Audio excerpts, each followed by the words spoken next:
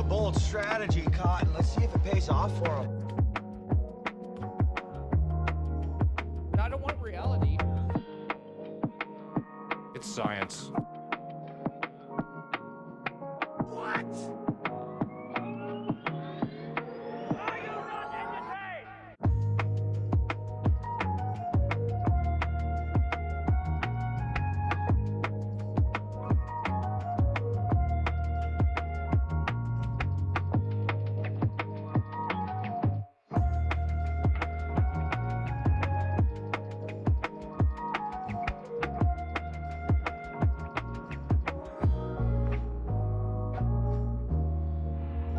I mean, this woman is dangerous, ladies and gentlemen.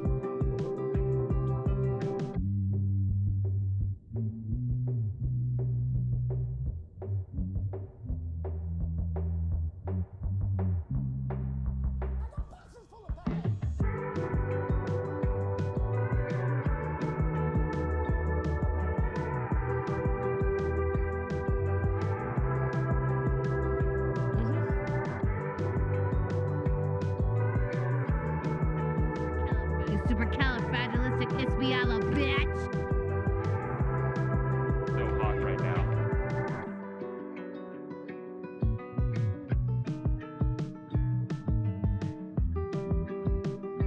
That's hot. So hot right now.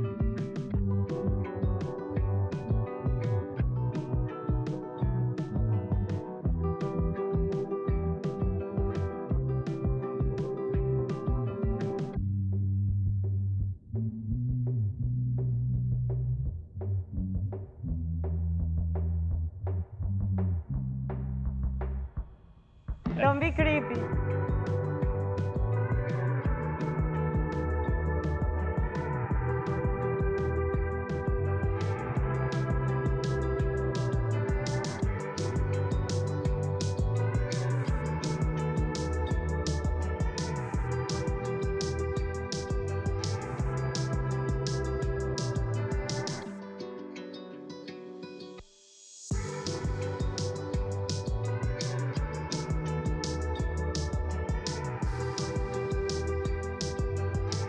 There's no point in you betraying your future self to gratify your present self. It's a stupid game.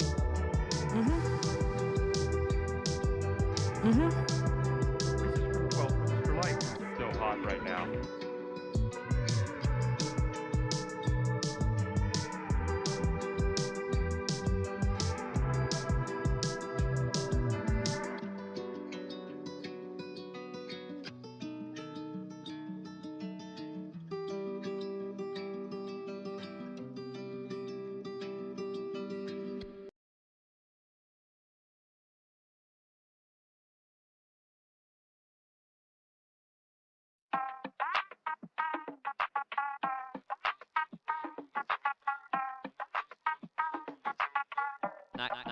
Not gonna do it. Wouldn't be prudent at this juncture.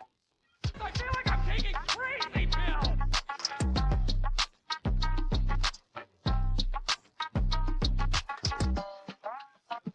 Come on! Phrasing?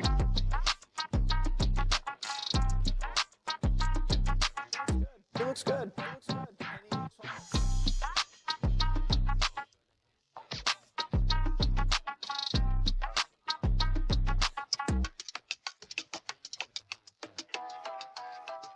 In the Ice Age, how much taxes did people pay? I don't want reality.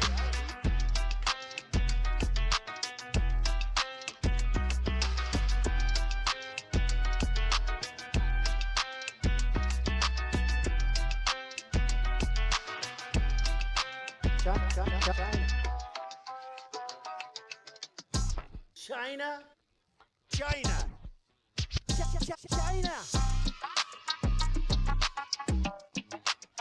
People from China, they love me.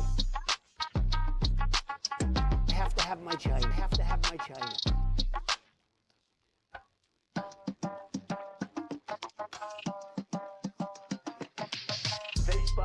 Facebook, Zuckerberg, Facebook. Illegal. I did everything right and they indicted me.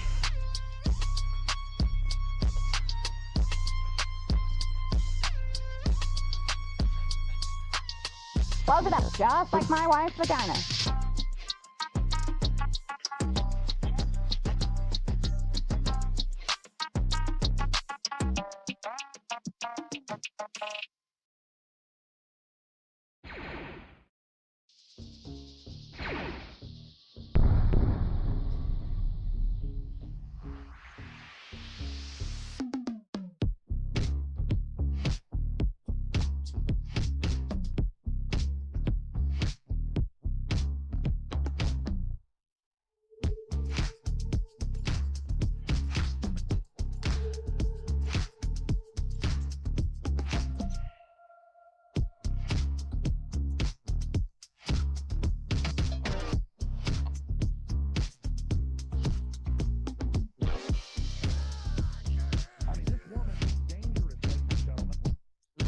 Don't be creepy. Don't be creepy.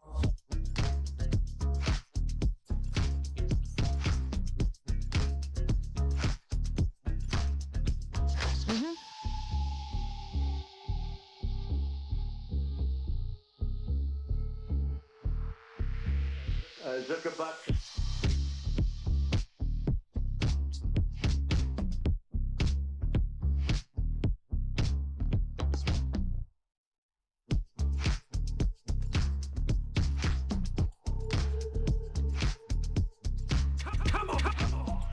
Great success.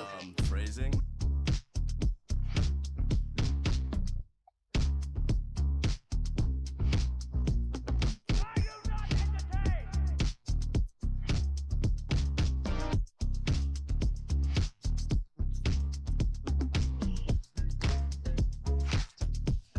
I see that you know your judo well.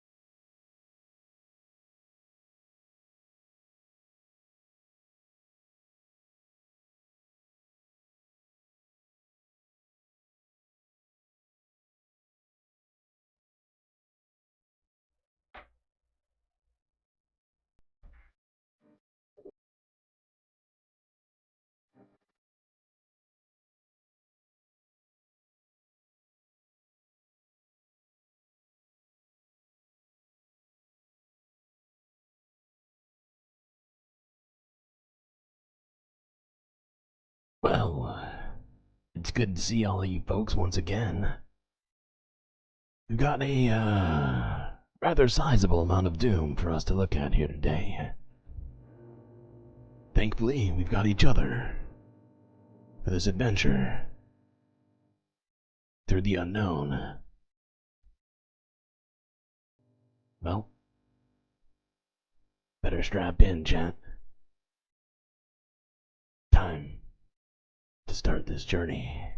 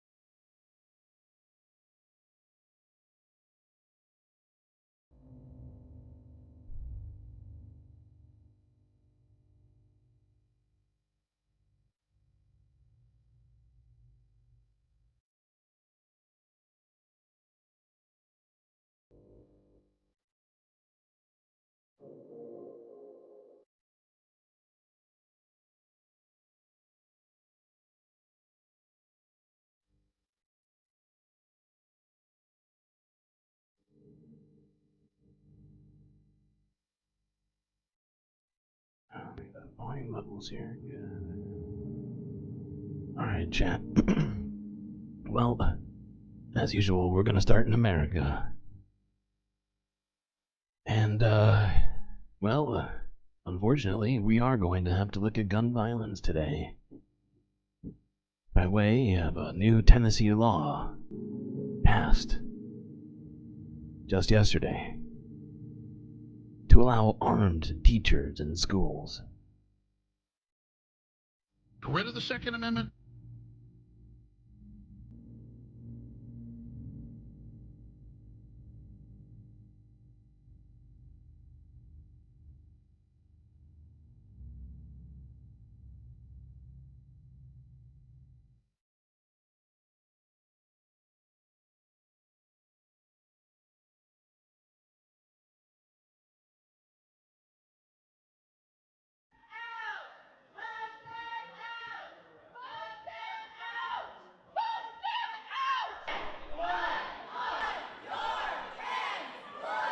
Oh my god.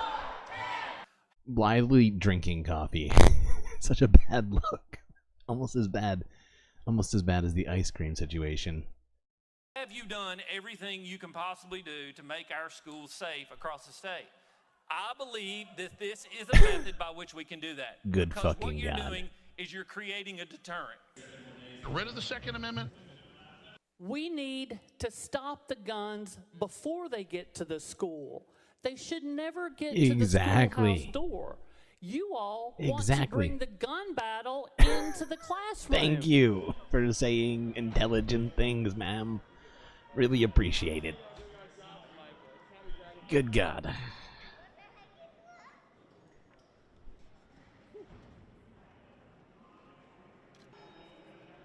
Buffering?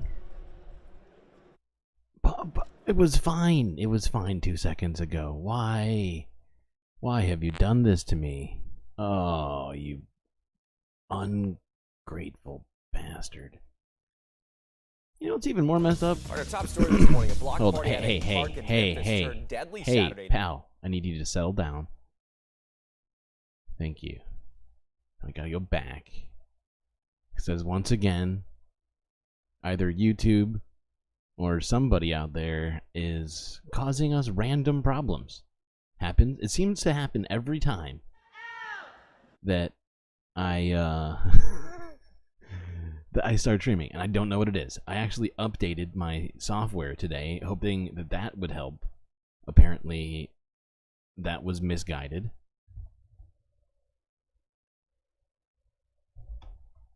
Not sure what it is, but we will wait. Oh, God. I hate that. I don't know what to do about this problem. And I've just been doing the same thing every time, which is to turn off one of my monitoring devices. I've been thinking maybe it has something to do with, like, my ISP, perhaps? Although I've been hearing from other people that other creators have been having other sort of weird problems with their stream software, and I happen to use one of the most popular softwares out there, so it could be either that, but let's see if we can't fix this.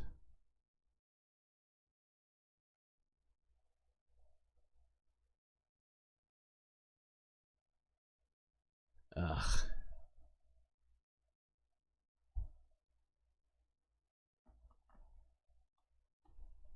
I'm still seeing it not catching up.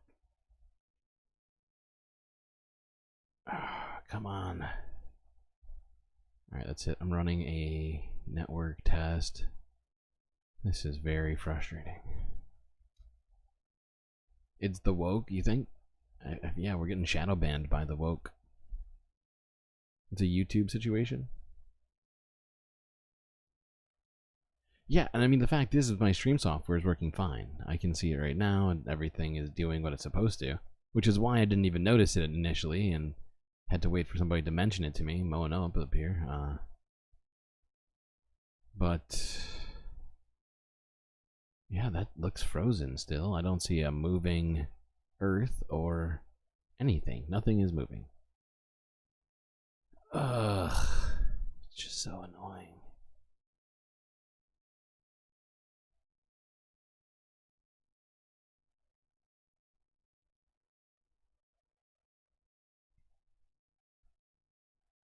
Ugh, we will prevail.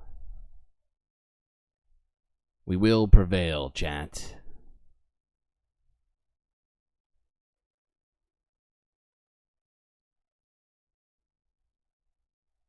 Now it's getting normal download and upload speeds. They're not anything shocking in either direction. They're just normal, what I always get. 350 down, 10 up.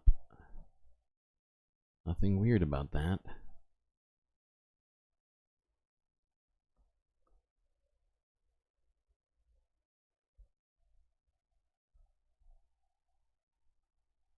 You think? Is the woke YouTube commie radicals?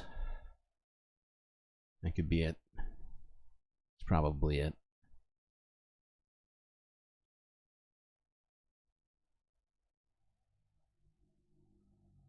Yeah, the fact is, this just happens, seemingly, every stream now. Oh, and I think it's fixing itself. Is it fixing itself?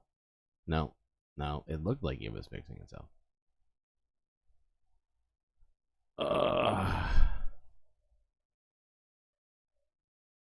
Earth and lava are both frozen. Yes. Yes, I do see this, and it's a very frustrating situation. Oh, God.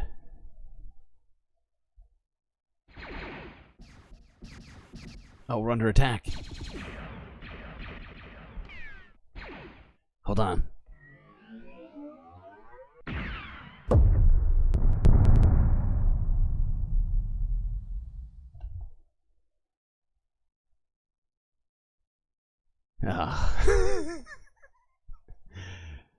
Well, I don't know what to do.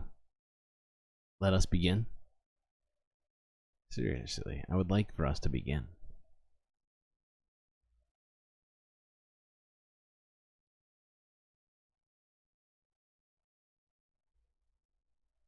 But it just appears to be frozen still to me. And maybe... I'm wrong? Am I wrong?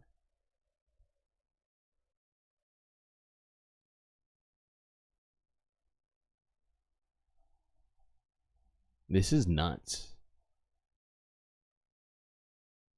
How many times has this happened now? It's like every day this week, at least. And it starts off fine, usually, and then it stops, like right as I get going every day. It almost feels intentional, you know? Like somebody's out there pressing their finger on a button. Oh, and now it looks like it's working again. Look at that. Magical.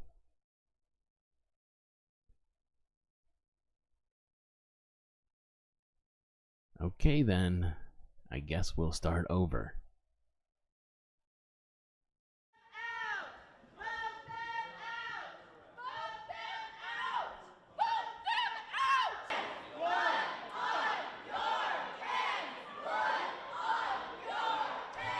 Have you done everything you can possibly do to make our schools safe across the state?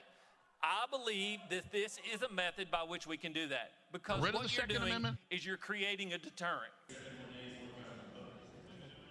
We need to stop the guns before they get to the school. They should never get to the schoolhouse door. Exactly. You all want to bring the gun battle into the classroom.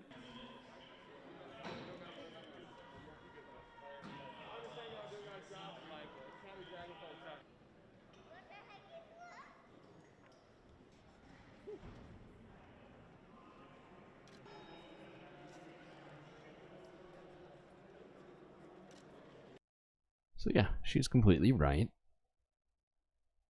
Lawmakers in Tennessee have decided to bring the gun battle Top story this morning, a block party at a park into schools in Tennessee. And it's disgusting. Rather than dealing with the gun problem and, doing sensible gun legislation, taking guns away from people, because it's just out of control. Everybody, everybody in the situation, aside from a few intelligent individuals, seem to be all for just throwing guns into class. Maybe what we need to do is not only arm the teachers, but give every child with enough finger strength to pull a trigger a gun as well when they come to school.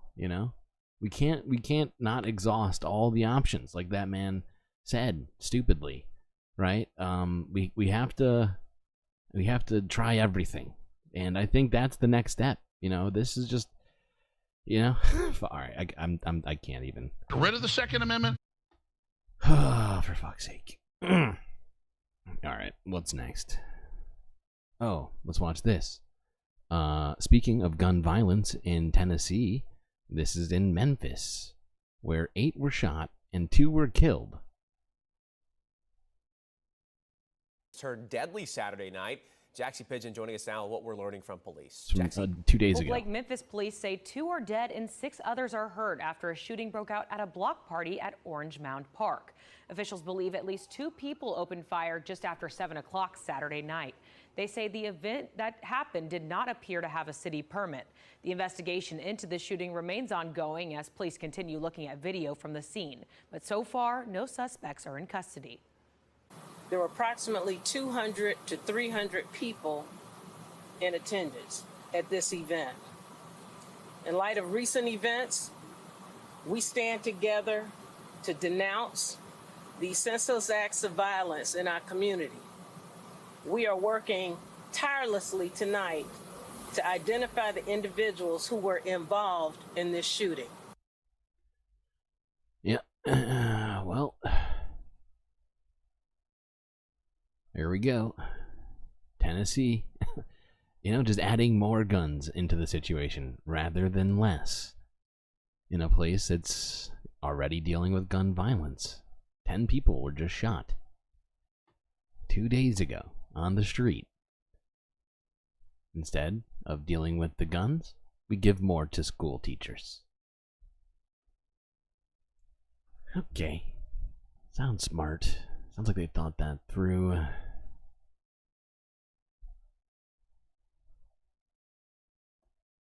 Alright, more stupid laws. This is from a day ago from the Associated Press, and we're going to talk about this for a few minutes at least. Supreme Court weighs in on when doctors can provide emergency abortions in states with strict bans.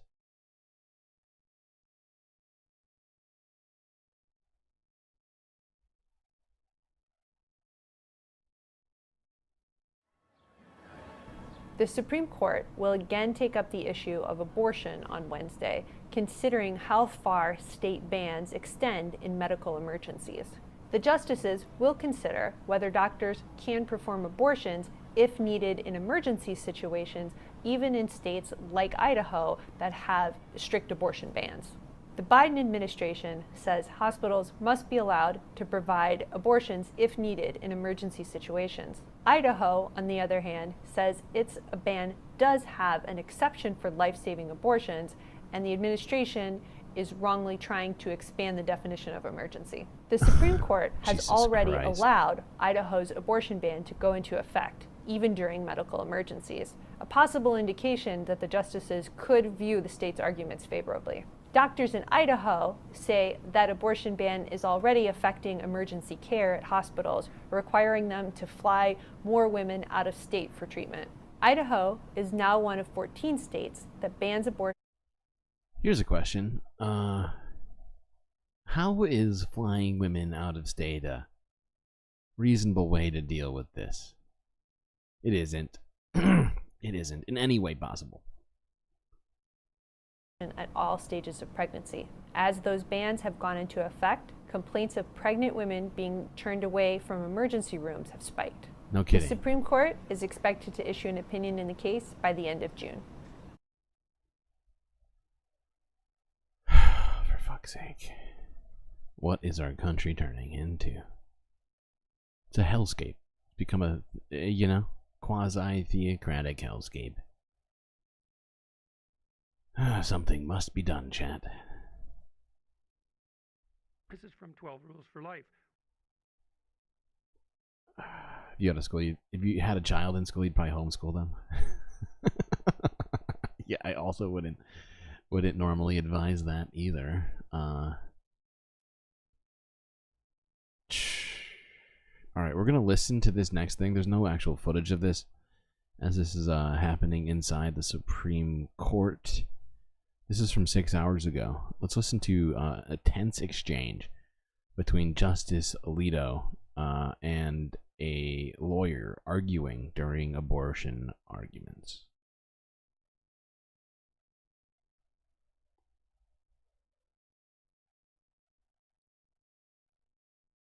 We're following the very high-stakes U.S. Supreme Court hearing right now on emergency abortion care. Only moments ago, the justices pressed an attorney for the Idaho state's very controversial and near-total ban position. Now, that law prevents doctors from performing abortions for pregnant women having a non-life-threatening medical emergency like organ failure or infertility. Right now, the government is presenting its case. The crux of its argument: this law harms women and the nation's public health.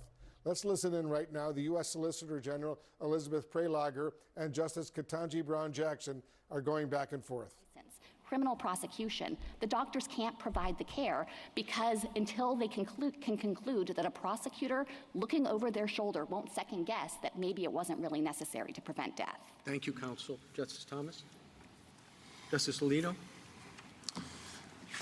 We've now heard, let's see, an hour and a half of argument on this case, and one potentially very important phrase in EMTALA has hardly been mentioned.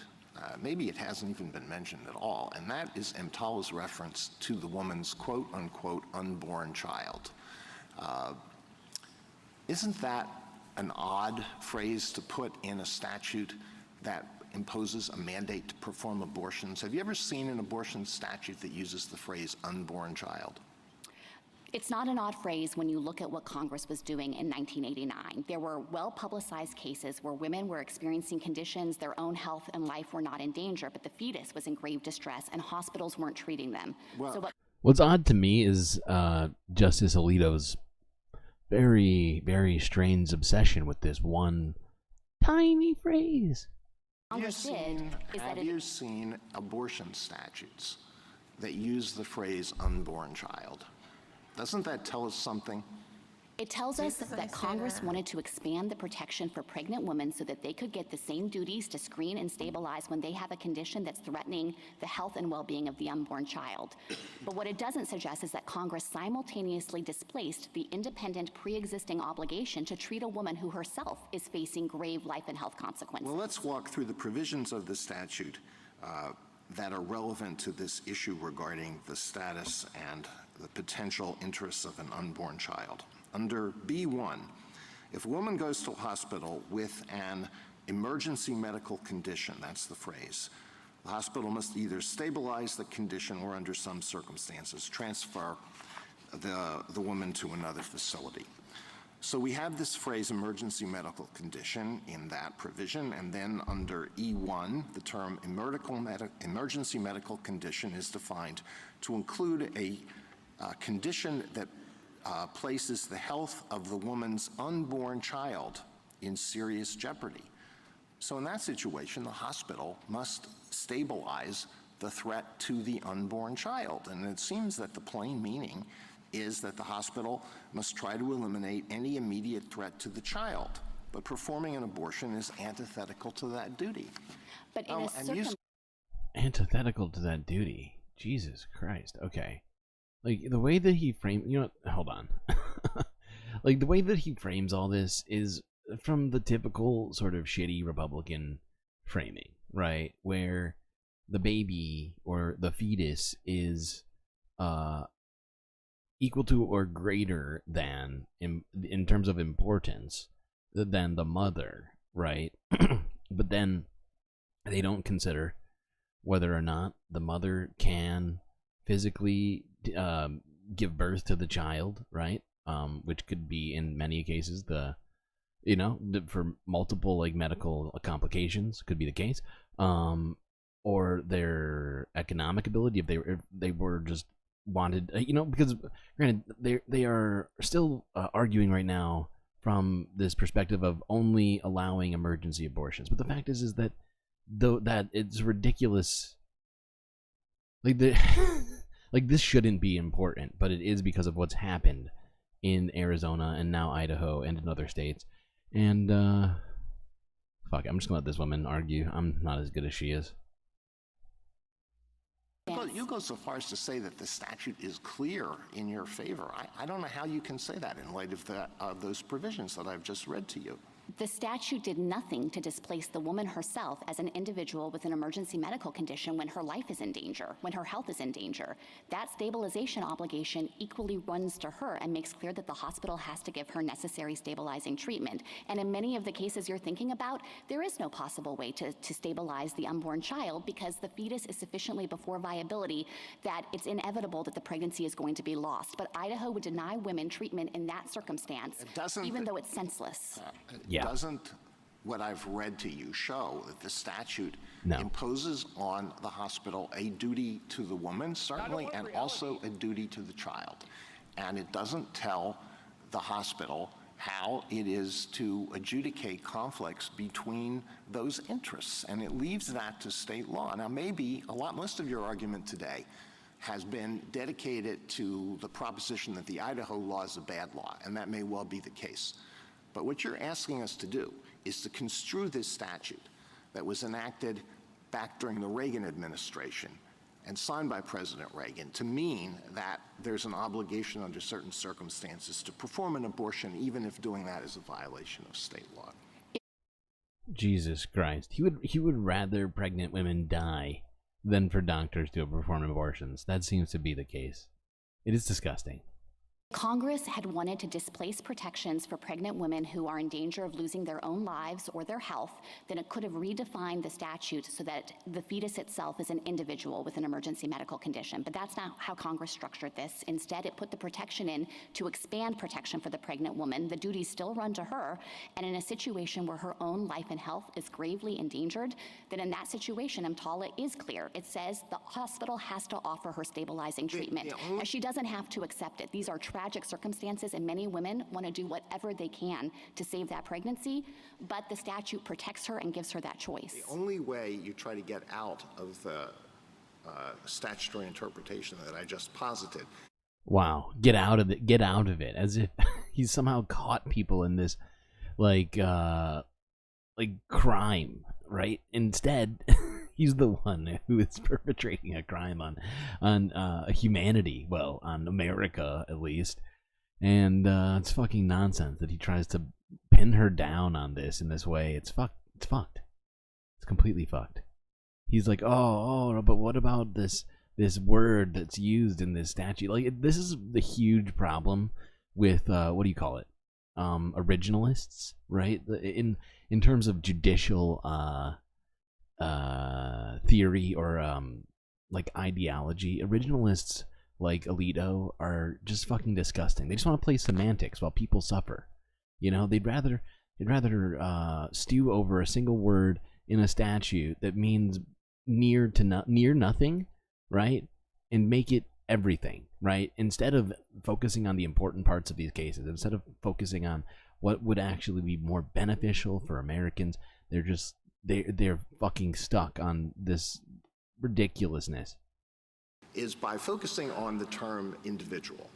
And you say, aha, in the Dictionary Act, individual is defined to exclude an unborn child or a fetus. That's the only way you can try to get out of what I've just outlined. And isn't it true that under the Dictionary Act definitions apply only if they are not inconsistent with the statutory text? And when you have a text that certainly you wouldn't dispute the fact that the hospital has a duty to the unborn child where the woman wants to have the pregnancy go to term, it's indisputably protects the interests. That's not what we're talking about. Child. So it's inconsistent with the definition in the Dictionary Act. No, not at all. The duty. His logic is so fucking circular, and it's tangential. It's not even circular, right?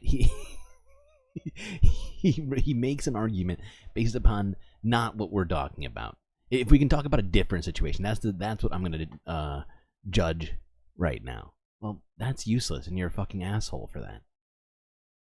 Runs to the individual with the emergency medical condition. The statute makes clear that's the pregnant woman, and of course Congress wanted to be able to protect her in situations where she's suffering some kind of emergency and her own health isn't at risk, but the fetus might die. That includes common things like a prolapse of the umbilical cord into the cervix where the fetus is in grave distress, but the woman is not at all affected. Hospitals otherwise wouldn't have an obligation to treat her, and Congress wanted to fix that. But to suggest that in doing so, Congress suggested that the woman herself isn't an individual, that she doesn't deserve stabilization, I think that is an erroneous reading of this statute. Nobody's suggesting that a woman is not an individual when she doesn't. You are. She doesn't deserve stabilization. Well, I think the premise of the what he's saying. It's 100% what he's saying. And the fact is, if it came to the Supreme Court, whether or not we should give, give babies born without mothers because of this law, like free healthcare and housing for the rest of their lives, Alito would say it would be unconstitutional. Would be that the state of Idaho can declare that she cannot get the stabilizing treatment even if she's about to die. That is their theory of this case and this statute, and it's wrong. And let's talk first of all, Paula, remind us what's at stake right now. This is one of the major questions about what the justices meant after they overturned Roe v. Wade. This is one of the cases that's gone back up to clarify, okay, you kick this back down to the states, but that's more complicated than you realize. This case specifically focuses on the state of Idaho and emergency care for pregnant women. Now, under the abortion ban in Idaho, there is an exception for women to have an abortion if their life is at risk, if that's part of what is needed to save their life. Okay, we're done. Not going to listen to this analysis. I think we know that these exceptions are fucking insane. Okay? First off, the rape exception is complete nonsense and is essentially never used because people are not convicted of rape in the amount of time necessary to be able to perform an abortion. Exceptions for incest are the same exact situation, almost nearly. And then exceptions for danger, as we've seen time and time again. Women go in with concerns about their health, saying that they might need an abortion, and doctors won't even look at them because they're too scared of being sued, losing their medical license, or going to jail because of these fucking laws that are being put into place. These 19th century laws.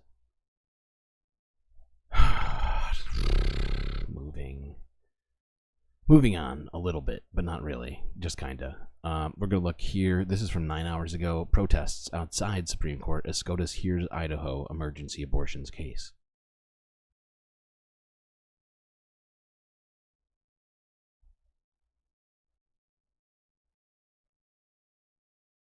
Abortion is never the answer. Abortion is not health care. Abortion Be quiet. diminishes a woman's value.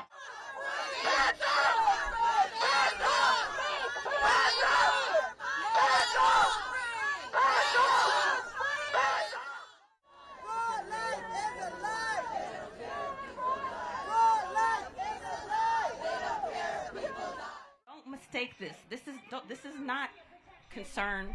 This is a mask for a grasp at power, and we are not going to let it happen. Refusing to provide care to pregnant women in experiencing a medical emergency is a shame, and it's egregious. Abortion is healthcare. Abortion is healthcare. Abortion is healthcare. Okay. We're just going to watch another one of these back to back. Supreme Court appears divided over Idaho emergency abortions. The Supreme Court weighing a major case involving Idaho's near total ban on abortion. At the center of the arguments, a federal law known as EMTALA, which requires hospitals receiving federal funds to stabilize patients facing an emergency medical condition. Everyone understands that licensing laws limit medical practice. That's why a nurse isn't available to perform open heart surgery, no matter the need, no matter her knowledge. The answer doesn't change just because we're talking about abortion. The court should reject the administration's unlimited reading of EMTALA and reverse the district court's judgment. If a woman comes to an emergency room facing a grave threat to her health, but she isn't yet facing death, doctors either have to delay treatment and allow her condition to materially deteriorate, Fucking or insane. they're airlifting her out of the state so she can get the emergency care that she needs. One hospital system in Idaho says that right now it's having to transfer pregnant women in medical crisis out of the state about once every other week. That's untenable, and EMTALA does not countenance it. Our friend CBS News legal correspondent No shitting. Cal and Crawford is outside the Supreme Court. Jan, great to see you. The Supreme Court justices appear divided today over this issue. What more can you tell us?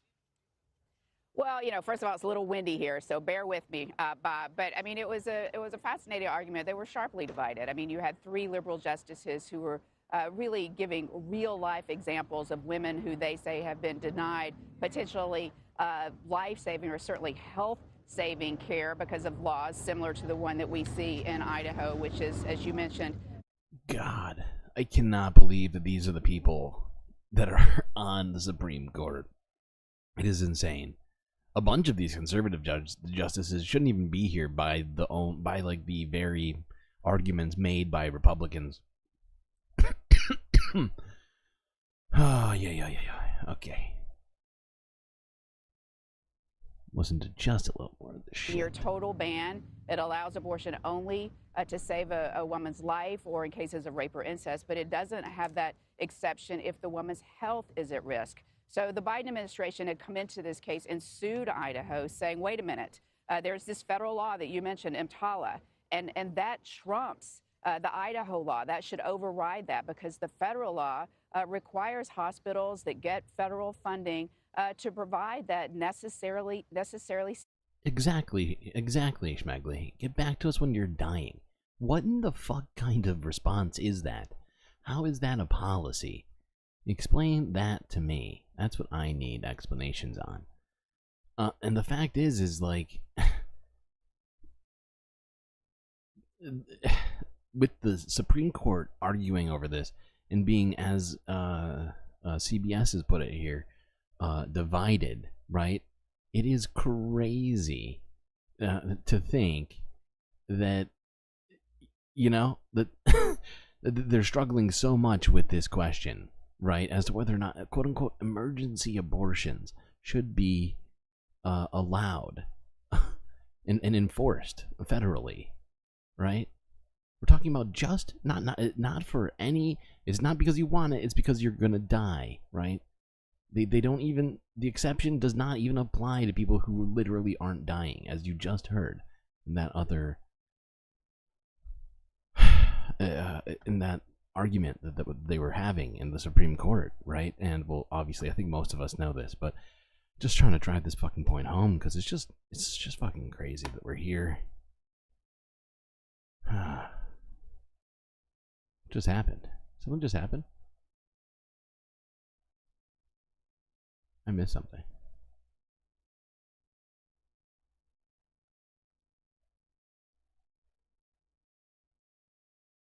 Why did Donald James X just get that?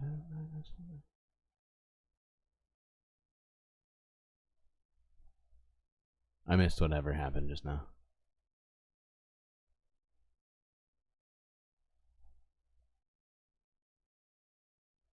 Alright, we're gonna figure out what just happened while we move along here. Was that intentional? Can you Discord me or something if that was legit? I don't know what happened with that. Anyway, let's move on. We got a few videos here to discuss the Trump trial slash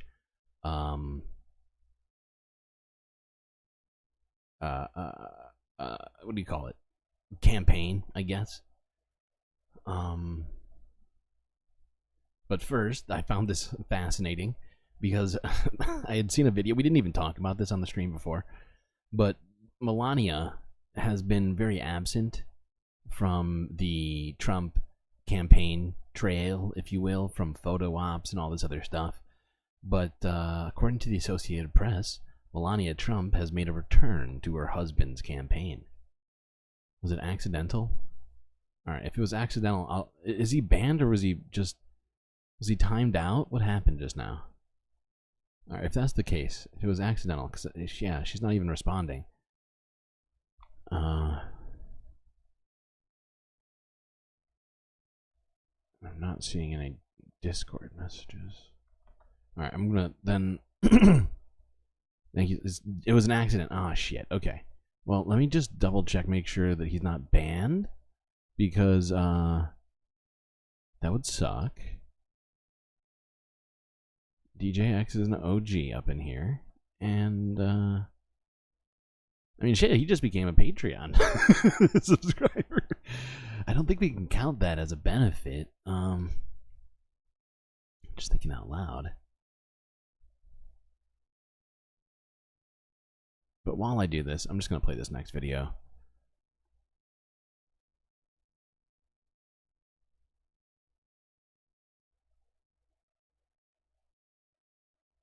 Melania Trump is, I think, even less visible this time around than she was in the two previous Trump presidential campaigns. She hasn't made many public appearances.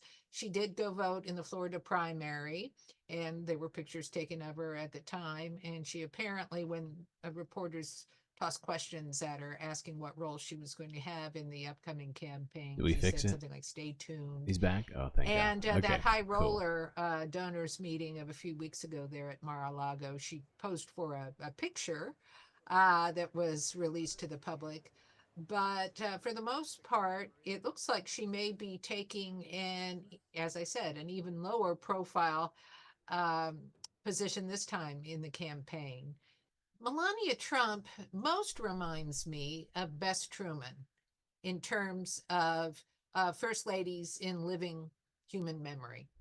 I think she's the person I would most compare her to, although they're very different kind of women, but the wanting to maintain my private life and stay out of the limelight whenever possible attitude was something that both women shared. If you recall, at the beginning of the Trump administration, Melania Trump stayed in New York for a while. And in that instance, her explanation was that she needed to be with her son, Barron, to finish out the school year. And she didn't move into the White House right away, full time. With Bess Truman, of course, her daughter was grown. So I find this comparison kind of hilarious, because I don't really see them as being the same. Maybe she's just seeing something I don't, but that point. I don't really get the sense that Bess Truman really hated Harry Truman, but I do get the sense from Melania that she's on the fence about her own husband, which is it's just and she didn't feel the need to explain why she would rather be in Independence, Missouri than in Washington, D.C. and at the White House. It may be a more fashionably dressed first lady than Bess Truman was, and it may be going down to Florida rather than to Independence, Missouri, but it's generally the same kind of mindset in a way. Okay, that's enough. I just think it's hilarious. And I was wondering to myself just how much she's getting paid, because that's honestly where my mind goes every time. It's like, okay, how much did Melania just get added to her card or her account or whatever to come out into the light?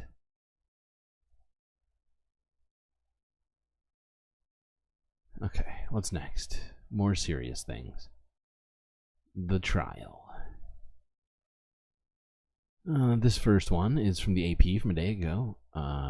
Ex-National Enquirer publisher pledged to be Trump campaign's eyes and ears during 2016 race. And this is a big revelation, honestly. Like, it was alleged, but I don't think it was ever proven, but he said it. Former National Enquirer publisher said it. David Pecker returned to the He witness said it, stand in folks. Donald Trump's hush money criminal case on Tuesday, and he talked about a meeting at Trump Tower in August of 2015 where he met with Donald Trump, Donald Trump's former lawyer Michael Cohen, and campaign communications director Hope Hicks. There, he says they hatched a plan for the National Enquirer to help the campaign to, in his words, act as the eyes and ears of the Trump campaign. Under the plan, the National Enquirer was not only going to publish positive stories about Trump, but also negative stories about his opponents. And, David Pecker said on the witness stand, they were going to look for negative stories about Donald Trump, possibly women coming forward with allegations of extramarital affairs. David Pecker said he did this because he wanted to help his longtime friend, Donald Trump, get elected. Pecker talked about meeting Donald Trump in the 1980s and having a long-term friendship that only grew with Donald Trump's success on television. He described it as a mutually beneficial friendship, where the National Enquirer and other publications that Pecker was involved with would publish stories about the Celebrity Apprentice, and they would see their sales climb. Trump was often grumpy during his time in court today. He sneered, he carried a stack of papers, and he complained in the hallway about a gag order that remains in effect, which he says is a constitutional violation suppressing his free speech. Trump's gag order was the subject of a hearing Tuesday morning because prosecutors say he has repeatedly violated it. Trump has gone on social media attacking witnesses, talking about Michael Cohen and porn actor Stormy Daniels, calling them sleazebags. Prosecutors want him fined $1,000 per. Barron Trump is an anchor baby? Oh my god. Oh man. That's fucked. Yeah, you're right. Her Christmas trees were fucked up.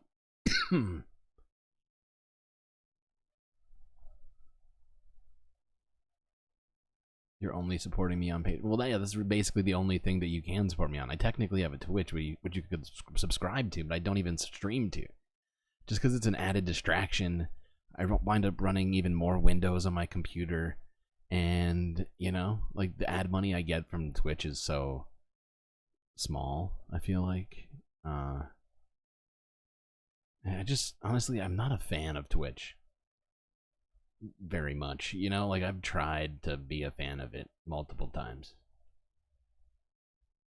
You need the reporter to dial down the charisma. Yeah, no, he's a little too excited, pal. Okay. What's next? But anyway, yeah, if you didn't quite catch what's happening, David Pecker, the owner and I think CEO of the National Enquirer, which is basically a tabloid, was paying, well, not paying, but like in it, like a quid pro quo, if you want to go back to the 2016 elections, which is actually what we're talking about in this case. And it's just fascinating that all this stuff is starting to come back up again. It's weird. It feels like we're in a time machine. Yeah. No, it's crazy. He was genuinely in a quid pro quo with Donald Trump. Okay, terrifying. Please pause. You're right. I'm so sorry for that. I'm so sorry. Okay, let's move along to this next one from CNN. According to them, according to a sketch artist in the trial, like in the courtroom, who's been drawing some of these images we've been seeing.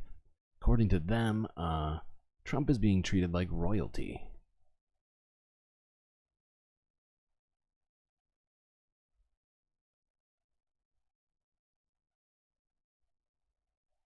I know you sketched Trump in the E. Jean Carroll defamation trial and his New York civil fraud trial as well. And you say he seems to have lost a lot of his bravado since then. Tell us more about Trump's demeanor in this courtroom from what you've observed over the past few days.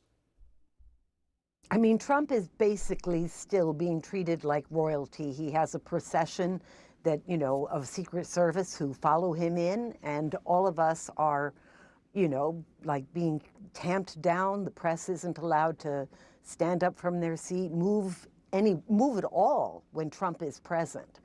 And we're very restricted by his moves, you know. So we're suffering a little bit, you know, kind of being treated like naughty school children because they're very, very protective of this man. As far as how he's bearing up, it's hard for him to have to be in a spot where he can't speak. Anything out of his mouth, it turns into a fine. Yeah, I can imagine. I'm just trying to imagine what Trump, you know, is like when he's not allowed to talk. You know, it like, and so like my mind immediately goes to like, what was Trump probably like in high school? Probably terrible. And probably as terrible as he is now. But like, you know what I mean? Like, I'm sure he was just like, oh God. He's probably just dying inside by not being able to spout off. And a scolding. And I see him sort of slightly deflated from the early days of his showing up in court. He's less bravado. Interesting. And Go ahead. less of that feeling like, oh, lucky you, you get to see me. You know, now he's like, oh, I'm still here, you know, and you're still here. Ugh, you know? He'd rather be anywhere in the world. We're looking at your sketch, Christine, of this morning's very tense gag order hearing. How high did emotions run inside the room? Well, I found it interesting that they had, you know, charged him, the government, with 10 breaches of the gag order. And they said, oh, well, he breached it so many more times than that, and you never said anything. So maybe he thought it was okay, which is a heck of a peculiar defense. Wow. You know, they did assert that Mr. Trump knew exactly what the rules were. So he's been deliberately pushing it to get a response. Yeah, no kidding. I mean, the government... That's genuinely been his thing forever, is that he just says whatever he wants or whatever comes to his mind until someone tells him he's not allowed to say that specifically, and then he'll just say something that's 1 degree different from that and say, what, I'm not allowed to say that? And it's just fucking ridiculous. Illegal. Ay, ay, ay. What's next? What's next? Do we look at this one too? How far deep are we right now? And oh god, we're an hour in. I feel like we spent what, 5-10 minutes waiting for the stream to stop lagging. Good god, now we're behind. I have to skip this one. Well, no, we're not gonna skip it. I'm just gonna skip past some of this shit. We're gonna go directly to this.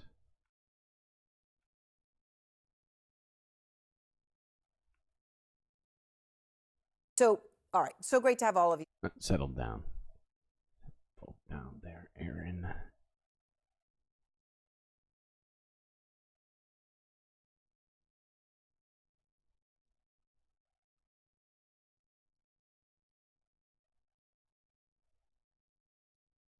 You know, fuck it. No, we don't need this.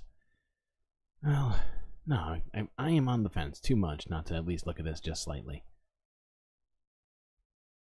Let me just start straight off with you, Sue. You were Pecker's communications chief at AMI, right? So you worked with him, you saw him, you know how all of this worked in intimate detail. So Pecker testified today. He told Trump he'd be his eyes and ears during the campaign. So as you're seeing the transcript of exactly what he said today, what stood out to you as you heard Pecker describe the way catch and kill worked? Which was pretty amazing. So until now, it's only been speculated how it really worked. But Pecker clearly outlined it under oath today, how it all played out. And the benefit to him, obviously, was incurring goodwill with Trump and having that access to him, and vice versa, burying bad stories about Trump, highlighting his good stuff, and burying his enemies. So it was like a mutual, in their minds, a win-win. I could help you, you help me. And that's pretty much how Pecker operated all along, and why the Inquirer has the reputation that it has. So, Stacey, to this, I know there was key testimony for you about how Trump used this agreement, this catch and kill agreement, as Stu's talking about, as Pecker testified today, to harm Trump's political opponents as well, right? So he would catch bad stories about Trump and kill them, and then he would promote bad stories about people running against Trump. So Pecker testifies, quote, Michael Cohen would send me information about Ted Cruz or Ben Carson or Marco Rubio. That was the basis of our story, and then we would embellish it. Oh, yeah. Aaron W. makes a good point. We got 22 people in chat, only 17 likes. We could have Captain Benjamin Sisko from Deep Space Nine, but we don't have him here to help us. It's just Bakula. It's just Scott Bakula. He can't do it all on his own. From there.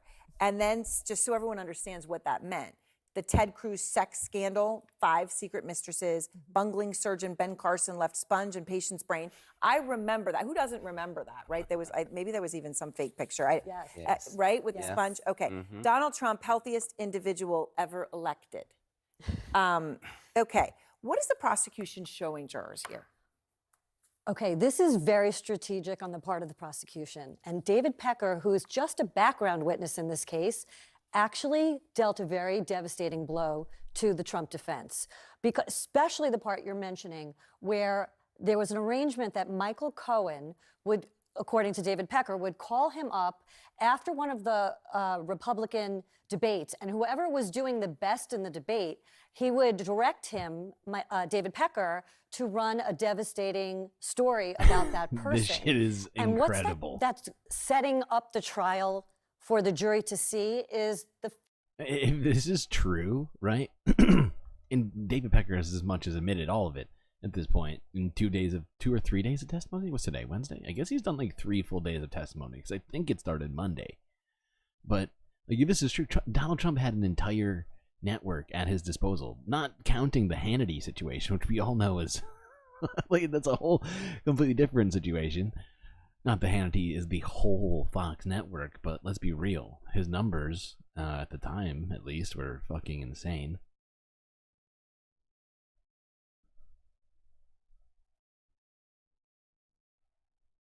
But yeah, with just, just a few days, all sorts of stuff starts coming out.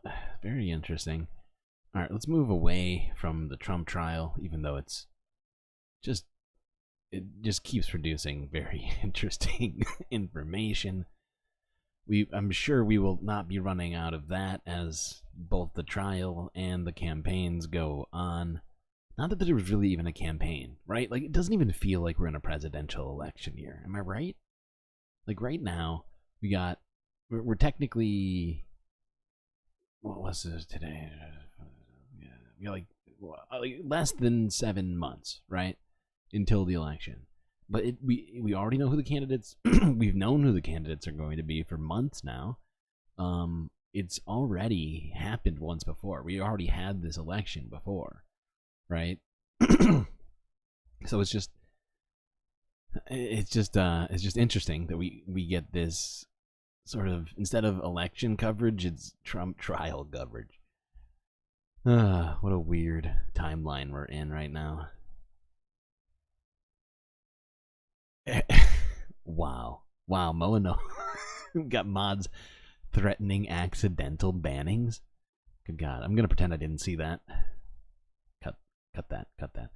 Let's watch this from a day ago. From A More Perfect Union. This I found to be great news. According to them, the FTC, not just them, according to a bunch, it's happened. The FTC has just banned non-competes. Here's what it means for you.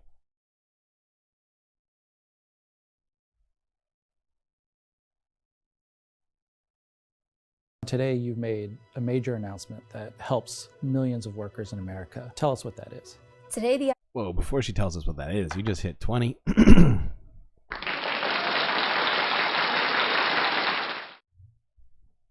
Get you some Cisco. There we go. Okay, perfect. FTC has finalized a rule that will eliminate the vast majority of non-compete clauses in people's contracts. A non-compete clause is a provision that basically prevents people from taking a job with a competitor or starting a competing business, usually within a particular geographic area and for a certain period of time. So around 30 million American workers are covered by a non-compete. The incredible number of non-compete clauses for ordinary people to keep wages low. And so we're talking about fast food workers, security guards, nurses. We're talking about engineers, journalists, veterinarians. These are really people across sectors, across income levels. So I could not work in my field for 1 full year within that radius. And I hope nobody has to go through what I went through, because it was very very emotional and very challenging.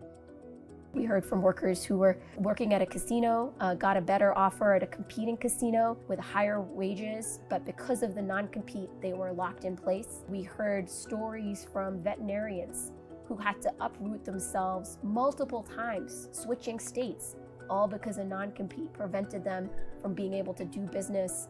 Yeah. And the fact is, at this point, the non-compete agreements that are in so many contracts are so prevalent in agreements between businesses and employees are destroying productivity. If you want to come at it from that fucking angle, which I don't generally love, but it also takes away people's ability to do what they know, right? And it's on the back of people who are disadvantaged against the corporations already, right? And it's just great to hear that this is happening. Let's listen to a little bit more of this. In the same state. When you think of the workers and the impact on their wages and earnings in America, what do you anticipate is going to happen as a result of this non-compete ban? Wages will go up. The average worker will make $529 more every year, which collectively means that tens of billions or hundreds of billions of dollars of wages will be going back to workers. Help people understand why that is. So if there's hundreds of billions of dollars increasing in the economy, how did that happen? That would happen because right now, workers are stuck in place because of these non-competes.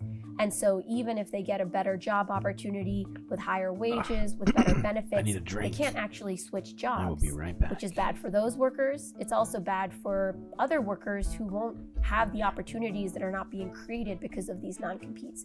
So there's just less churn in the economy overall. There's less dynamism, and that means that wages are lower than they should be. Corporate America, Chamber of Commerce, many of their allies want to fight this in the courtroom. The Chamber of Commerce told us today that the FTC's rulemaking is unlawful, and they told me today it's already contemplating legal action against it. What is our best understanding of why what you're doing today is legal and within your authority? So the FTC Act that Congress passed clearly gives the FTC the authority to issue rules to carry out its obligations. The FTC Act also prohibits what are known as unfair methods of competition. The agency has determined that these non-competes are unfair methods of competition, and so we have the ability to issue a rule to outlaw them. As chair of the Federal Trade Commission, one of your goals is to obviously see more competition in America. It's fair to say that if workers were given more freedom of movement, that you might also see more businesses sprout up? Absolutely. The answer is yes. And the thing about non-compete agreements is they benefit copyright holders, which are tend to be, not always obviously, but tend to be major, massive businesses or copyright trolls, which are lawyers who go out and buy patents that they did not create themselves. Or, well, it's a little bit more convoluted than that. But the point is this is really beneficial for people, I think. And I'm glad it happened. Okay, what the fuck do we have next? Okay, we're going to talk about airplanes real quick, starting with Boeing. Specifically, this is from 7 hours ago. Boeing's growing troubles. Company accused of putting profits over safety.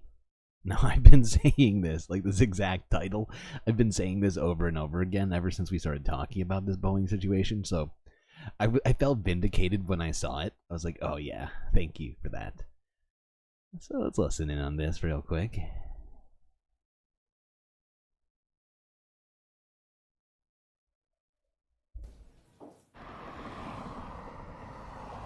Six government safety investigations of Boeing are underway, including a probe of why and how a door plug section of a Boeing 737 MAX blew out shortly after takeoff in January. In 2018 and 2019, Boeing 737 MAX airliners crashed in Indonesia and Ethiopia, killing 346 people. At a recent hearing, safety experts told Congress the flying public is in danger. The manufacturing conditions that led to the two 737 MAX disasters also led to the Alaskan accident blowout accident. And these conditions continue. Hundreds of people died, and there's been no justice. Unless action is taken and leaders are held accountable, every person stepping aboard a Boeing airplane is at risk. Aviation safety experts say Boeing's upper-level management prioritizes speed of delivering its products over safety. Really, what's needed is that cultural change starting from the top with executives who don't just focus on spreadsheets and stock returns, but actually go and visit the factories and talk with people. For decades, Boeing was a symbol of U.S. engineering and technological superiority. Analysts say that changed when the CEO and other top jobs were filled by executives trained in business management, not engineering. Yep. Boeing needs an aerospace engineer who... Fact is Boeing used to be highly respected because it was run by engineers and they did everything by the book and it was done well. But then it was taken over by capitalists and they destroyed it. Fact is I actually have a family member who is an engineer or was an engineer at Boeing when I was a little kid. I went to a Boeing factory out in the West Coast, and I used to really respect people from that company. And now, as an adult, I think Boeing, what's a good way of putting this? Sucks ass. Sucks big ass. It's very disappointing. And I do hope that they decide to stop endangering people for profits. It would make me happy, personally. I don't really care how that happens, but just, needs to happen. Okay, what's next?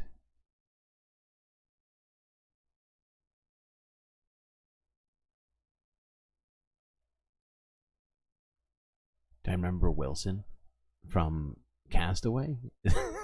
Is this a Castaway reference? Wilson! Oh, Wilson, I'm sorry. Okay, no. We're not doing a Castaway retelling right now. Moving on. This is funny. We don't usually watch too much of their channel. I think it's because I got copyright struck one time when I watched it, but I haven't since. So I don't know. I think it must have been music related. So let's watch this other More Perfect Union video from 18 hours ago regarding airplanes. But more specifically, the fact that airlines now have to pay you when they mess up.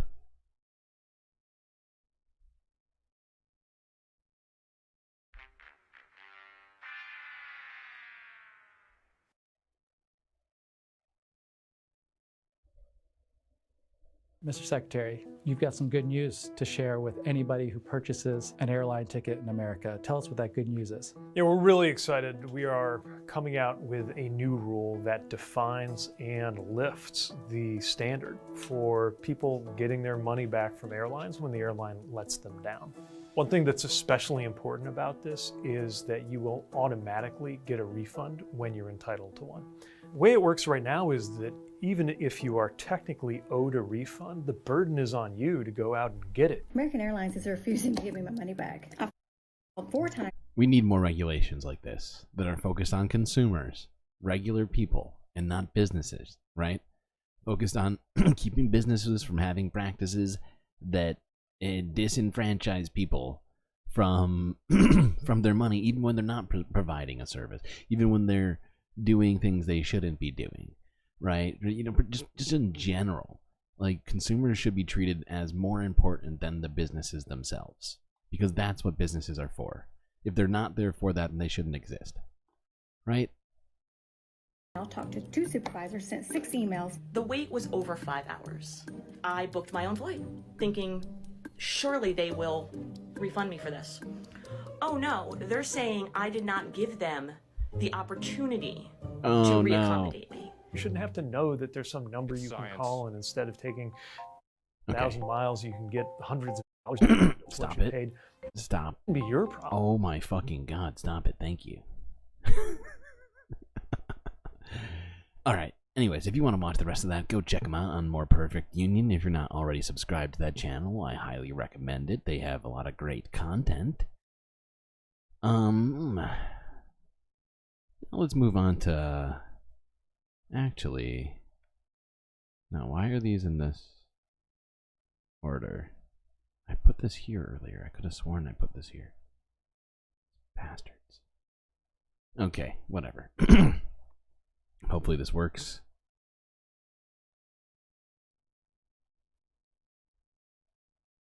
This next video is from PBS NewsHour from a day ago, where the National Labor Relations Board, or the NLRB, their authority is facing a challenge in the Starbucks Supreme Court case. I wish I had a boo. I need like a boo sound shot. Okay.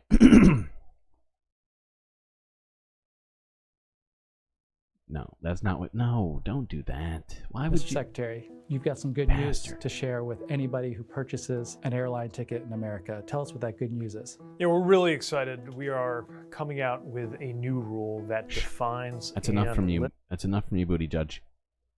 Thank you. Thank you. Here we go. U.S. Supreme Court today heard arguments in a case that could have major implications for labor rights. The court looked at a challenge brought by Starbucks against a lower court decision to reinstate 7 baristas in Memphis who were fired by the company after they announced plans to unionize. Washington Post labor reporter Lauren Kaori-Gurley is with us. She was at the court today and has been following this case. Thanks so much for being with us. So, Lauren, walk us through the arguments that the justices heard today and how this is all linked to the Starbucks union dispute.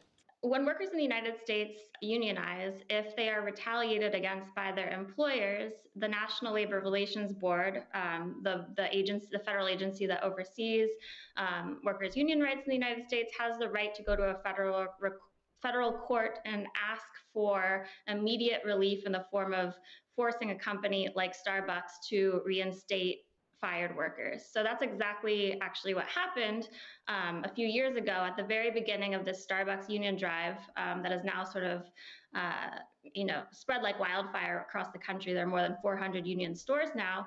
Starbucks fired 7 union activists at a Memphis store, and a court ordered that they had to reinstate them. Now, Starbucks is arguing that reinstatement should not have happened. They said that they fired those workers because they had invited a TV crew into their store after hours, which was against their policy, and they said it was totally within their right to fire those baristas. Now, so what Starbucks was challenging today at the Supreme Court was the test that the federal court used in sort of determining whether they could order the reinstatement of those baristas. And so the NLRB was sort of defending. It's ridiculous to suggest that it's somehow legal for companies to fire people for unionizing, right? Which is essentially what the argument is, right? It's just trying to reverse engineer it, and it's nonsense. Anyway, that's enough out of that story. We get it. Hopefully, the Supreme Court, although my faith in the Supreme Court is utterly lacking, but let's hope that they wind up at the right conclusion on this one. Fingers crossed.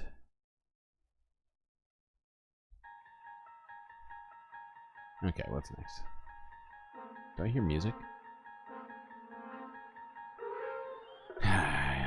Okay, Tesla axes new Model 2, but promises cheaper cars. Now, if you're unaware, most Tesla vehicles are on the pricey range. I don't know exactly what the base MSRP on their cheapest model is currently. I think like the last time I checked, it was something close to like $65,000 or $75,000. They had recently, because of their falling sales, among other things, had made the announcement they were going to release this new car called the Model 2, which was going to be $25,000 and much more affordable. However, according to Reuters, they've already decided to axe that project. It was only announced like a month ago, by the way, or like a couple months ago, I think. So it's just funny that it only took a couple of months for them to decide, no, affordability is not a good idea.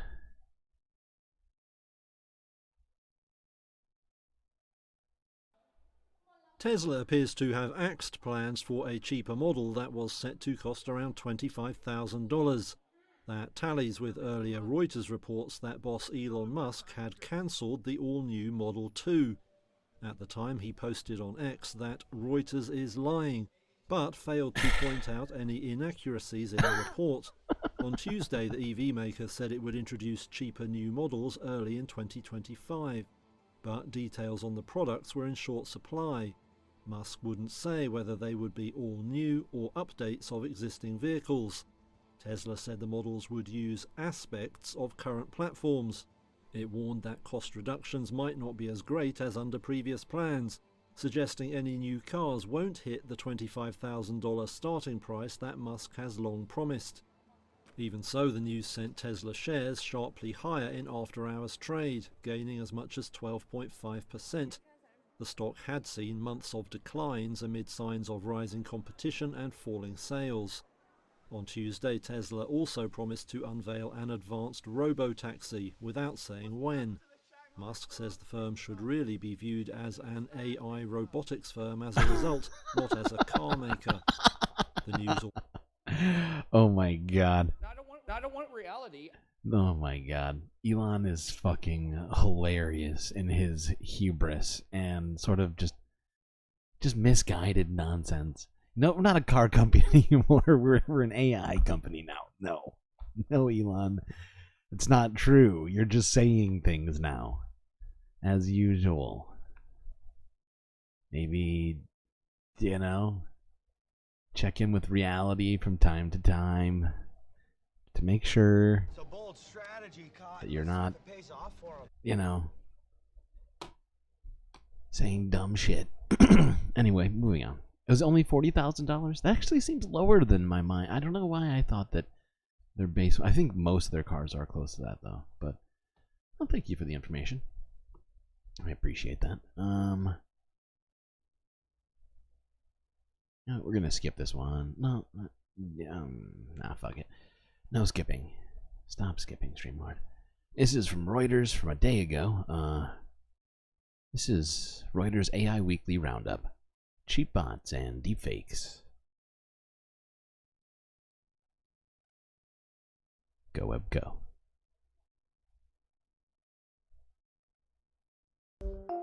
From Microsoft's budget bot to alarm over deepfakes in India's election, this is AI Weekly. Microsoft has launched a cheaper AI model. Dubbed 5.3 Mini, it's meant to do things like draft social media posts while using less data and being more affordable. That's what we need. Facebook parent Meta has an update out We don't have enough social media posts. We need an AI for that. too, with its latest bot able to generate images in real time as the user types prompts. AI is causing alarm in India's mammoth general election, which runs for weeks. Fake videos have circulated showing top Bollywood stars appearing to criticize Prime Minister Narendra Modi. Some versions of the videos were soon blocked on social media sites, but many continued to circulate. Chip maker TSMC is enjoying the boom driven by ChatGPT and the like. The Taiwan Why do they have a butler cleaning a clean car? I couldn't explain it to you. There's no real answer for that. It's got something to do with obsessive, compulsive disorder, I think. Okay. Moving on. Wait, actually, what was I going to say? I was about to say something, but then I got distracted by the car comment. What was I going to say? Oh, I'm not that worried about Modi. I think he's going to be elected. No problems. But the fact that AI-produced deepfakes are, in fact, affecting elections is, well, it's not good. We already have enough fake news content made by real people. Do we need fake robot content too? Is that helpful? I don't think so. All right, let's look quickly at this. This is from 14 hours ago. If you're unaware, Biden has signed a multi-lateral, I guess, not lateral, like a multi-part aid package that included the TikTok ban. So let's discuss this real quick.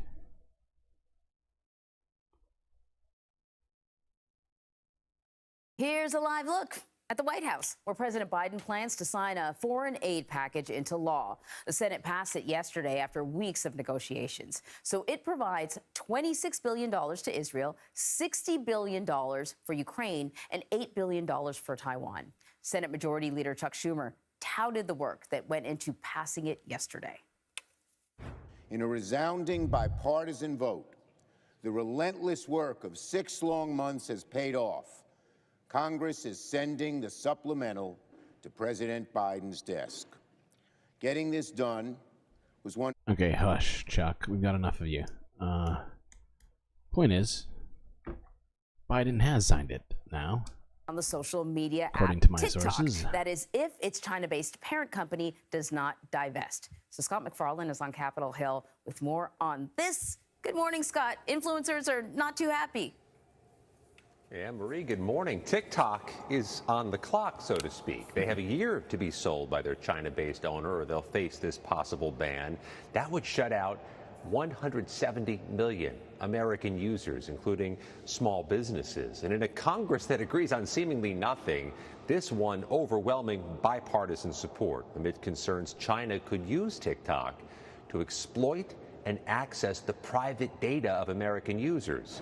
There was an equation made by one Republican congressman, TikTok and a spy balloon in your phone. Another powerful U.S. senator said... A spy balloon in your phone. Yeah, a spy balloon in your phone. Weird. I wonder what they think about the rest of social media companies. If you want to talk about spy balloons. China? Okay. But yeah, TikTok is going to be banned in a year. It's been written into law now. And, you know, we will see what happens. I don't see TikTok just selling the app suddenly to an American. The only person I've even heard about offering to buy it was who? Steve Mnuchin? Like, for fuck's sake. Like, that would be better. Come the fuck on. Let's move on to this really quickly. This is from... Actually, do we do this now? Where are we at? What do we have to do? Oh my god. Oh my god. Alright, let's quickly look at this shit. This is frustrating a little bit. Chicago Bears unveiled plan for new lakefront stadium. Also, they'd like public funds for it, please.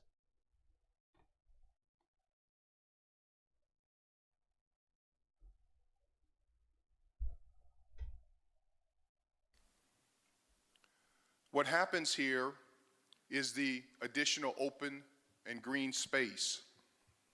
This will have 14 acres of athletic fields, recreational park. My administration insisted that any new project, especially one on public land, must deliver strong public benefit and public use for the entire city of Chicago.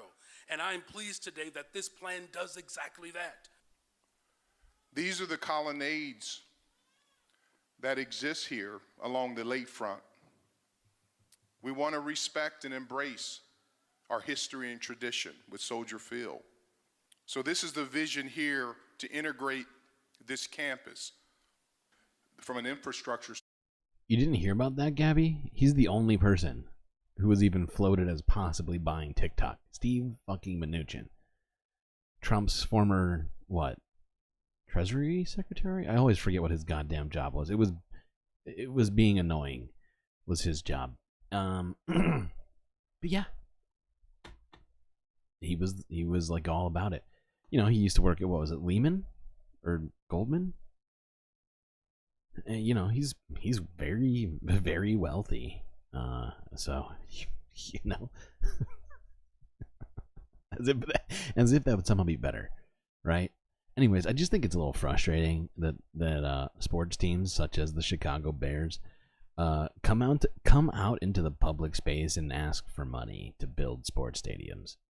If it's not a business, well, you know, that's like my like I'm constantly saying that, I feel like. But, you know, why is it that businesses are constantly asking for handouts?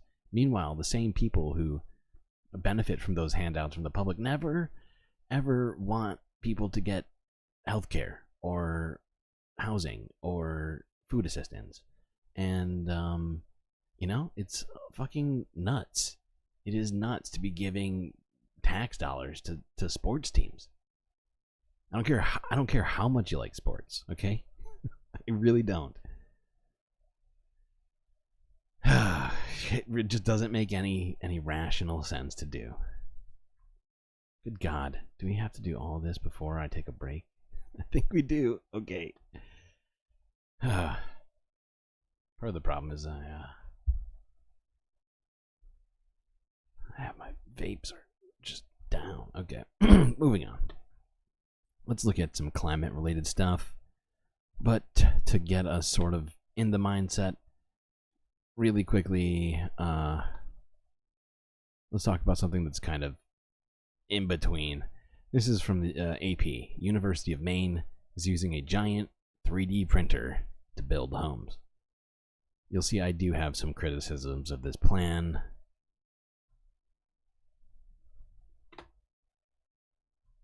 But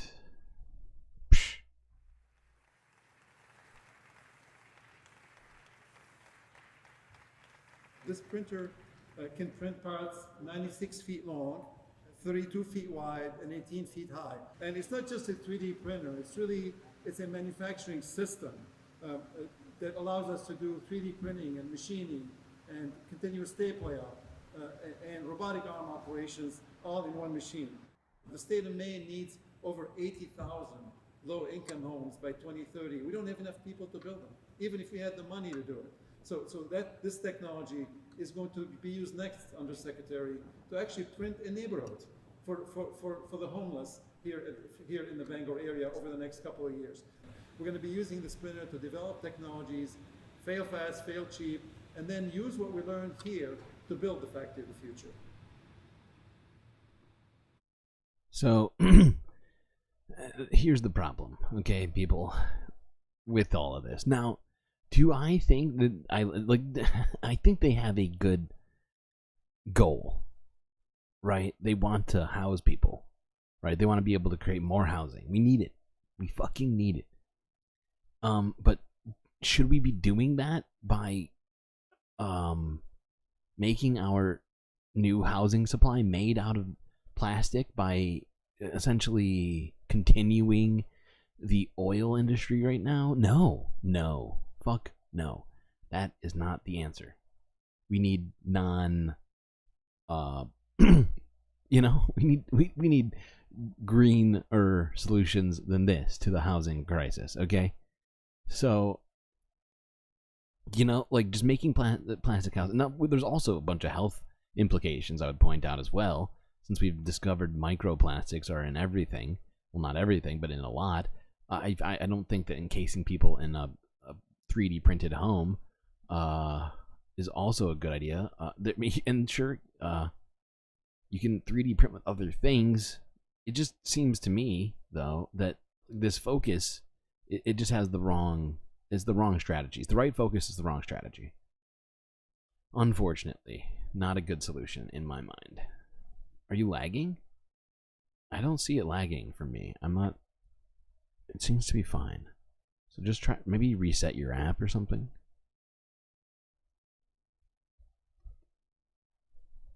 Fact is, I want to be pro new housing, but you know, it's convoluted to like 3D print homes out of plastic to try and solve the problem when you could just build them like normal. It's just it's a nonsense solution.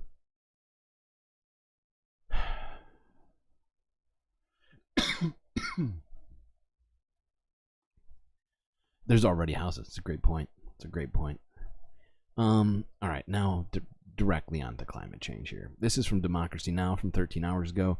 Climate activists blockade in front of Citigroup headquarters to demand banking giant stop funding fossil fuels.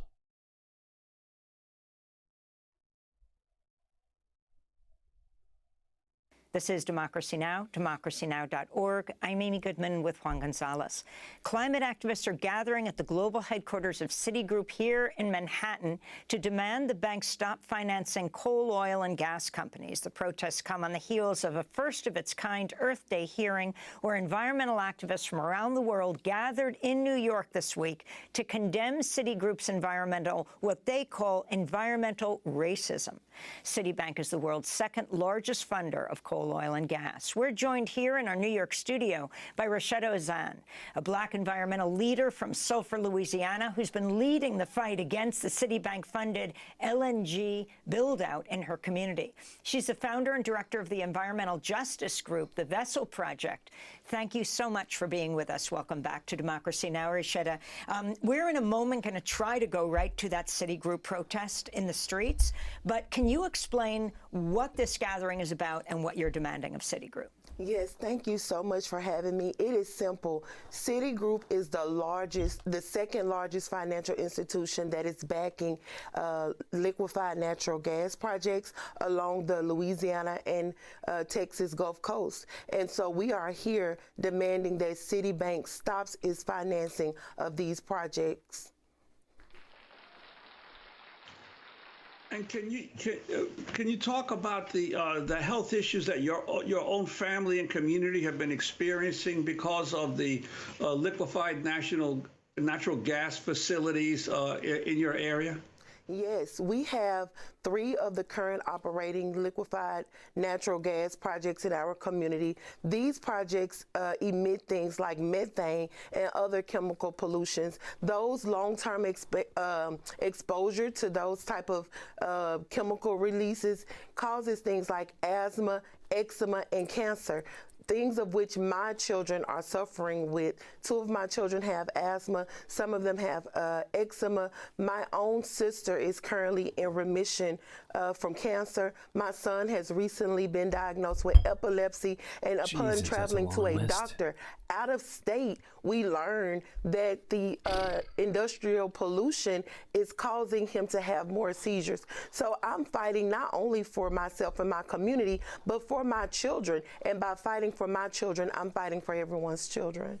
Rasheda, we're going to go to the streets of New York now, where Alice Hu from New York Communities for Change, one of the leading organizers, is joining us from Citigroup headquarters main entrance. Alice, can you describe the scene there? Who's out there and what you're planning to do?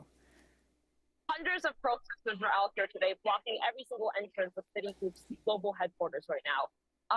We've stopped employees from getting in the front door. We've stopped employees from getting to the side doors and the back doors. The reason we're doing that is because Citibank is the world's second largest funder of fossil fuels. We've tried completing sessions before. We've tried completing talks, sharing our stories, sharing how frontline communities are being killed by fossil fuel projects. They have not listened, which is why we're resorting to mass, sustained, violence and disobedience to have them respond to our demands. And Alice, what is Citibank's response? In the past, when we've, done other protests like this, when we have sent petitions, when we've gotten representatives from leaders, from community organizations, they always say, we care about the planet, we care about your communities, we're listening, but actions speak louder than words. Citibank has poured over $332 billion into fossil fuels since the Paris agreements were signed in 2016. They have not listened to us. Jesus, they are not. $320 billion in 8 years? What is that? $40 billion a year? Responding to our demands, and that is why we are taking the next step. We are going to sustain nonviolent civil disobedience and pressure until they listen, until they respect communities, until they stop killing us. I wanted to ask you, in January, the Biden administration announced a pause in reviewing applications for LNG facilities. How does this pause look on the ground right now? In the last year of his presidency, even though in the first couple years he did a record number. Jesus Christ. We need to put better people in power. I think that it was a good first step. The policy needs to be made permanent. And in fact, all fossil fuel expansion worldwide needs to stop. Yep. I think that Citibank needs to be taking cues from the climate movement, from the people on the ground who have successfully pressured Biden to make that pause happen. Citigroup needs to take the next step as well. Stop financing fossil fuel, stop financing LNG expansion. I want to go back to Rochetta for a moment. What do you make of the United Nations warning to Citibank regarding human rights violations related to fossil fuel expansion, Rochetta? Citibank continues to violate indigenous rights, human rights, when they continue to fund these projects. And so that's why we're here. We are demanding that Citibank follow suit, follow President Biden's start with pausing the reviewing of these applications and stop the funding. Because what we've learned is that if these projects are permitted, if they get the permits that they need, if they don't have the funding or the insurance, they cannot move forward. Exactly. And so by constantly providing that money for these projects to be built, Citi is saying that they don't care about this pause. They're saying that, you know, they don't care about what the UN is warning them. Yep. They're going to continue to operate in the same way they've been operating. Money, money, money. I need like a cash register sound or something like that. Writing that down too. That's my sec. I gotta keep writing down sound shot ideas. Money. My list is getting too long. Need more time in this world. Okay, let's move on. This it's good to see people are out there fighting this right now, trying to do something, trying to wake people up on what's happening in the climate, and to take responsibility for what they do. Let's go on here. This is interesting. Not really climate change related. This is more climate, just general. This is from the AP from 9 hours ago. According to a scientific discovery, the first glow-in-the-dark animals may have been ancient corals. I just thought this was a good thing to look at, because we've been talking about corals a lot. And we've been seeing a lot of dying corals. And maybe this provides some kind of a juxtaposition to that.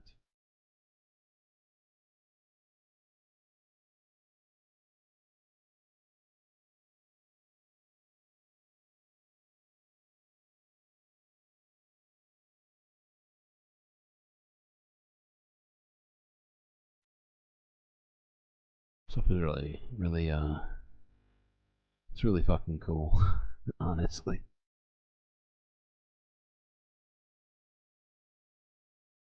I think these were taken in the Marianas Trench.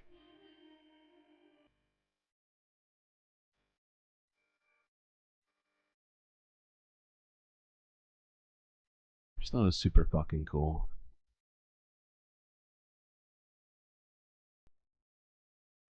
Okay. Moving on. This next story. Let's go to Mexico, where communities are fighting for water. The AP from 11 hours ago.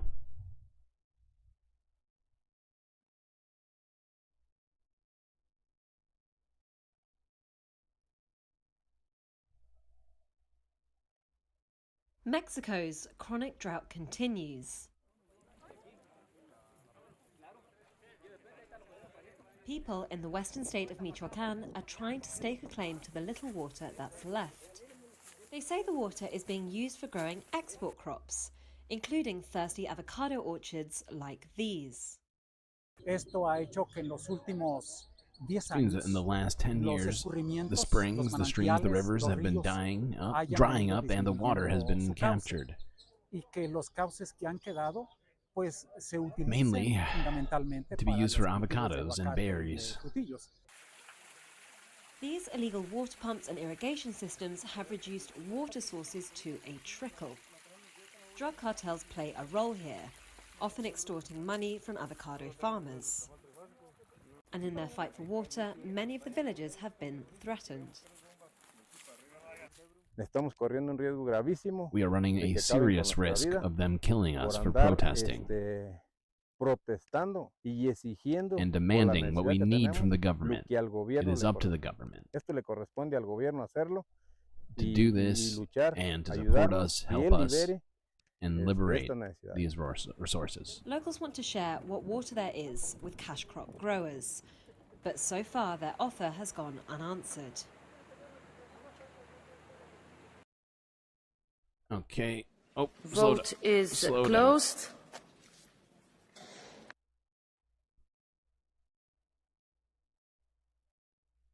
What is this next one? Oh, right. Okay. Okay, yeah. This is actually a good story. This is from Reuters from 9 hours ago, where the European Union Parliament has backed a clampdown on single-use plastic packaging. Vote is closed. And it is adopted, and therefore the first reading of Parliament is closed. Overall, we are happy to have the first time policy that addresses prevention and reuse of packaging. Nevertheless, it's just a step forward. The legislation was affected by immense lobbying from the industry and actually showed how... That's a great point. We can never celebrate too much about this stuff, right? It's all one step in a chain of actions that need to be taken, right? It's a prescription of, you know, it's like your doctor gives you a prescription but also tells you to get rest and to get, you know, enough vitamins and nutrients and all of that stuff, right? You know, you got to do it all. You can't just do one thing. It's got to be a group and collective sort of focus. She has the power to influence legislation, and we need to move towards the implementation of the legislation at national level to ensure that it's enforceable and it has greater impacts. Okay, cool. What's next? It is good though. I am glad to see the EU at least sticking to some things. They do need to ramp up their expectations of themselves, as do we. With 2 years being the timeline, like, it could not be more important. It's insane that we're down to that right now.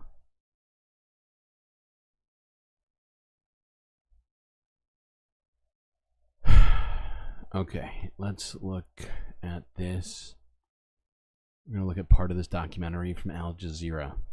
Life Before Land. Bangladesh's disappearing shorelines. This is from their Dying Earth series. This is the 3rd episode.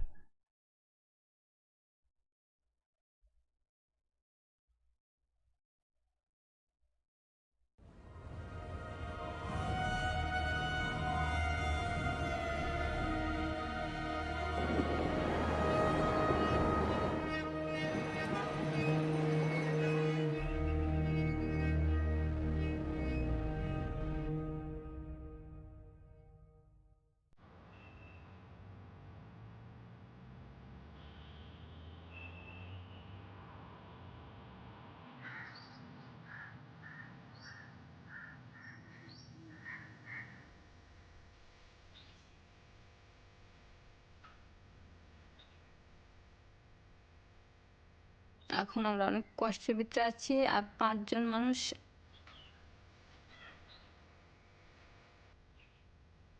আমরা গ্রাম থেকে আসি এখন ছোট একটা রুমে থাকার আগে 5 জন থাকতে কষ্ট হয়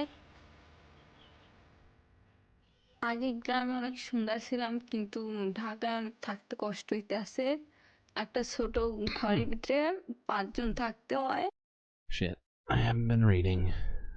Well, not out loud. So sorry, chat. I suck. Alright, try it again. আগে গ্রামে অনেক We were সুন্দর better ছিলাম off কিন্তু before in the ঢাকায় village. থাকতে কষ্ট We're হইতেছে suffering since coming to একটা Dhaka. ছোট ঘরের ভিতরে 5 people have to পাঁচজন live in a থাকতে small হয় house. Water and gas are কিন্তু never available. পানি থাকে না গ্যাস থাকে না অনেক কষ্ট হয় It's very difficult for us to live here.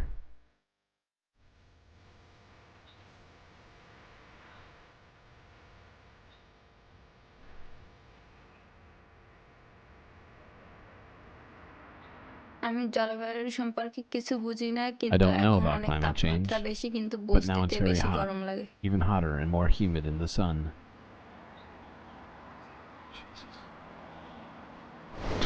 Strong winds and rainfall unleashed by the Category 5 barrels through western Myanmar and southern Bangladesh. Bangladesh has been spared the main wreck of the cyclone Mocha. From the climate change perspective, almost every climate impact, from flooding to cyclones to droughts, hit parts of Bangladesh and affect millions of people in Bangladesh. And hence Bangladesh is usually in the top 5 countries as the most vulnerable country in the world. And that's definitely backed up by the statistics. We were just talking about it yesterday. Who was it that said it? Was it the UN?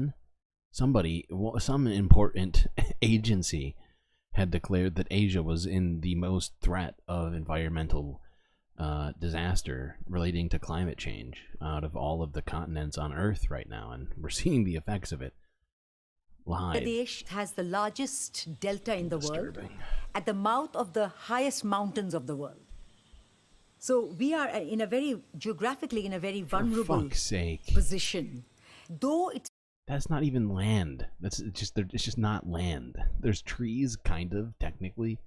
My guess is most of those will die being underwater. And it's insane. This is insane. I don't know if anybody here has seen the movie Water World, but when I look at places like Bangladesh, it's what comes to mind immediately, every time. And it's pretty scary to think of. Fuck. seems sheltered. We are at the brunt of the cyclones and the floods.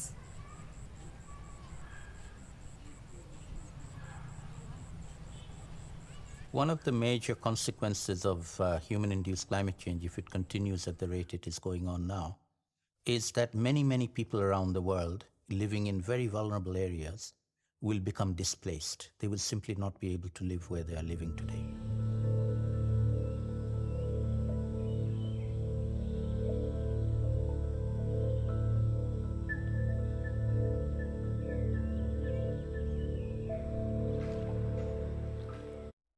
Wow. What do you call a group of onions who do a crime together? An onion ring? Good God. Oh man, that's a good one. I don't know why we're doing onion puns, but hey, you've won the onion puns. আমার বয়স 14 বছর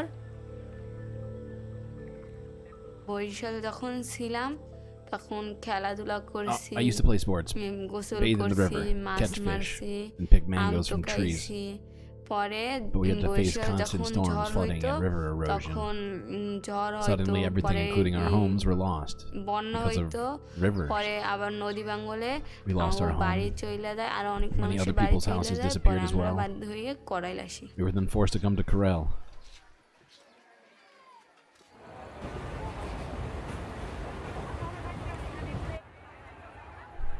By 2050, there will be, 216 million people who will be displaced due to climate change. But think of Bangladesh, That is nearly the population of the United States. data that we have. 19 million will be displaced alone in Bangladesh.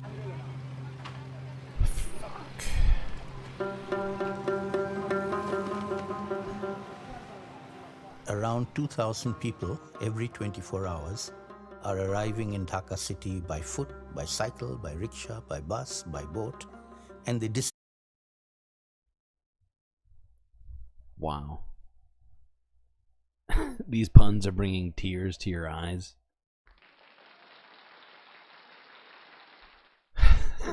Chat, you are full of it today. All of you are just full of it. Here into the slums, we have more than 200 slums in Dhaka city. And unfortunately, the limits of the human body, which is in the high 40 degrees centigrade or 50 degrees centigrade, are being reached now. This is a fucking disaster. Good God. They live... The place is just lined with plastic waste. And water. I can't even imagine. It is genuine, even with the images in front of me. It is very difficult to imagine what that would be like. Just the despair alone. Oh my God, really 2 hours in on the stream today. Oh God, I wanted to watch more of this with you. You know, I'll save this for later. Add this to my watch later list. We're gonna watch more of these soon. Because we've tried to watch a lot of this stuff, but these documentaries are just, you know, they're like 30 minutes long each, and I've always got so much to look at, so we're gonna move on from this one. But if you have extra time, I'd recommend watching it, but we do have more to talk about. But we're not gonna leave Bangladesh just yet. This is from 11 hours ago. According to Al Jazeera as well, Bangladesh's heat wave, temperatures soared to highest in decades.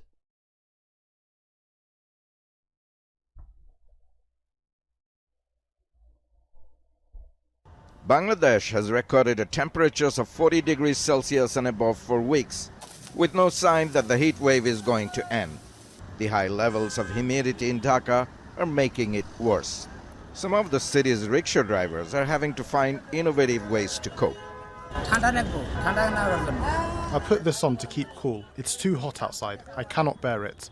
And this cotton scarf does not seem to help much. This provides me with some shade from the sun. The hottest temperature recorded this month was 42.6 degrees Celsius in the west of the country.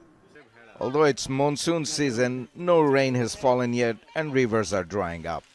A study by the Agriculture Research Institute has found harvests are smaller due to the heat stress on plants and increased demand for irrigation.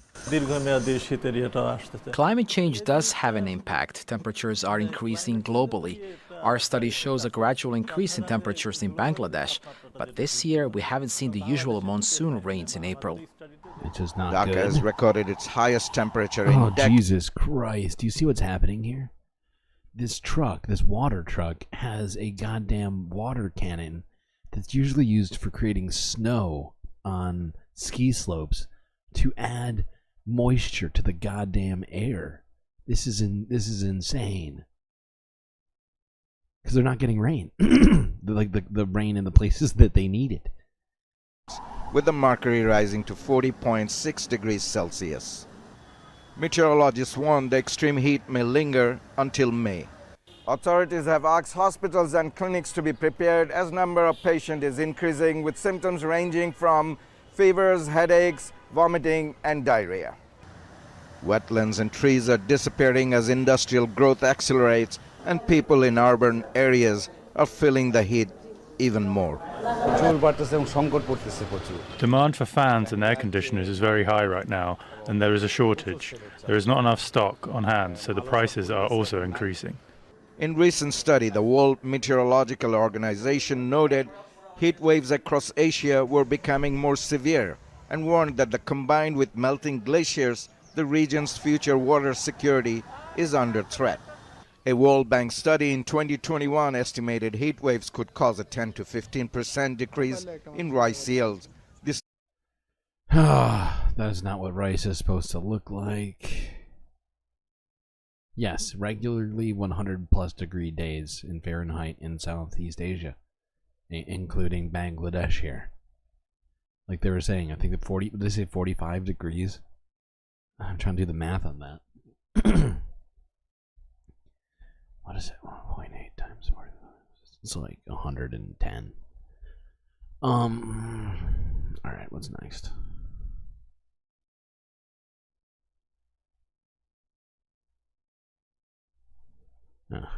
More heat waves and other things to look at here before we leave. Fuck no. Okay, this is footage from Associated Press, where CCTV has captured buildings collapsing in Taiwan. This is from a day ago.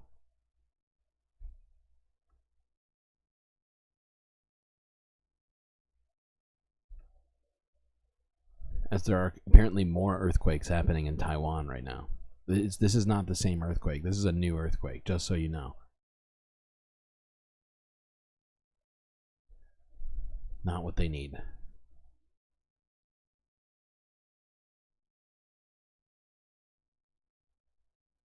As you can see, this happened on the 23rd at 2 a.m. in Taiwan. Fuck.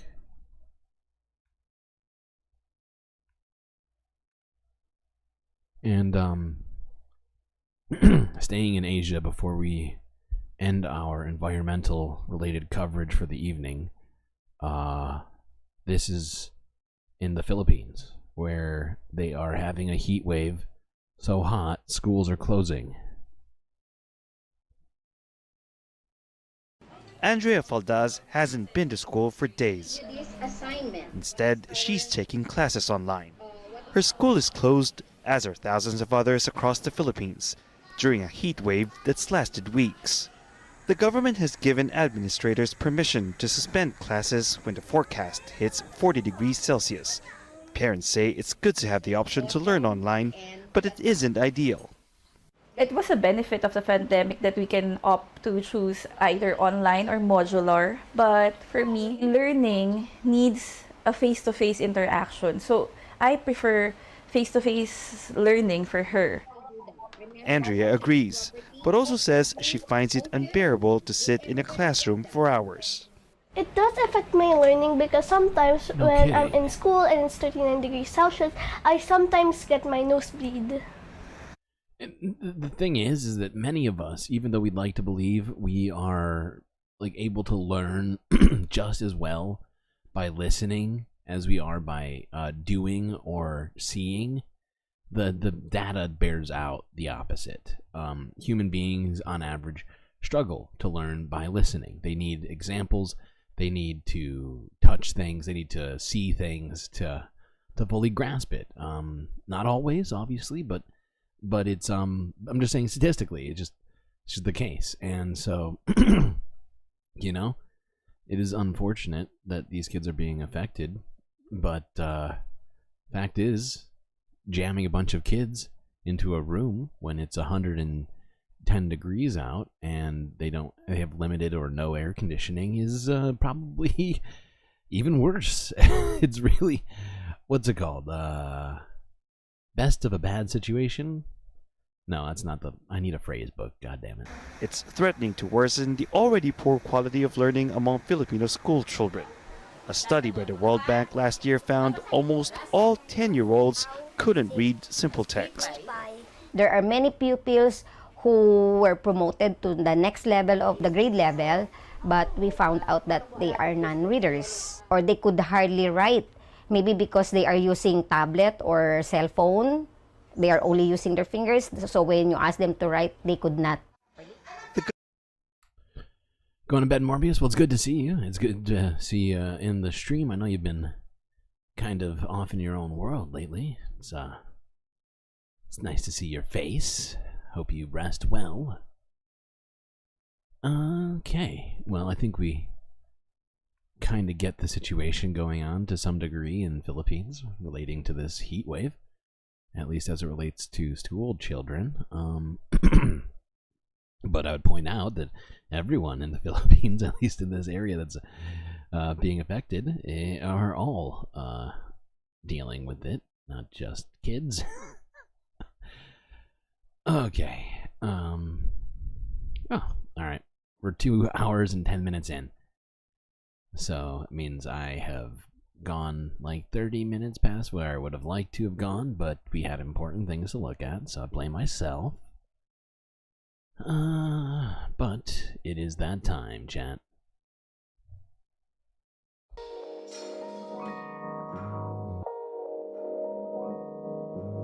hope you've all been enjoying the show so far. Still got a lot to look at, but Streamlord needs a break. So do enjoy this intermission. Take the time to stretch your feet, check out the bar, dip in the pool, whatever you gotta do here. If you haven't already, hit that like button and do consider subscribing. Really helps me out with the YouTube algorithm. If you're looking for more ways to support me, well, you really got one good one. By going to my Patreon and becoming a Galactic producer, for just a few dollars a month, you can access an absolute treasure trove of benefits, as well as helping me do what I do here at the Galactic News Network. Be right back, chat.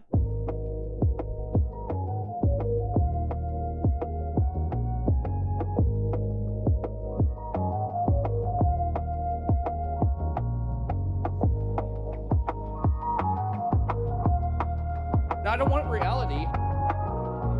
I feel like I'm taking crazy pills.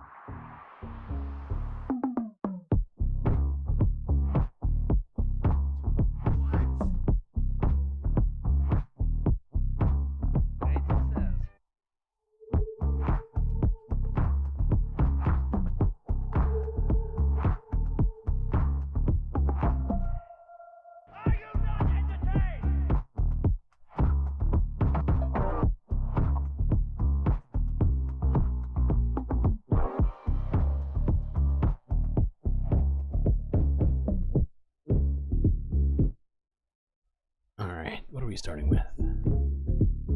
Oh, this is actually a nice way to get started. I like this plan. Who came up with this plan? Was it me? Great job, me. Okay, let's watch this next video. This is from Democracy Now! From 13 hours ago, where Cuban Deputy Foreign Minister says, deliberate U.S. policy of destroying Cuban economy drives migration. Let's listen to Amy Goodman. Thank you, thank you. I'm glad to be back. It's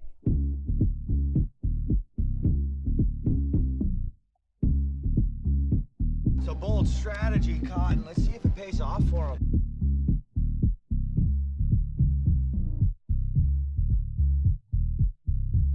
Whoopsies, I did not mean to do that.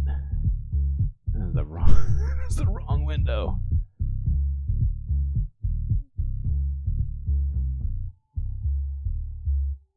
This is Democracy Now!, democracynow.org, The War and Peace Report. I'm Amy Goodman with Juan Gonzalez.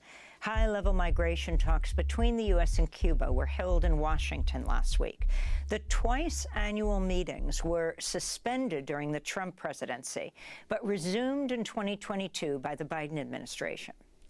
The U.S. restarted deportation flights to Cuba last year after a 2-year pause. Since then, the U.S. has been sending one flight with Cuban deportees to Havana each month. Cuba's long blamed U.S. sanctions for strangling the Cuban economy and the 1966 Cuban Adjustment Act, which grants special entry rights to Cubans and support upon arrival for encouraging its youth to emigrate. We're joined now in our New York studio, not far from the United Nations, by Cuba's Deputy Foreign Minister, Carlos Fernandez de Cosio. Welcome back to Democracy Now! It's great to have you with us. If you can start off by talking about what happened in those talks last week. Well, thank you for having me. Last week, we had one of the regular sessions that we have as part of the implementation of the several agreements in migration that exist between Cuba and the United States. The aim of those agreements is to secure a safe, regular, and orderly migration between the two countries. And they have several issues that have to be implemented for that. But there's a given reality that is difficult to disconnect, which is the economic conditions of the people of Cuba push them to migrate. An important factor in provoking those conditions are U.S. deliberate policies of destroying the Cuban economy and make it unworkable. Therefore, we insist and we put a lot of emphasis in saying that there will continue to be a potential of Cuban migrants wanting to reach the borders of the United States as long as this policy continues to push people out of the country. And as long as the United States has an inviting policy for Cubans which enjoy a privilege when they try to enter irregularly in the United States. So you're telling me if we stop crippling Cuba economically, they'd stop wanting to come to the United States? What? Crazy. I think it's kind of, this is kind of hypocrisy that we live in all the time, right? Where right-wingers complain about immigrants, but then enforce policies that do exactly what this man is saying. And Foreign Minister, I wanted to ask you, the United Nations every year votes to oppose U.S. sanctions against Cuba. I think the latest vote, only 2 nations in the entire General Assembly were opposed. That was Israel and the United States. Can you talk about the... Wow, shocking. Only Israel and the United States. Huh. Impact of this continued partners in blockade and sanctions against your country? The impact is overwhelming.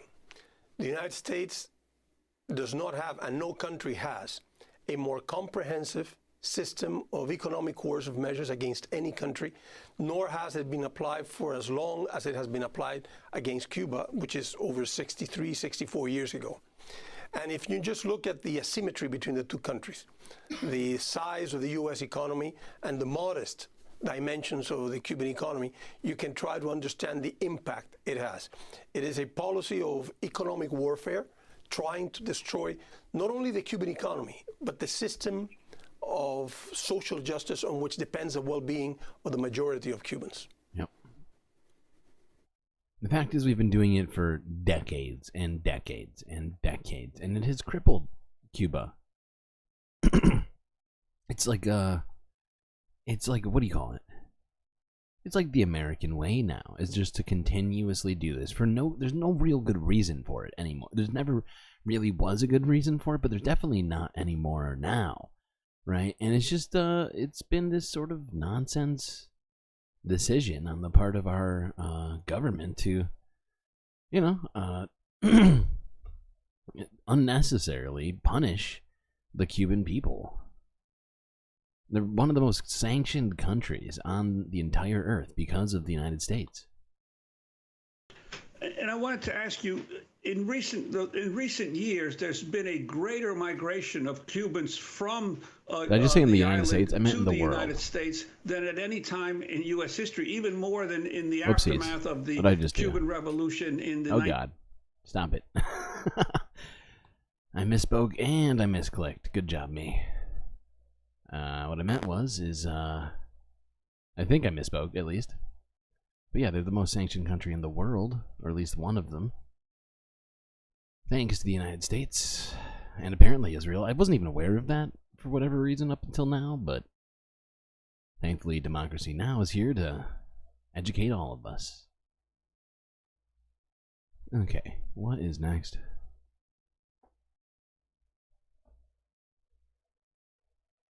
Just figured we would apprise ourselves of this sort of a thing. It's been going on for so long and just needs to stop.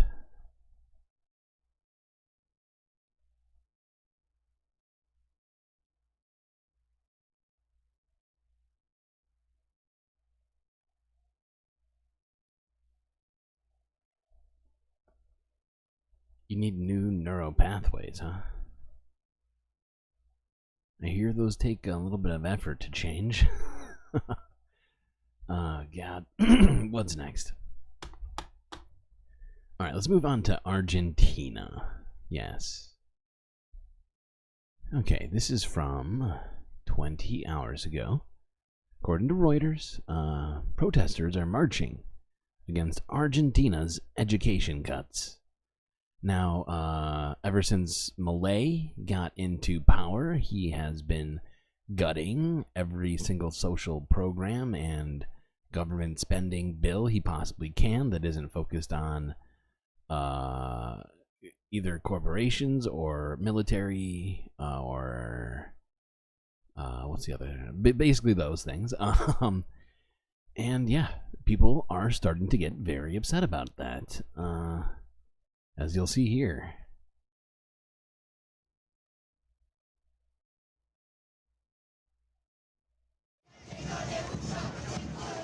Hundreds of thousands of Argentinians filled the streets of Buenos Aires as they marched against President Javier Milei's budget cuts to education on Tuesday, which affect public universities. The union-backed marches in the capital are the latest show of dissent over painful austerity measures, part of Milei's plan to undo Argentina's deep fiscal deficit, but which are causing hardship in the real economy. People waved banners reading "Don't steal the next generation's future" and "Public education is not negotiable." National Technological University President Ruben Soro stood at the head of the protest. I think that education and the university have to be part of the solution to the crisis that our country is going through, and not part of the problem. A student rally hung banners at the foyer of one of Argentina's most recognized schools, the University of Buenos Aires. While the university has educated 5 Nobel laureates and 17 presidents, it recently warned it could close soon after getting its budget slashed. Student April Marcolongo said, 3 Nobel laureates and 17 presidents. Is that what he said? That's a crazy record. The scale of the cuts and inflation are hitting the school hard. The budget enforced last year was extended, which means that we are operating with the same money, but in our country we have very high inflation. This means that if last year we had 100 pesos to function with, this year we only have 25 pesos. Good God. We have a budget cut of 75% in national universities. Argentina's public universities, like UBA, which offer free undergraduate education, rely heavily on government funding. In recent weeks, Milei has justified the cuts by repeating his claim that public universities are sites of, quote, socialist indoctrination. Argentina Christ. has faced inflation. Well, Red Scared 2.0 is in full effect, seemingly everywhere, on different levels. But yeah, the fact that Milei's argument for defunding educational institutions being socialism is a nonsense fucking argument. These people just want pure fascism. No thinking, just follow my orders. Sincerely, Milei. Alright, let's just watch some more footage of the protest. This is from AP, from around the same time. There's a ton of people out here. It's like an ocean of people, I swear to God. Look at it. Holy fuck. These people are going in.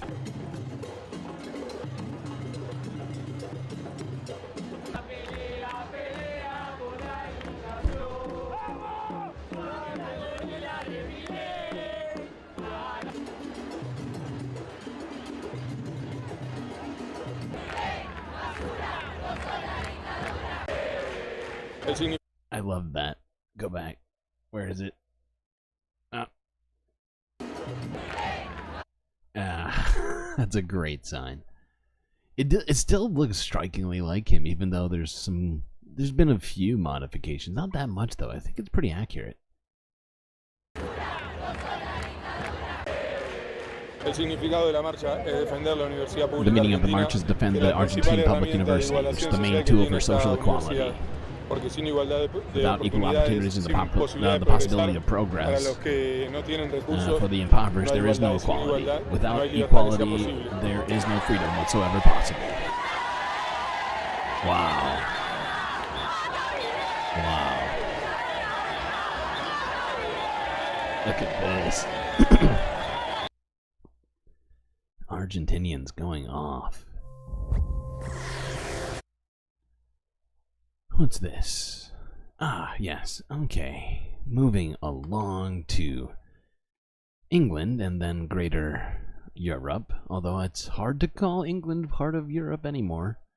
Ever since Brexit, you know, I struggle to even include them, even though technically, geographically, they're part of Europe.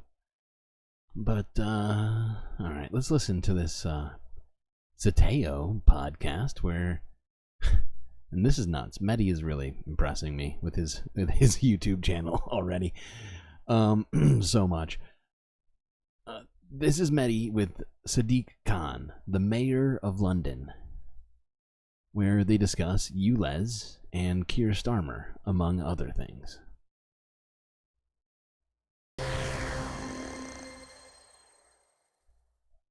On May the 2nd, London goes to the polls, and incumbent Labour Party Mayor Sadiq Khan, the first Muslim to lead a major Western capital city, wants voters to elect him to a third term. How will his controversial policy on climate and pollution, the ULEZ, affect his re-election bid? What about his record on housing?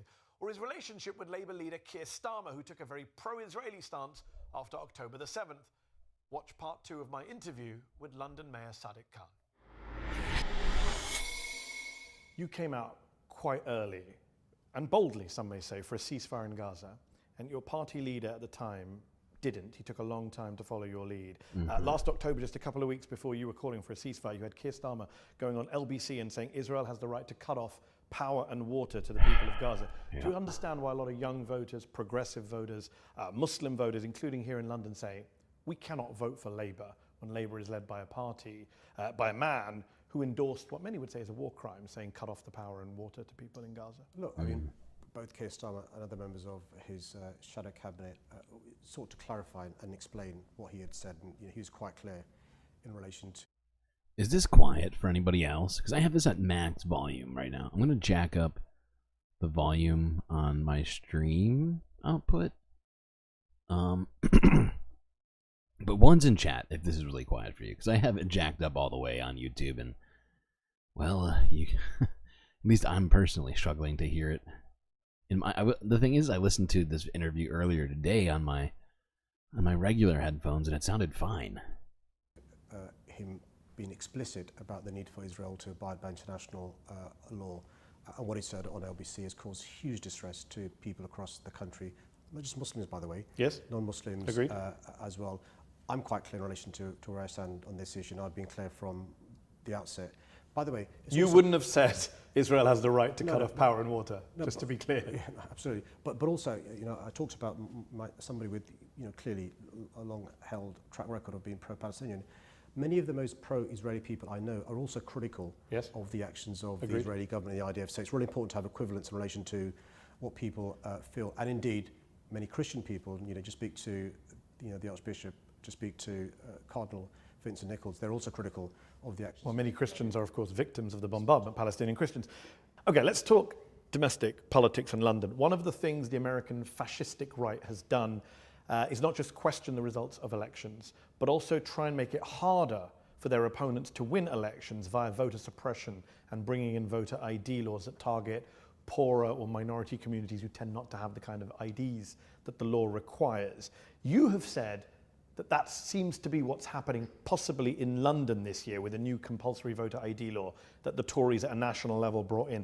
How worried are you that voter ID could cost you the election, even though you have a double-digit lead in the polls? So the Conservative Party is the most successful political party in the Western world in a democracy. They know how to win elections. In between elections, they change the rules of the game to make it more likely they're going to win. So the last election that I fought in 2021, which I won, it's really important to explain the voting system in London. Two things that are really important to this conversation. One is, for the mayoral election, you have a first preference and a second preference. It's a transferable vote. And if you vote for... He's a low talker. No kidding. Guy is whispering like that. Well, I've got some stuff to tell you about things. And so then, and then voting ID laws are... Like, the fact is, I respect what he's saying, but I'm struggling to hear it. But I am going to listen to more of this. We're just going to move on to, hopefully, I think this is where they started. They start talking about ULEZ, which I found to be an interesting thing. Where is it? I want to say it's like around here. Exciting. I call this election a moment of maximum opportunity. There is a chance this year to vote for a Labour mayor. One party leader says he wishes you'd drop it, and he blames you for costing Labour a crucial by-election in London. Is your recent pledge not to extend the scope of ULEZ if you're re-elected? Is that an admission that you went too far? Is that you signalling that you're accepting defeat on this issue? And if so, where does that leave the people with... By the way, if you're unfamiliar with what ULEZ is, because I should probably make it clear why I find it to be important for us to listen to a little bit about. ULEZ stands for ultra low ultra low emission zone. So if you're inside of this zone, there are specific requirements for you, like in regards to emissions, right? And if you violate that, or if you exceed them, you are fined or you're charged money. Lungs who need that zone.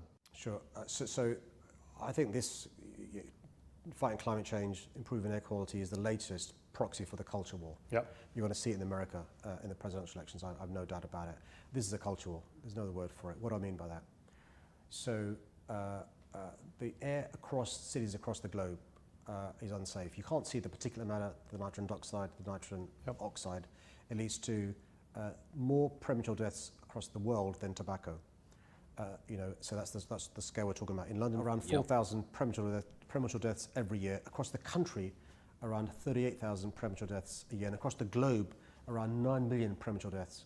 Our policy, the ULEZ, which is cleaning up the air, is shown to work. In central London, we reduced the toxicity by almost 50%. We expanded it in London. We reduced it by a further 20%. I've now expanded it to all of London. So we have the largest clean air zone in the world. It's going to improve life hugely across So why our make city. this pledge saying we won't go any further? Yeah, I think you've been paper mile. So what I've said is we're not bringing in paper mile. ULEZ is now done, mission accomplished. So what I'm saying is, because we've brought in the ULEZ, which is the largest clean air zone in the world, it will lead to huge improvements in air quality. We're now going to move on to the next phase, which is making sure all our buses are electric. Currently, we have the biggest electric bus fleet in Europe.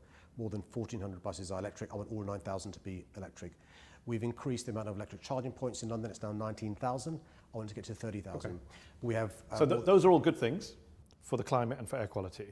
Your critics would say, how can you say you're a champion for public health, for air quality, for the climate, when you're the mayor who signed off on this new massive £2 billion 4-lane tunnel project in East London, which scientists, doctors, activists, environmentalists all say will increase emissions, increase air pollution, is bad for the environment.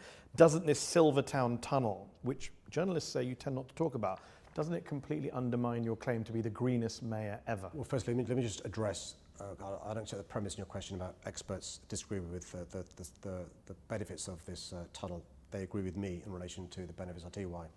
So if you go to the east of London, which is the poorer part of our city, for those watching this don't know, so if you stand on Tower Bridge and look west, there are 18 crossings. If you look east, there's only one crossing, because that's the poorer part of our city. So those in the centre and the west of our city have many river crossings.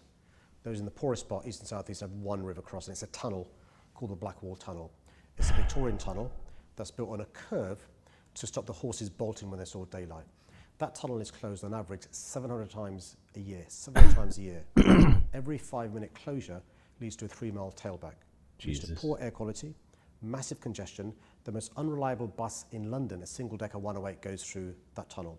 So what I'm proposing is a new tunnel which will have 2 lanes reserved for double-decker buses. So 2 of those 4 lanes you mentioned are reserved for fully electric double-decker buses. So reliable public transport going across that part of the river crossing. You said you don't accept the premise of the question. Why did dozens of academic scientists write to you and to the Transport Secretary saying it would be foolhardy to press ahead with an infrastructure project that can only contribute to the UK's excessive greenhouse gas emissions? Let me go into why they're wrong.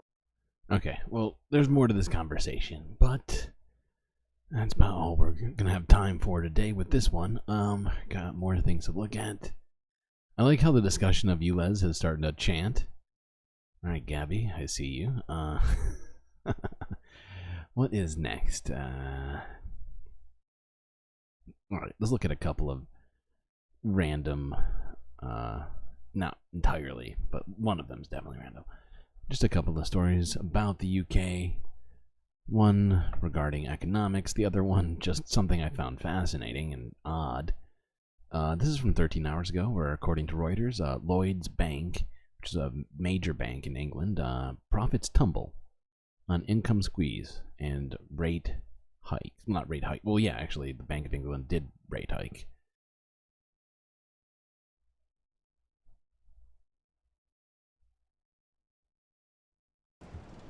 Lloyds Bank profits tumbled 28% over the first quarter. That's a lot. The UK lender ran into a storm of headwinds, including rising costs, peaking interest rates and intensifying competition. That saw pre-tax profit tumble to £1.6 billion, or about $2 billion. Lloyds shares fell 2% in early trade following the numbers, but later rallied. The bank said rising costs were driven by factors including severance payments following a round of layoffs. Competition saw its earnings from lending squeezed as well, though executives say the pressure on profit margins should now start to ease. Now the fact is, we already saw some effect of raised rates on banks. What was it, like a year and a half ago now, I want to say? I can't remember the exact timing of it, but with Silicon Valley Bank and First Republic, and there's one other one, but I can't remember the name of it. Where they effectively almost got a full-on run on the bank, almost happened, but because of the FDIC, it was stopped. Now, I have a lot of criticisms for what the FDIC did, because they went above and beyond their charter and decided to insure money above $250,000. mostly benefiting incredibly wealthy people that were at these banks. But we've seen pressure on banks from the raised interest rates as banks buy bonds in mass to produce income outside of loans and other investment strategies that banks take. But with raised interest rates, that has done the opposite of being good for them. And I guess my point is, and the reason that I look at this stuff is because I don't want to see that happen again, where, you know, tax dollars are funneled to institutions that are being, you know, irresponsible. And by institutions, I mean like banking corporations, such as the ones I just listed. You knew someone who was a Lloyd of Lloyds of London? Interesting.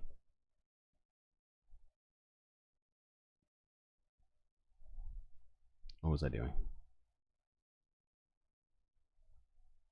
Oh yeah, okay. This story, the last of the UK related stories. But I just found this super weird. This is from 16 hours ago, where military horses broke loose and ran through central London, unfortunately injuring 4 people and causing havoc.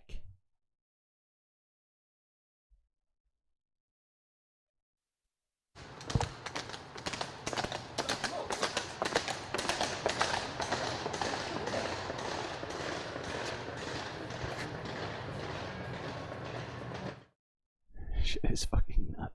Oh my god. Oh my fucking god, that fucking horse is huge. Did you see it when it got up next to that cab? It made that cab look tiny. Holy fucking shit. What would you do if you saw just a unmanned, unwomaned horse just bolting down the street towards you at like 30 miles an hour? That would be... Oh, that would be scary. That would be fun. I think those are... I couldn't tell. They might have been Clydesdales. They were huge, though. Maybe they weren't Clydesdales. They were very large. Very large horses. Okay. Next story. Moving on to actual Europe. That's right. That's right, UK. Burn. Burn. Actual Europe. Here at the EU...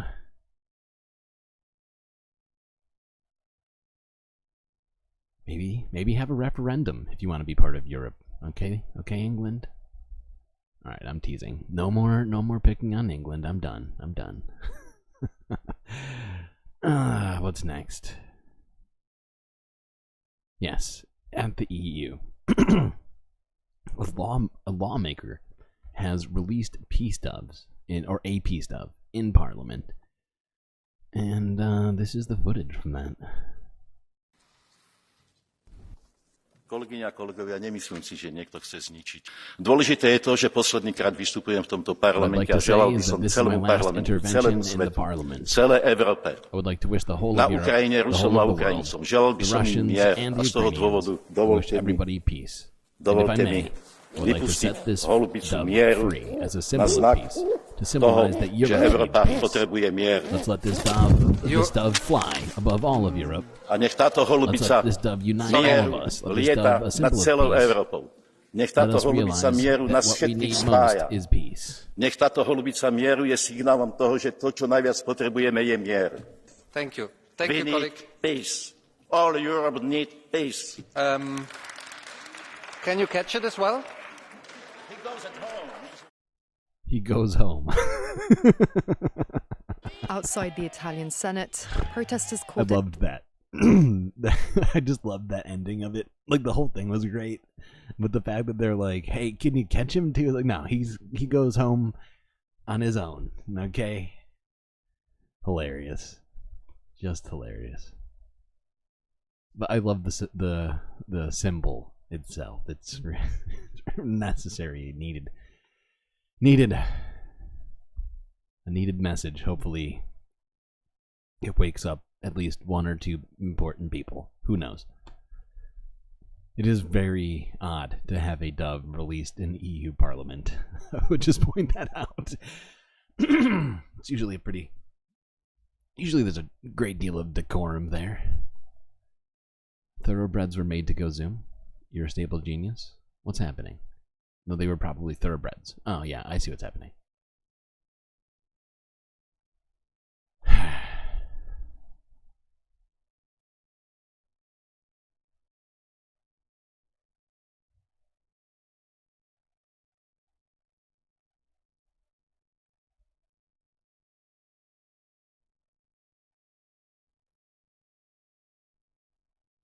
Okay, who is this? Israel? No, I don't think Israel's in the EU. Are they?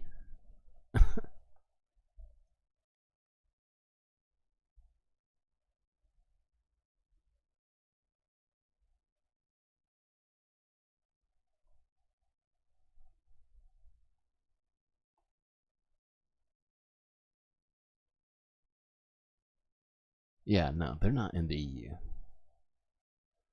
That was not. I think that was somebody from a Eastern European nation. I think maybe Latvia? I couldn't really tell. I don't think they made it clear. Or at least not. I didn't hear or see a name during that video. Okay, it was nice. Moving on. Oh, this is a just unfortunate fucking story. This is what I keep saying, though. It's not just the United States. It's all over the place. Right-wing shit is happening everywhere. And here's another example of it in Italy, where a law is allowing pro-life activists into abortion clinics. Cause yeah, that makes sense. I feel like I'm taking crazy pills! It's the exact opposite of where they should be. Outside the Italian Senate, protesters called it an attack on women's freedom.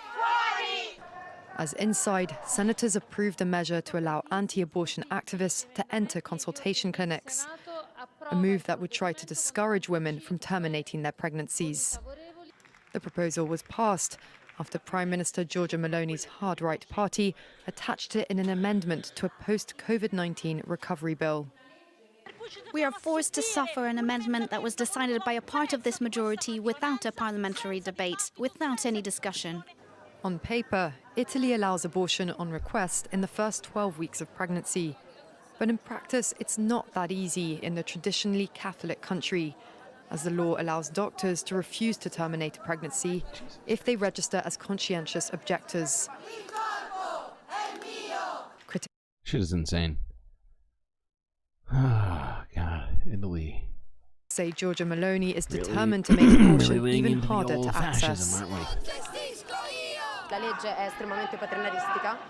The law is extremely paternalistic because it's the law for the social protection of motherhood, and it foresees abortion as an exception that must be hindered as much as possible. Yep. Law 194 does not provide for the self-determination of one's own body. Meloni insists her plan merely fulfills the original aim of the 1978 law that legalized abortion, which allows clinics to collaborate with groups that, quote, support motherhood. I believe that to make a free choice, you need to have all the necessary... Support motherhood. You all know what that fucking means. It means to not support women's health care and reproductive rights. That's what it means. What yeah, well. Yeah, I feel you, chat. I feel you. Alright, what's next? What is next? Okay, let's move a little bit east to Armenia, where torches were lit in a march held in Yerevan to mark mass deaths of Armenians during the Armenian genocide.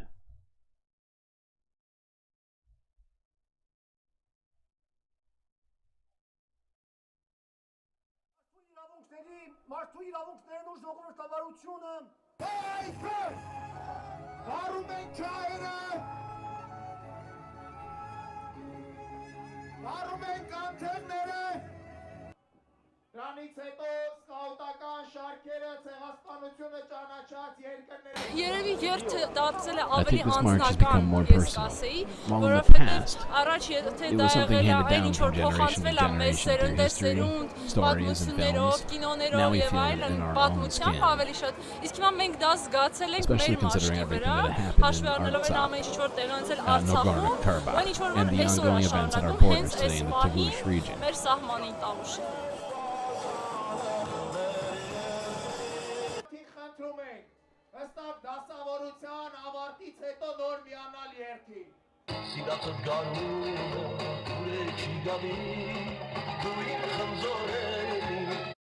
Now, I know we usually see tiki torches, and I don't blame you if you have a negative reaction to it, but in this case, the remembrance of the Armenian genocide is in fact a good reason to march and remember, because that shit was fucked. That shit was real fucked. Was that like pre and during World War I, Ottoman Empire? Trying to think, what was that? It was something like that. Can't remember the exact details of it, but great number of Armenian Christians were either ethnically cleansed, genocided, forcibly converted, among other sorts of like just terrible fucking things. Speaking of all this, security forces in focus as Turkey's navy visits Somalia.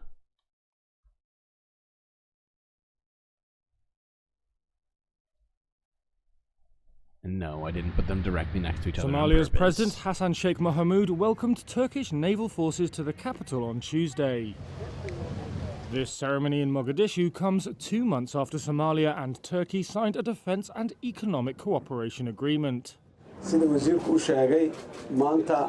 Today clearly indicates that the agreement between Turkey and Somalia has become a fruitful one. And its implementation has just begun. There has been a recent rise in hijackings of cargo and fishing vessels in Somalia's maritime zone. Local and international authorities are concerned that points to the potential growth of piracy. Turkish Navy Commander Serkan Dogan said the agreement between the two countries could contribute to the stability of international trade. This agreement will enable us to support the reconstruction of the Somalian Navy, combat against illegal fishing within Somalia exclusive economic. Now, they're completely right about that. And this, if you're not aware of exactly where Somalia is, maybe I can pull up a map of it. Well, no, I mean, I think most people are somewhat aware of it. It's in Africa, obviously, East Africa, Northeastern Africa, and is essentially directly across from like Yemen at the opening of the Red Sea, and it's directly adjacent to a very important trade route. Okay.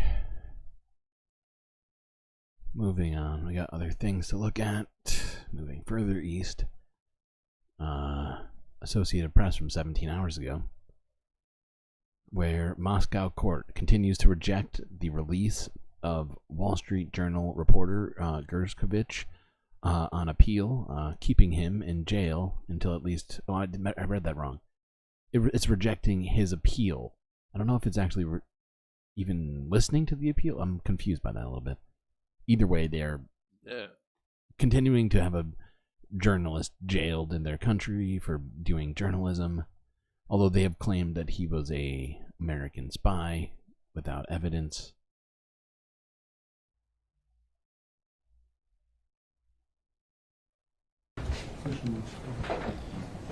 Серёж, ты можешь шаг назад сделать? Спасибо.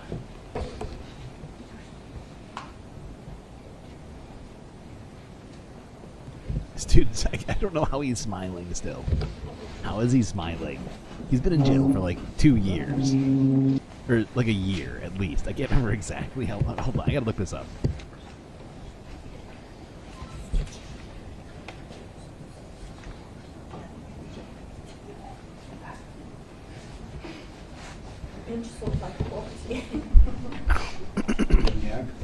Обвиняемого Гершковича, защитников адвокатов Ножкиной, Корчагиной, переводчика, письменно заявить ходатайство об ознакомлении с протоколом судебного заседания в течение 3 суток.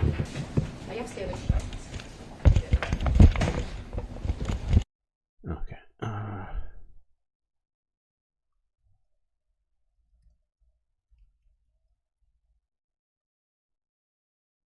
March 2023. So it's been a full year. Okay. I was in the range. I don't feel terrible about that guess.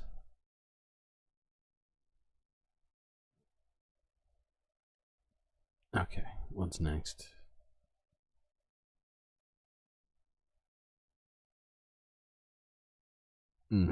Okay. Let's go even further east to India now. Already kind of touched on it very slightly, but some more in-depth look at the ongoing elections that are now taking place in India. This is from PBS NewsHour from a day ago, where according to them, ethnic violence is raging in Manipur, India. The government has been accused of looking the other way.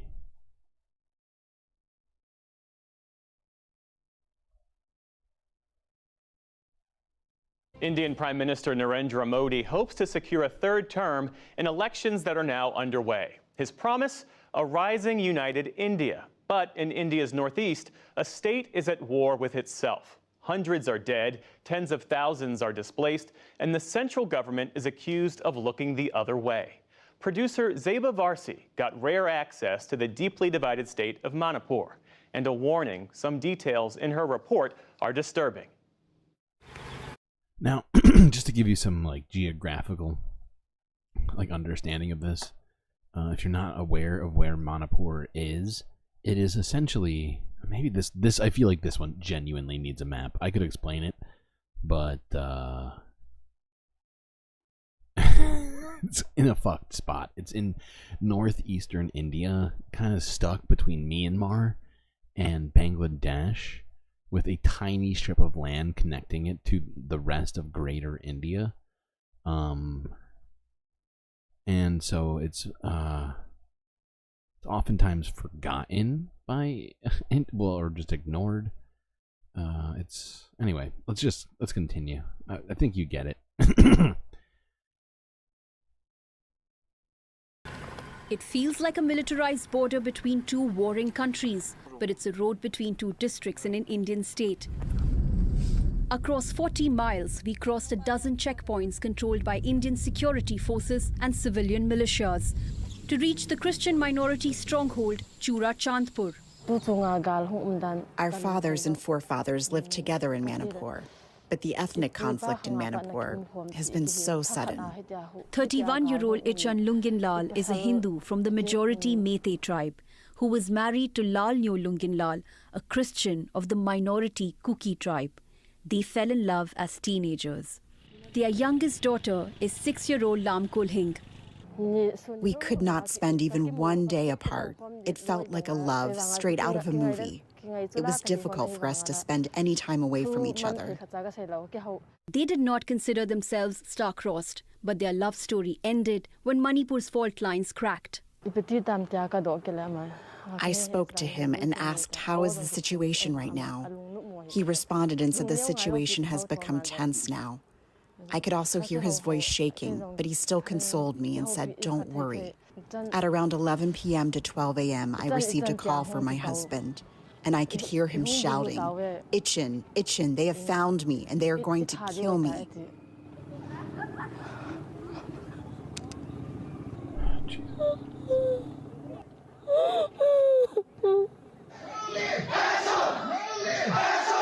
What began last May as a protest over political participation and state benefits turned into an armed conflict between 2 tribes and religions that engulfed the state in flames. Entire villages were razed and hundreds of churches burned. The bulk of the dead and missing belonged to the Christian Kuki minority, including Lalnyo Lunginlal. He was last seen in this video with 2 other Christian Kuki men left to bleed on the street. The mob killed my husband after brutally assaulting him like an animal. I don't think even animals are subject to such levels of violence. Okay. Well, it's just so depressing. And somehow I missed that story from last year. Probably because at that point during 2023, most of us could think about was Gaza at that point, to be perfectly honest. It was in the very early stages of and the cookie. It's not spelled cookie. It's spelled I think Kuki or something like that. But no, that story is tragic, and the fact that this ethnic cleansing has been going on over there, while there's like 4 ethnic cleansing happening, like 3 at least, like in no 1 2 3. There's like 4. There's like straight up like 4 happening right now. Actively in this world. It is insane. This is the worst timeline. I swear to God. I swear to fucking God, chat. My dogs gets it.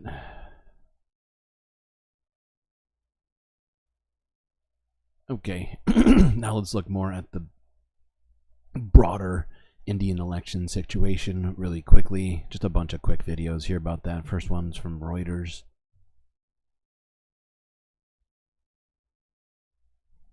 The stakes for India's election outcome have widened. Indians have started voting in the world's biggest polls. Prime Minister Narendra Modi's Bharatiya Janata Party and the opposition Congress both promise more jobs in their manifestos published this month.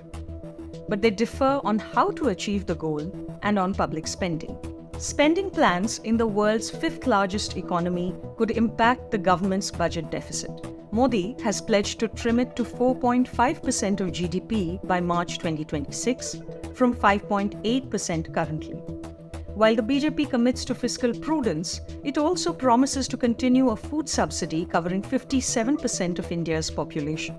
The calling card for the Congress is social and economic justice. Voters are unhappy about fewer jobs and inequality, and Congress has promised handouts including cash transfers to the poorest households. Its manifesto doesn't mention fiscal management. Whoever forms the next government will be hard-pressed to narrow the budget gap. The conflict in the Middle East is a major risk for India, which is a net energy importer. And to maintain investment and meet the deficit goal, the country needs more private spending. Modi's party is widely expected to win. Whether or not there's a surprise result, profligacy may be costlier than before. I don't see how there could be a surprise result unless something genuinely shocking happens. From everything that I've seen and everything we've looked at on this channel, everything points to Modi winning by a landslide. He's already jailed or silenced anybody who opposed him from from an actual different perspective, therefore leaving just a bunch of pseudo candidates that are effectively puppets of his, from what I understand. I think there's actually just one left now. I could be wrong about that, but I think that that's the case. Don't forget about the genocide going on with the poor. Okay, then it's definitely 4 at least, if not 5. Good point, Donald James. Yeah. What's next? No, we already looked at this. Yes, we get to skip a video. Yay! Ha! Okay, moving on even further east to North Korea, where on state TV, Kim Jong-un's sister, who I didn't know existed, to be frank, I did not realize that he had a sister, where she vows overwhelming military power.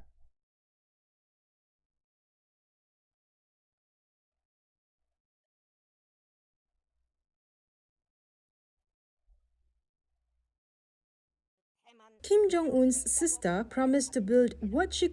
By the way, you know what? With her right now in front of me, I'm realizing something. We've gone 3 hours, and, you know, chat, you've done your best today.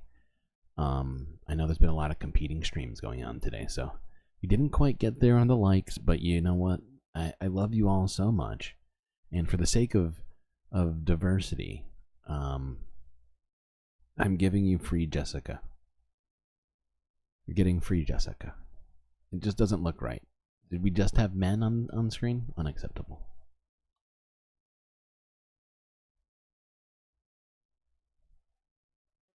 Kim Jong-un's sister promised to build what she called overwhelming and the most powerful military power to protect North Korea and peace in the region. That's according to the North's KCNA news agency, quoting her on Wednesday.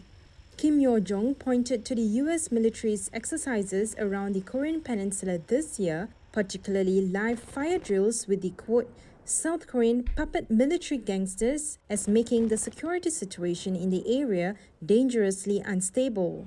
The US and South Korea's annual joint drills this year were held at a greater scale and intensity than the year before, part of a pledge by their leaders to upgrade their military readiness against the North. All this goddamn military posturing happening in the East and like in Asia right now is just, oh god, it is so frustrating. We already have enough of that going on. Everybody needs to chill the fuck out. South's military says around 100 military aircraft carried out a 2-week-long drill this month. While Washington and Seoul claim the drills are defensive and conducted regularly to maintain readiness, Pyongyang insists U.S. military exercises are preparations for a nuclear war against it. Earlier this month, the North's KCNA news agency reported Kim Jong-un saying, "Now is the time for North Korea to be more prepared for war than ever," citing what he called unstable geopolitical situations surrounding his country. Why is Kim Jong-un always dressed like the Fonz? I don't understand.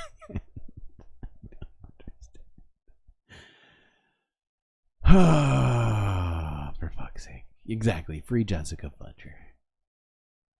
You're all very welcome. It's my pleasure.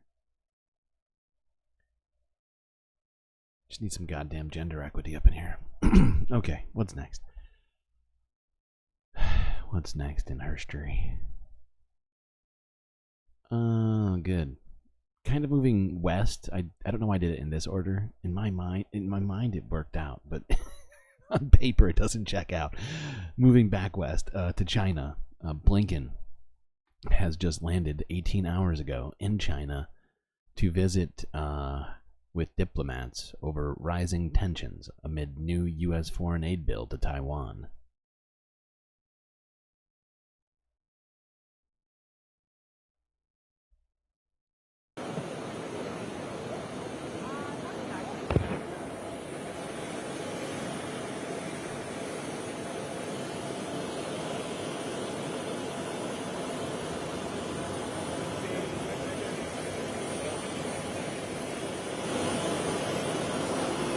Now, nothing is said during this, so I'm just going to turn the volume down a little bit. But you can see,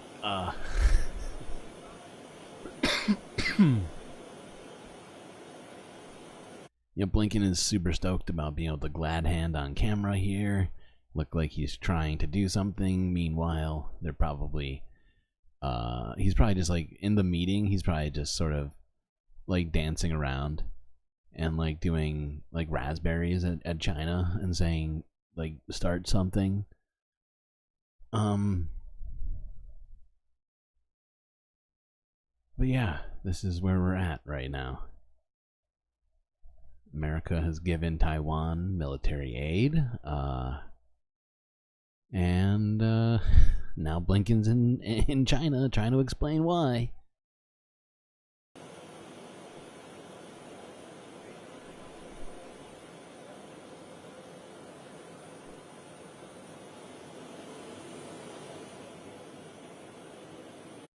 Not that we're going to get a chance to know right now. Sorry, chat. to inform you, but the talks were not made public. At least not yet. Maybe they will later. Well, maybe, I'm sure there'll be like some sort of press conference with like a very awkward statement made, maybe. So by sure, I mean not sure. Okay. This is the segue I chose. I don't know why I did this. Well, I know why. It makes sense, but... Okay. This is from CNN from 16 hours ago, where GoPro footage from U.S. soldiers has been released, directly contradicting the story of the Defense Department and the U.S. government on the attack at Kabul's airport in Afghanistan.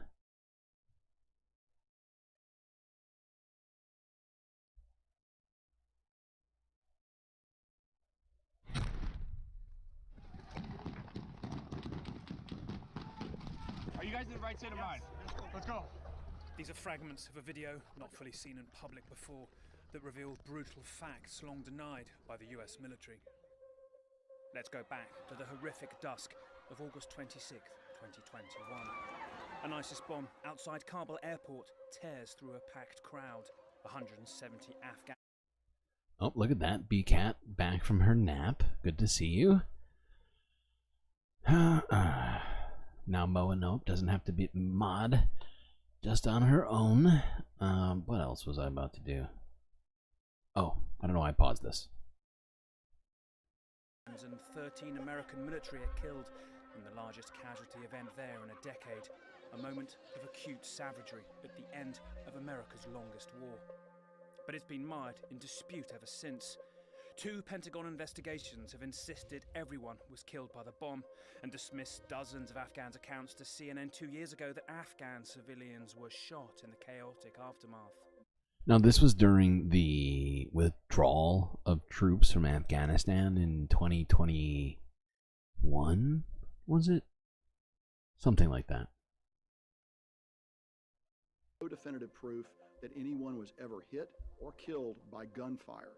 But this new video, which begins outside the airport's Abbey Gate entrance, reveals much more shooting after the blast than the Pentagon said.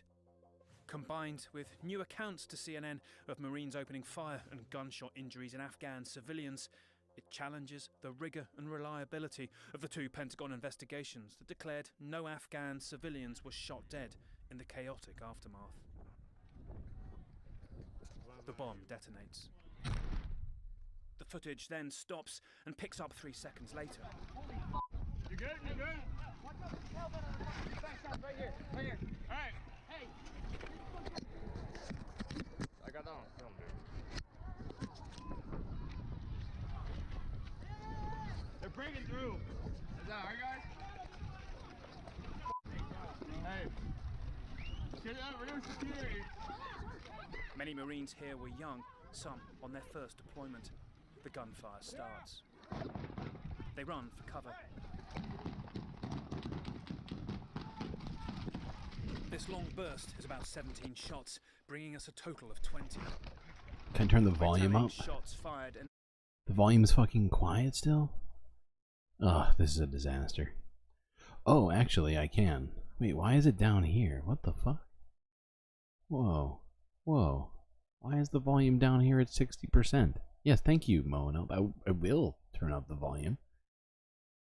I will do that. At least I think I can. Hello?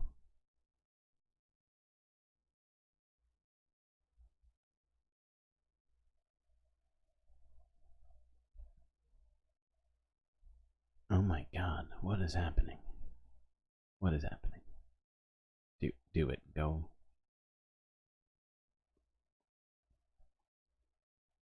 Oh god. We're 3:15 into the stream and it started. Even though I updated the software.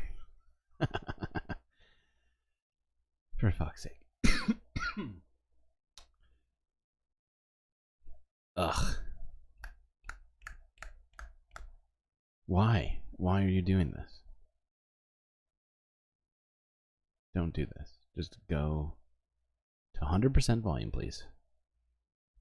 100%. There we go. There we go. Okay. All right. This should be an improvement. And the fact is the volume changes video by video, usually just because of whoever is making the video. However, there are times where I turn down the video, usually because of like I turned down the volume on the video by way of my stream software to read subtitles, stuff like that. You know what I mean? And so that for me can be helpful to at least like level out the volume properly. But then when the stream software starts slowing down, I can't even do that anymore because things like this start happening. Okay, but I think I fixed it. Let's watch the rest of this, or at least part of this. Episodes of fire based on 2 forensic analyses on screen.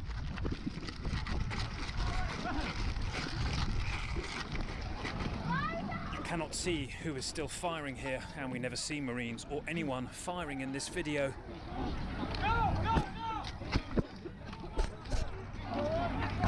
Shade Dragon, Short, very sassy. Bursts in isolation.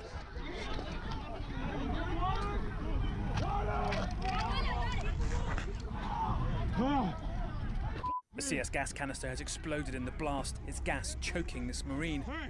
And in a moment, the total episodes of gunfire you've heard will start being more than the 3 the Pentagon has said happened.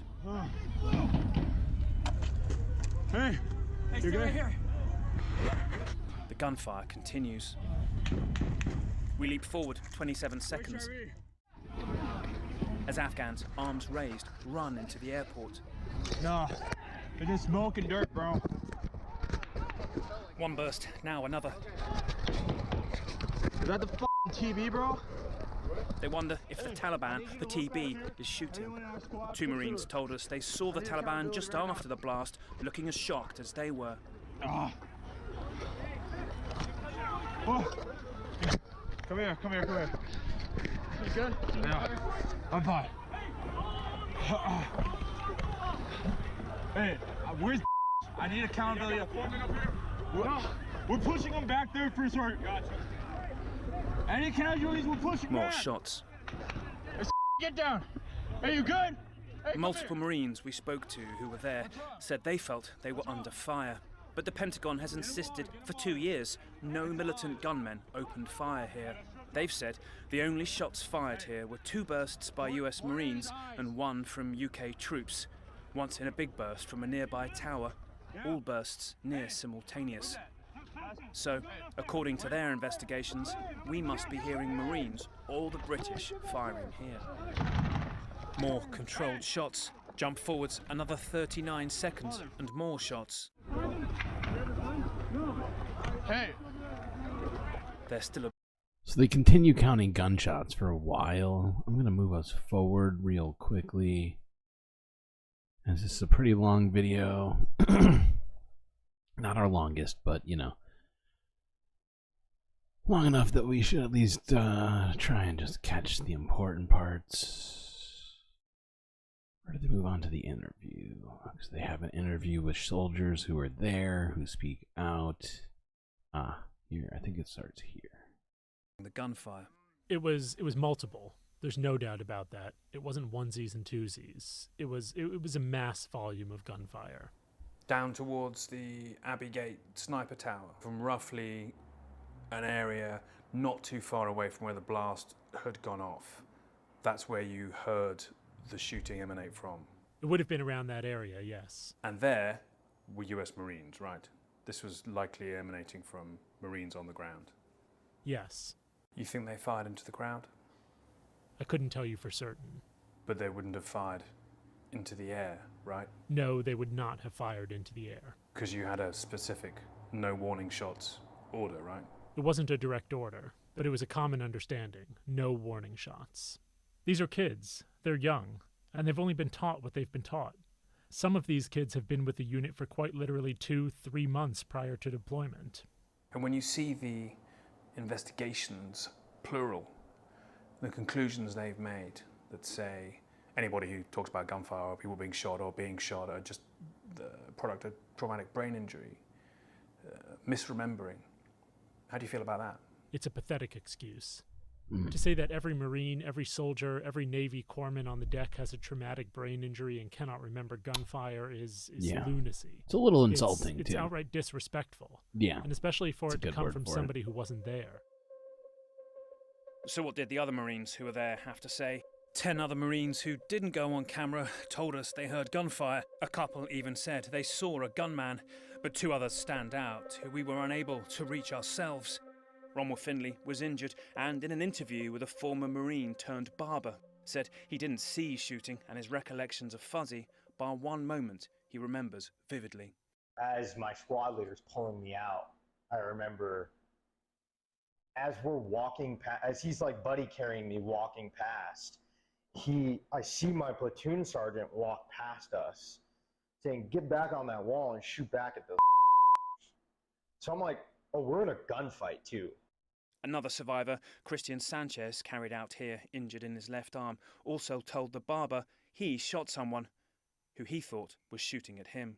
Like all I hear is ringing and flashes going on, and then I start hearing snaps. And I started realizing that's a dude shooting at me. I just started shooting at the dude. And while I was shooting, I remember like looking at the guy, and he's like, I don't know, he's just there.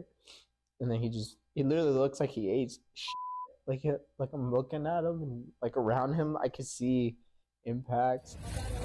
So what of the Afghans themselves, 170 of whom died? The Pentagon has insisted all injuries and deaths were from the bomb and its ball bearings, but CNN has wide-ranging evidence pointing to many Afghans being shot. 2 years ago, we heard 19 eyewitness accounts from Afghan survivors who saw people shot or were shot themselves, supported by 13 medical reports of bullet wounds. Okay, that's all we have time for on this story, but if you want to watch the rest of it, it is on CNN. And it's quite harrowing and frustrating as well. Just another on a long list of American war crimes or atrocities. Unfortunately, too often we investigate ourselves and find that we did nothing wrong. I did everything right and they indicted me. Okay, what's next?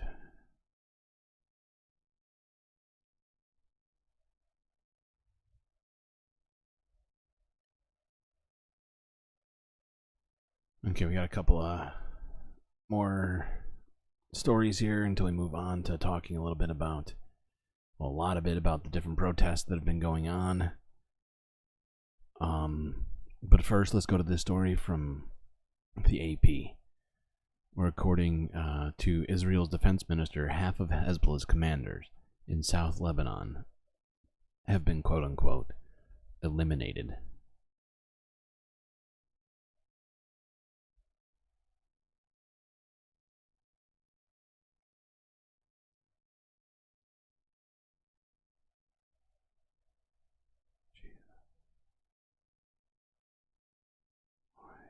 Why are we doing this shit? Why are we funding this? I feel like I'm taking crazy pills. יש פעולה התקפית הולכת There's an ומתמשכת ongoing offensive של action כוחות by צה"ל the IDF בכל forces דרום throughout לבנון וגם במקומות אחרים בלבנון. התוצאות southern המבצעיות Lebanon הן and also in other מרשימות מאוד. areas in Lebanon. The מחצית operational results are ממפקדי very חיזבאללה impressive. Half בדרום of the לבנון Hezbollah commanders in חוסל. southern Lebanon אלה האנשים have been שהיו eliminated. אחראים על הפעולה ההתקפית, על These are the people הרצון who are לפגוע responsible for the באזרחי offensive מדינת action. ישראל, אנחנו Bullshit. גרמנו לכך שאו שהם מתים או שהם מתחבאים ומפקירים. For fuck's sake. I love how they're claiming it's all Hezbollah's fault. It's not Israel hasn't been attacking them since like day one, after October 7th or before it. For fuck's sake. These are the people who are responsible for the offensive act. The will to harm the citizens of the state of Israel. And we לכך שאו שהם מתים, fucking hate this או guy. שהם We have מתחבאים made half of them dead, ומפקירים or they את are דרום hiding לבנון and abandoning southern לפעולתו של Lebanon to צה"ל IDFs in pensive שנעשית action. באופן אינטנסיבי. These fucking people are out of control. It's the Trumpian soundbite of all time. Yeah, I feel like sometimes I feel like I'm overusing it, but it just applies to too much stuff. I think that's like almost out of my hands. And you might be thinking to yourself, well, isn't it your hands that are hitting the sound effect? Well, let's not split hairs. Okay? It's not the important part of this. Okay. Now, before we move on to the protests, one more video. This is from Democracy Now! From 13 hours ago. Preparing to make moves on Lebanon. They've been making moves. They've been making move after we've talked. I mean, I know you've been here for a bunch of them, but I mean, what counts as a move? I think I need to know what you mean by that more, because they have been. It's been like a continuous move for months now. But without moving actual troops. If that's what you mean, then well, maybe. Because yeah, it's been mostly, almost entirely missiles. Although there has been some, I think there has been exchange of gunfire on the border. Okay, right. Months ago, State Department panel exposed Israeli units' rights abuses, but the U.S. keeps arms flowing. All right, Amy, tell us what's happening.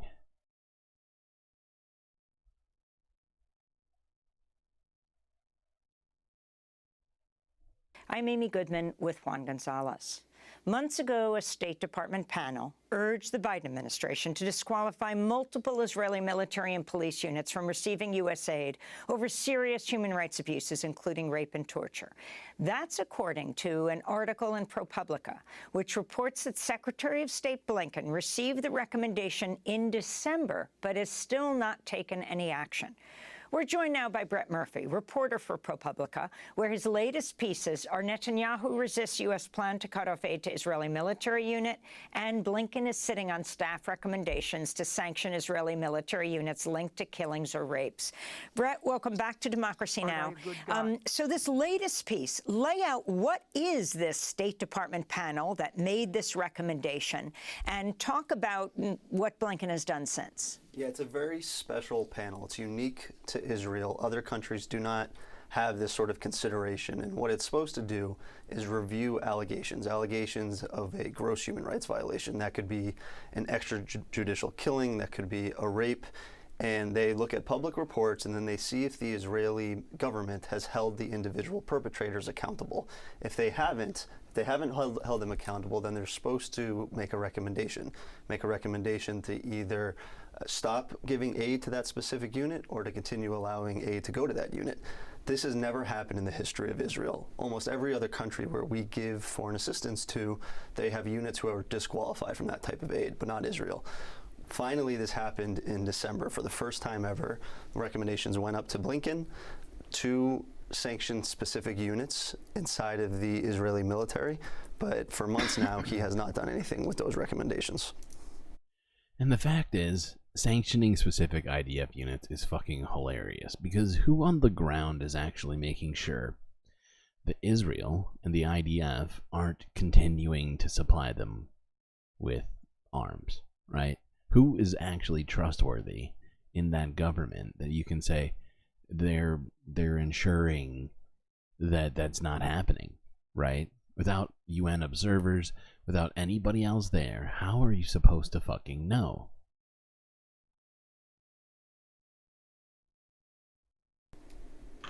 And Brett, could you talk about one of those units, Netza Yehuda, the country's all-male, ultra-Orthodox battalion? Yeah, so there's been some reporting over the weekend that one of the units that went to Blinken was Netzah Yehuda. This is an ultra-Orthodox all-male battalion. It had been operating largely in the West Bank for years. It was founded around 1999, and for years it's been accused of human rights abuses, shooting civilians, beating civilians, so much so that a few years ago it was actually removed by the government of Israel from the West Bank and relocated to the Golan Heights. Too problematic for Israel. And also, could you, for those who are not familiar with the Leahy amendment, the 1997 law that requires the United States to cut off financial aid to or military aid to units that are credibly accused of human rights violations? Sure. So the Leahy law was developed specifically to address specific units inside of any foreign government. There are other laws on the books that are much broader, much more general, but they've never been implemented in a systematic way. So the Leahy law wanted to address that. Senator Leahy and others thought if the State Department could identify specific units inside of these governments and then disqualify them from receiving aid, then that would have, you know, more of a salutary effect than they had been seeing with previous laws. Like I was saying before. Okay, I think we get it. The United States is barely acting on any of the information it has. I think we've known this, though. But when it comes out explicitly, it makes me angry. I don't know if it does the same for you. But when I find out the government is well aware, had done reports, has discussed it, and then just kind of ignored it, that's, I mean, I'm already upset, but it just takes it to an even, like, you know, like, the fact is yes, obvious. I think it's obvious to most people that the U.S. government has to know all of this shit and has just been continuing to fund Israel with weapons and money, regardless of the facts, regardless of the UN's findings, regardless of common sense, human dignity, or anything else. I think there's more on that list, but I'm just running out of breath. Let's move on to protests, because we've got a bunch to cover regarding that. And I mean a bunch. Let's start off here. I'm going to quickly graze this Other Democracy Now! Video. According to Naomi Klein, the journalist, Jews must raise voices for Palestine and oppose the quote-unquote false idol of Zionism. What do you expect from a colonial? I don't know. Nothing real, but I don't know. Some semblance of I don't know, especially in the 21st century. Like, I just don't know. There's so much touting of progress, and then people act like this, and it's just, ugh. Real progress, please.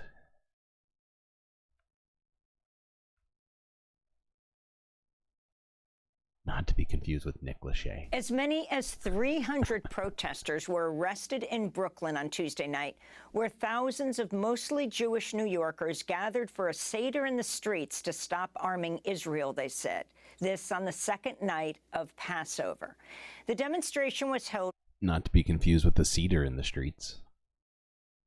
Grand Army Plaza, 1 block away from the home of Senate Majority Leader Chuck Schumer. It came just hours before the Senate overwhelmingly approved a $95 billion foreign aid package that includes some $14 billion in arms and security funding to Israel.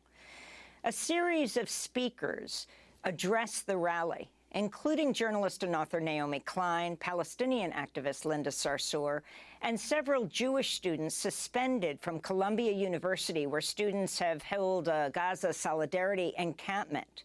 These are some of the voices of the demonstrators yesterday, speaking at the Seder in the streets. Tonight's Seder in the streets, which will be happening on the second night of Passover, which is a holiday we observe every year that is all about liberation and how our liberations are intertwined with one another, is coming just hours ahead of a likely Senate vote on $14 billion in military funding and weapons to Israel.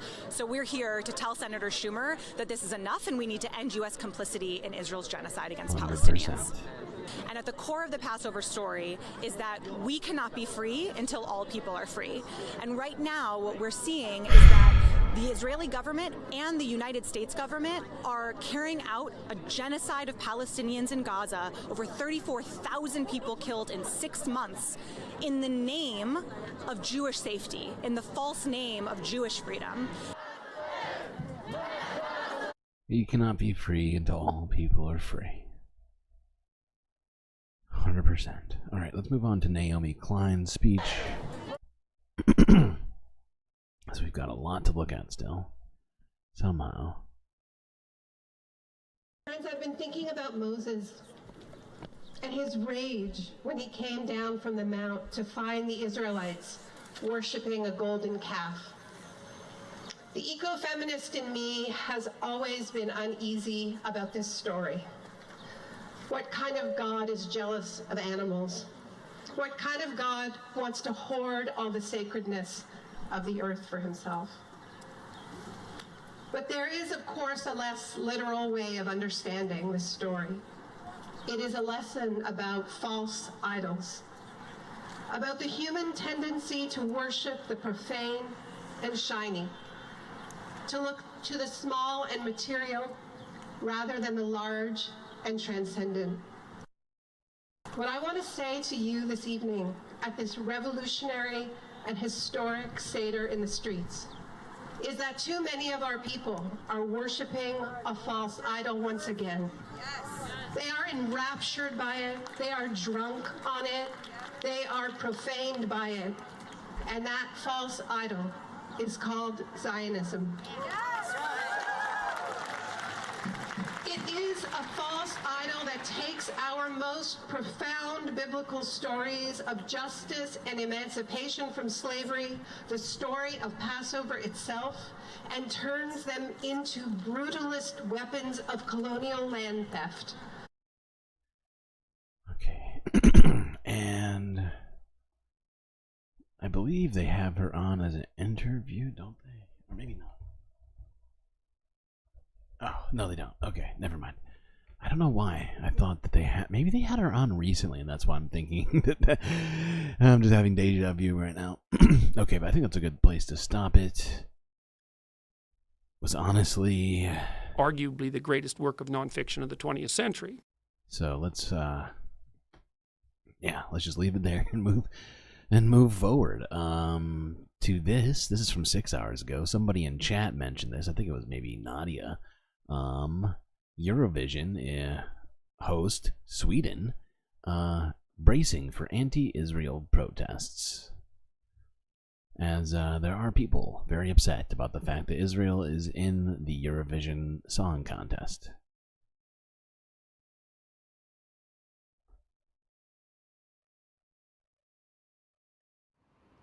The Swedish city of Malmö is gearing up to host the Eurovision Song Contest against a backdrop of heightened security and planned protests over Israel's participation. Eurovision is the biggest contest of its kind in the world. 200 million people are expected to tune in, and about 100,000 are expected to travel to Sweden's third largest city. Earlier this month, protesters denounced Israel's participation in a protest outside Malmö's City Hall. And multiple large pro-Palestinian protests are planned outside the contest venue. Protest signs are... Okay. How much more do I have left to go right now? Good God. Good God, yeah. Okay, that's all we can do. We're already 3.5 hours in, chat. Good Lord, what is happening today? It's an extra long stream. We did have 63 videos to go through. We've gotten through over like 48, I want to say. Maybe 50. Close to it. But we have a lot more to look at. Now let's just look at some more footage of the protest at Columbia University in New York City. This is, well, it's technically the Bronx, but it's still New York City. Right, isn't it the Bronx? think it is.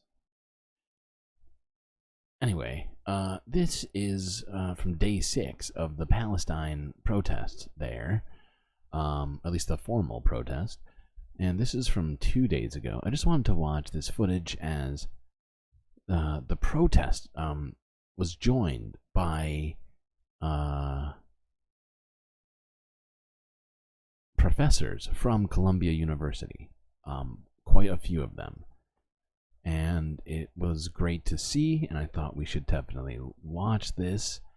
And they make a bunch of speeches, but first, let's go. Hold on, let me get this lined up.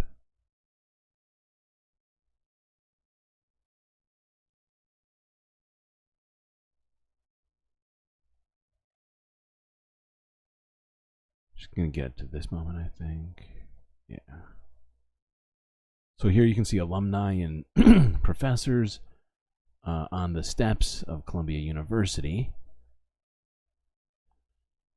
You personally appreciate my long streams. I'm glad to hear that. I'm glad to hear that. This one is set to go a little long, for sure. So buckle in if you're not already, BCat. Let's watch this. Clicky click.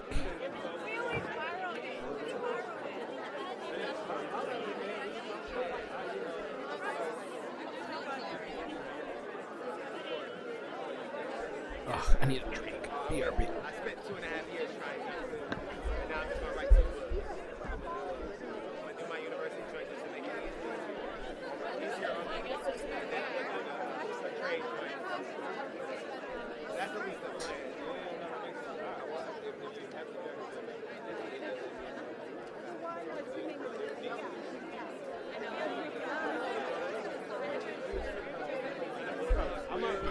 I'm going to hit you up. But as you can see, like, the professors are all wearing their robes and other sort of official garb, if you will. And it's good to see this sort of solidarity. Holy shit, that guy is huge. I know he's on the top step, and it might be from perspective, but he looks like a giant compared to everybody else.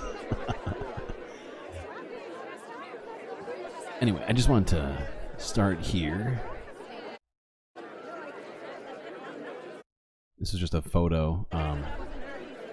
Not really well, kinda. You know, the society we live in. Everybody has to have a photo, but I just thought it was a great photo moment. Now, let's listen to one of the speeches from one of the professors. You appreciate the effort too? Well, thank you. I would say I put in a little bit of effort from time to time on this.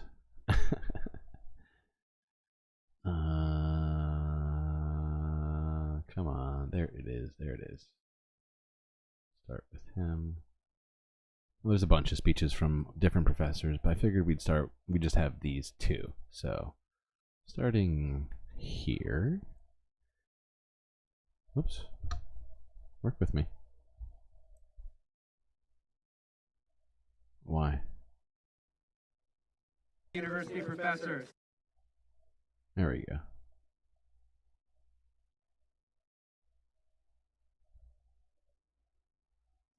Professor David Lurie will introduce and read this statement. It is also available on the sheets of blue paper being handed out. I'm sorry we don't have enough. Thank you.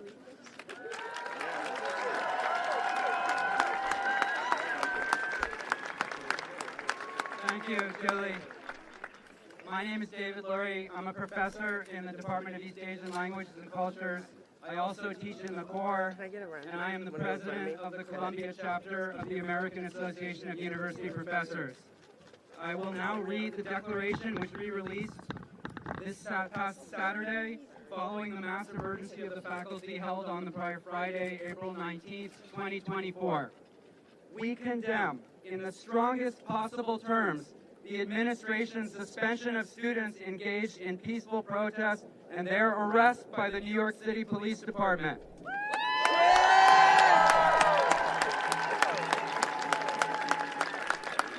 These acts violate the letter and spirit of the university statutes, shared governance, students' rights, and the university's absolute obligation to defend students' freedom of speech and ensure their safety. We demand that all Barnard College and Columbia University suspensions and charges be dismissed immediately and expunged from the students' records, and that all rights and privileges be restored to them immediately.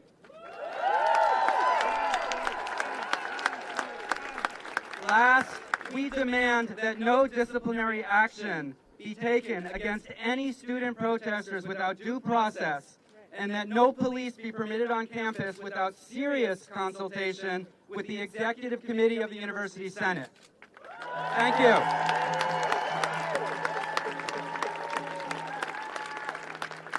Absolutely. Absolutely. Now there's one more speech we're going to watch. I was going to make a point, but I just realized that I've completely let it slip out of my mind because I was just listening to that great speech from this man, from this professor of East Asian language studies here at Columbia. And since my point wasn't, I don't think, all that important, and it'll probably come back to me, let's just watch this next speech while I think. I need to start taking notes while I do this. Good afternoon. I'm Christopher Brown, professor in the history department. This is the first time I've ever held a microphone at a protest of any kind. I'm not sure whether that's something to take pride in or not. But I say it because this is not typical for me. I'm here because I am so concerned about what has happened at this university, with where we are now, and with where we are going.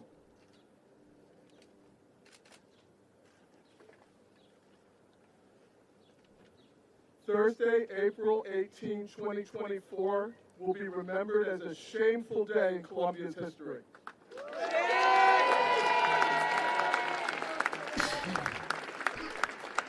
The president's decision to send riot police to pick up peaceful protesters on our campus was unprecedented, unjustified, disproportionate, divisive, and dangerous.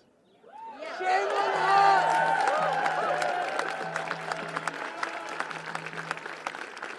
We are fortunate. We don't know how fortunate we are. We are fortunate that no one was.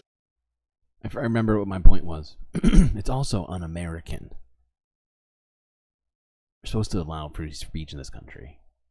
And universities and colleges and students are supposed to be, they're adults, first off, and they're supposed to be learning. They're supposed to be having discourse. It's the exact place where this kind of discourse, where these kinds of acts of free speech should be happening, right? And especially when you're talking about real-world causes, stuff that it's not just happening at Columbia University. It's happening all over the goddamn world.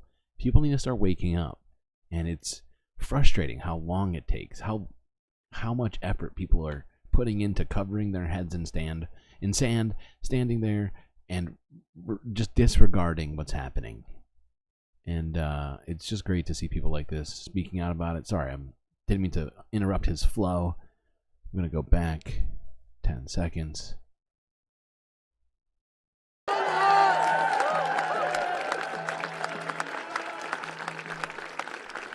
We are fortunate. We don't know how fortunate we are. We are fortunate that no one was hurt.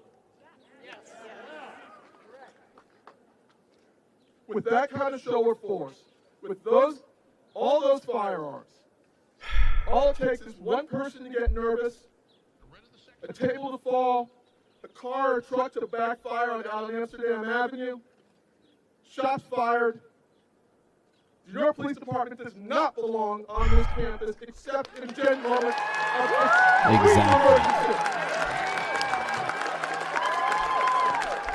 Such a good speech. And that show of force was a sign of weakness. Yeah. Shame on her! In trying to show that they meant business, what they showed was their incompetence. Shame on her! But I want to say one other thing, and that's about the congressional testimony on Wednesday. And this is about academic freedom.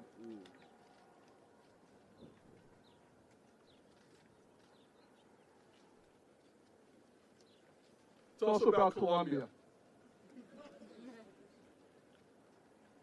In 3 hours of testimony, the president of the university, to my mind, showed no pride in our institution. She said nothing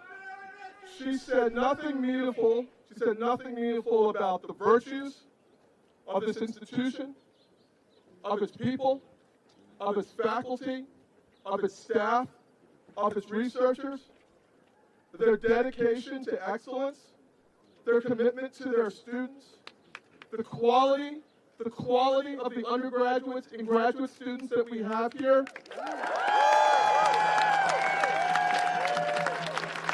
the distinctive record of academic accomplishment and impact, the variety and rigor of the scholarship which is happening here today, the prospects for continued excellence. She didn't say anything about any of those things.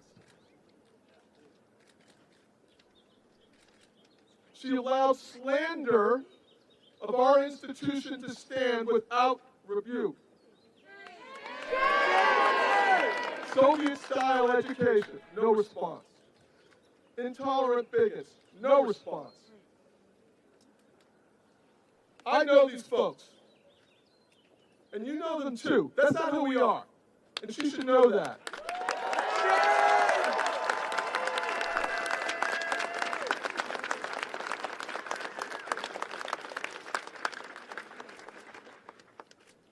There were members of Congress who wanted to decide who should be disciplined on this institution and how much, what should be taught, how it should be taught, who should teach it, what academic departments should exist and which should not, who should serve in leadership positions, who should be promoted, who should be fired. Those are academic questions. Those are not congressional questions. Exactly. What is at stake? What is at stake is not just faculty governance, it's institutional independence. It's the fucking Red Scare is what it Of is. Columbia University and every university like this one. McCarthyism.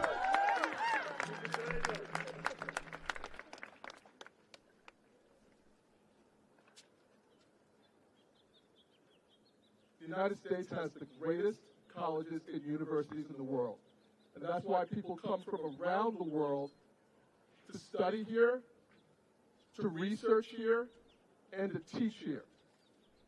That's our inheritance. The universities like this one. And we would be fools not to defend it in every quarter for those who do not believe in the academic mission and the pursuit of academic excellence.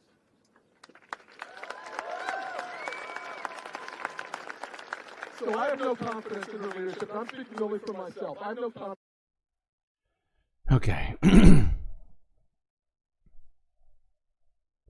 That's essentially the end of his speech. It's a great one. If you want to watch every second of it, go find that. It's actually been covered by multiple places. That was Breakthrough News. Acorns. Why are you talking about acorns right now? Everybody's an acorn just waiting to be watered to turn into a beautiful, sturdy oak tree. Okay. What next do I have here on the list?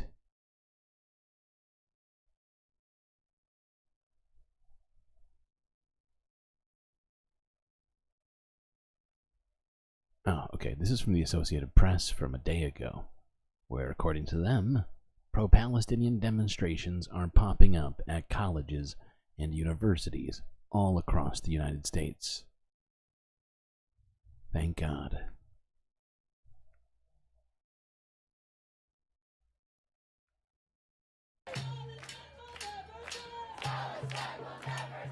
Pro-Palestinian demonstrations and encampments are popping up at college campuses across the U.S., Columbia, MIT, Michigan, to name a few.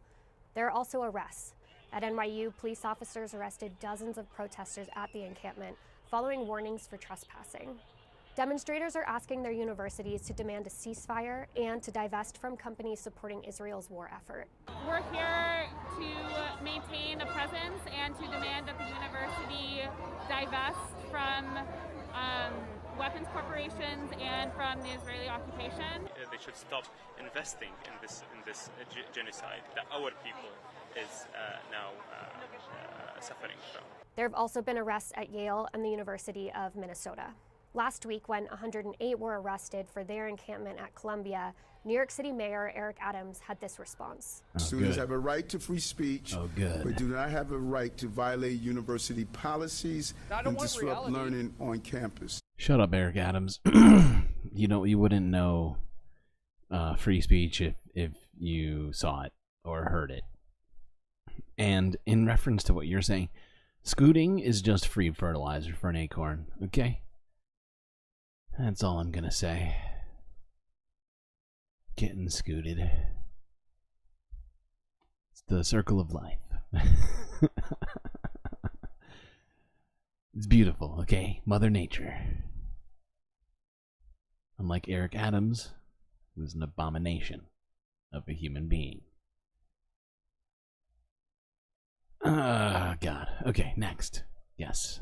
AP, pro-Palestinian encampment grows on the University of Michigan.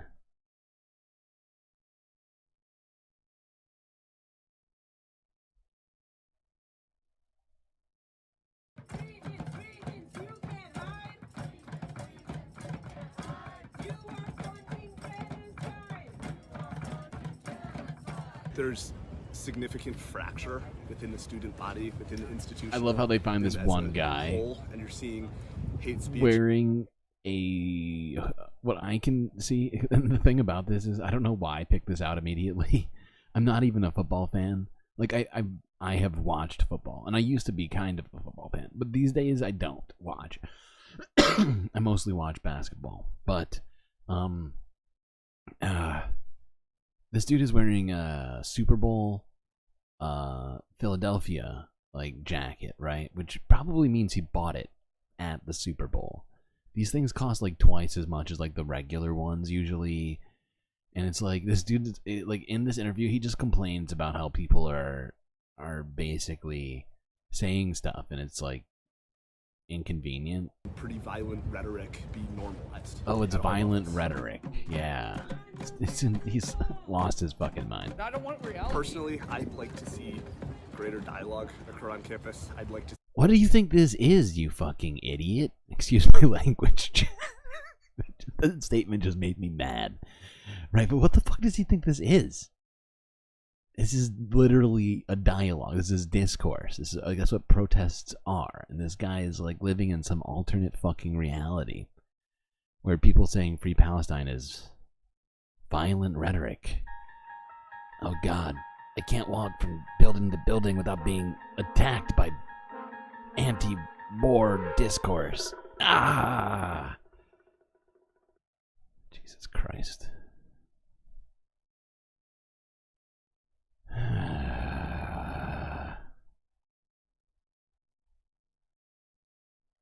It's more focused on this freaking.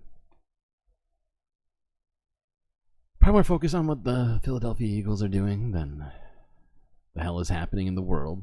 It's not like school's a time for you to focus on, you know, geopolitics. It's better to. Fuck, I'm done. I'm running out of sarcasm, chat. I'm at a low. My sarcasm bar is running dangerously low. I'm also parched.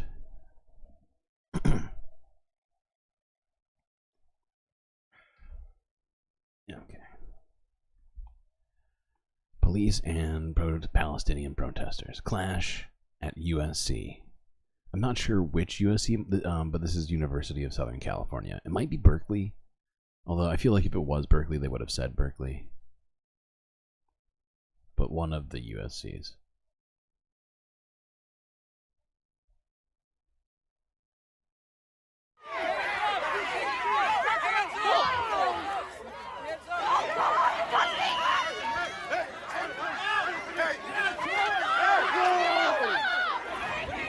Jesus Christ. What are they doing to this? Why are they doing this?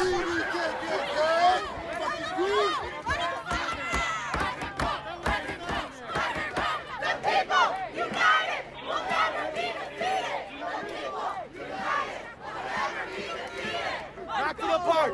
Back to the park!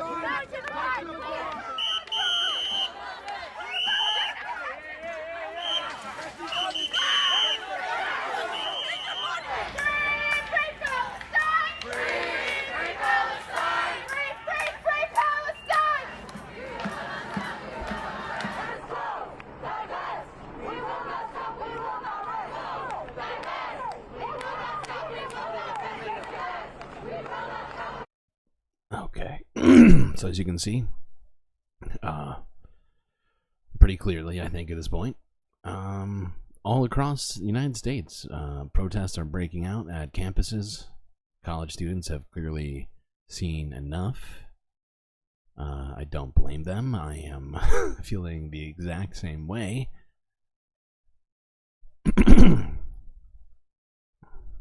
What? Okay, yeah. I did do this in a particular order, and I kind of do see my plan now. I did have a plan, thank God. Okay, so then we got a couple of different responses here. We already listened to Eric Adams saying that supposedly people are violating university policy by using free speech. Now let's listen to House Speaker Mike Johnson call for the university president of Columbia to resign, because apparently that's something that Congress needs to get involved in. Let alone the fucking Speaker of the House. Sadly, Columbia's administrators have chosen to let the threats, the fear, and the intimidation of the mob rule, to overtake American principles like free speech and the free exchange of ideas and the free exercise of religion. They have co-opted First Amendment arguments to protect genocide and to elevate the voices of anti-Semitism. They have proven themselves to be incapable of achieving their basic responsibility, which is keeping students safe. This guy is living in an alternate reality. We just can't allow this kind of hatred and anti-Semitism to flourish on our Anti-Semitism. campuses, and it must be stopped in its tracks. For fuck's sake. Those who are perpetrating this violence should... Shut the fuck up, Mike John. We've heard enough from you. He's so dumb. He's so dumb. Beyond dumb. He's just what do you call it? He's just a zealot. You know? He's a sick person. Okay, now let's listen to an even sicker person, or at least a comparably sick person. Here's Netanyahu, all the way from Israel, condemning pro-Palestinian protests at U.S. colleges. Thanks, pal. Take all of our tax dollars, then tell us how to run our colleges. Really appreciate it, pal. I feel like I'm taking crazy pills!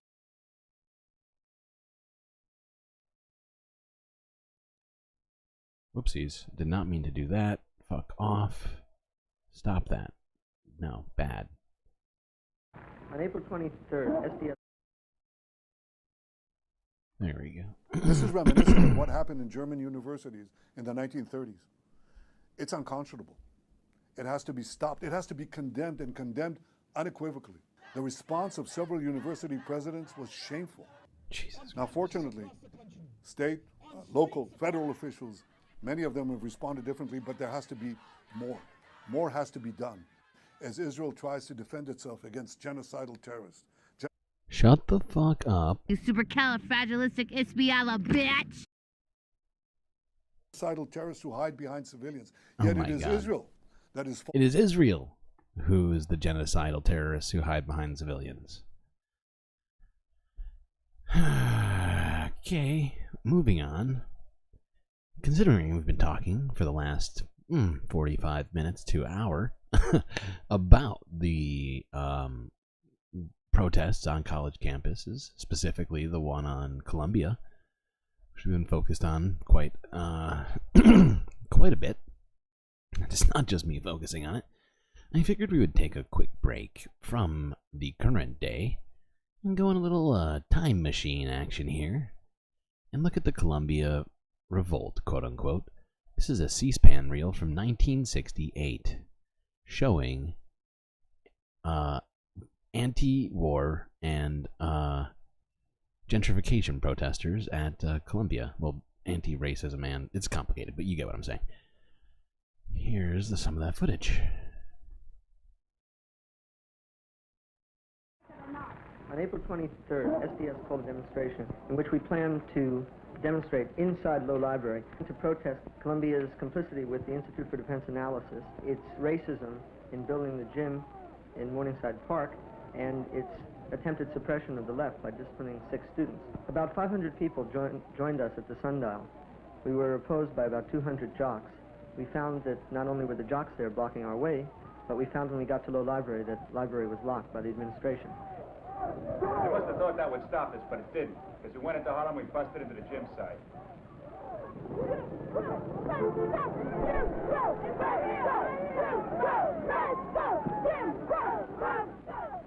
The pigs called in reinforcements.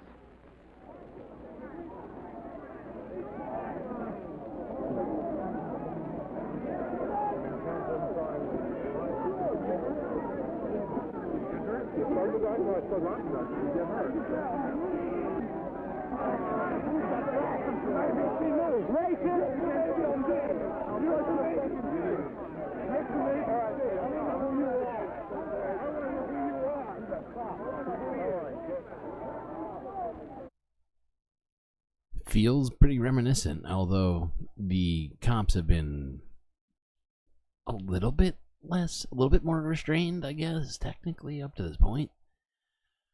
We'll see if that holds out. But yeah, this is it's weird. It is weird that we're reliving stuff like this, essentially.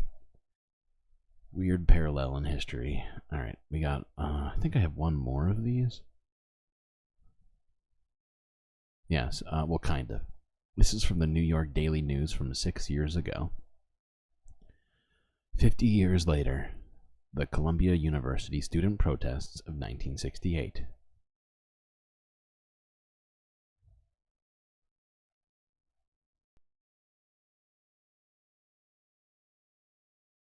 It's really about a moment in history and on this campus and in the surrounding community in which people asked themselves and sought to address this question.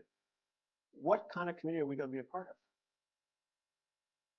It really, in a way, almost exacerbated the sense of, okay, we're young people, and he's like, old people don't know what they're doing, and this country's a real mess, and we have to stand up, and wherever we happen to be, we're going to use those sites and make our views known. It means that you can take on an institution with a popular movement, and you can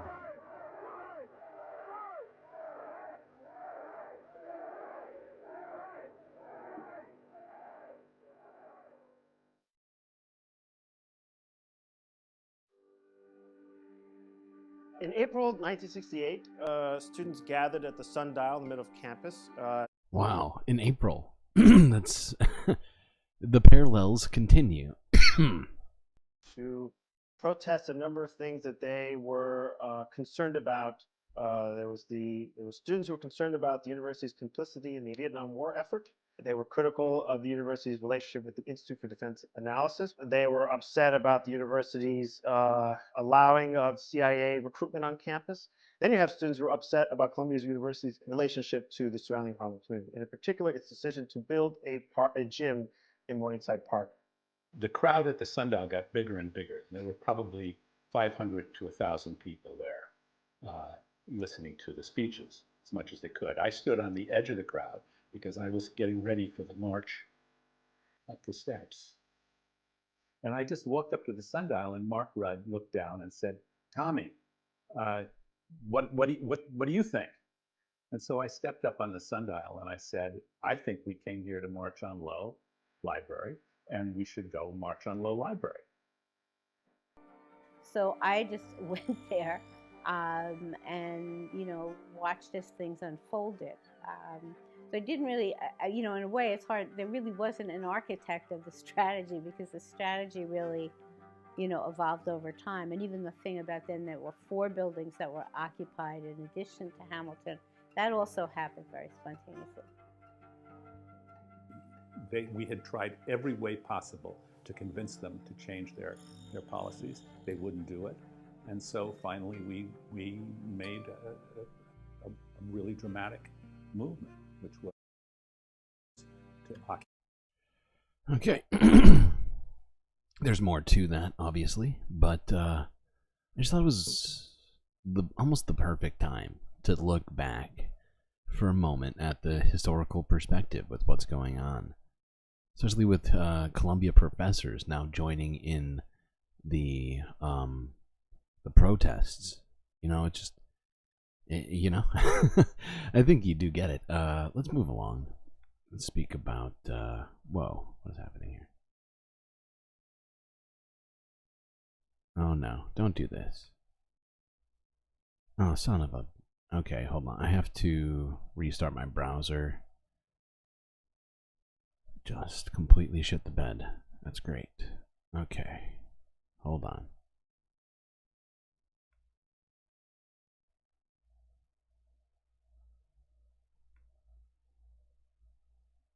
Hold on, chat.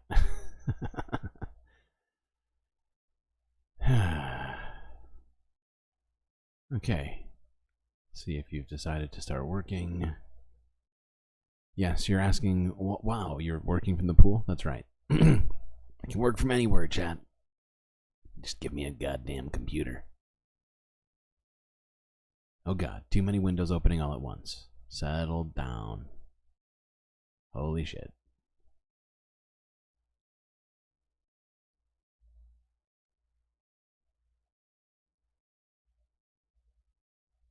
Good God.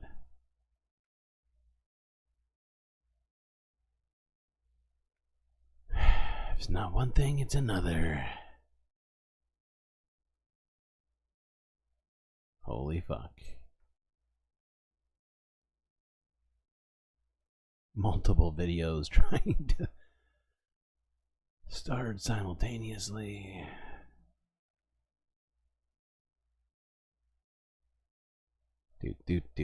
Okay, I think I have everything working properly. I think so. I think I fixed it. Okay. Let's move on to the next video here. Well, thank you for being patient. I appreciate that. We are ready to go. This next one is from, I believe, the AP. No, sorry, Al Jazeera. Protests outside of Benjamin Netanyahu's residence in West Jerusalem following the release of Hamas video. And if you're unaware, Hamas has released a video of one of the hostages that was taken on October 7th, proving life. And yeah, let's look at this.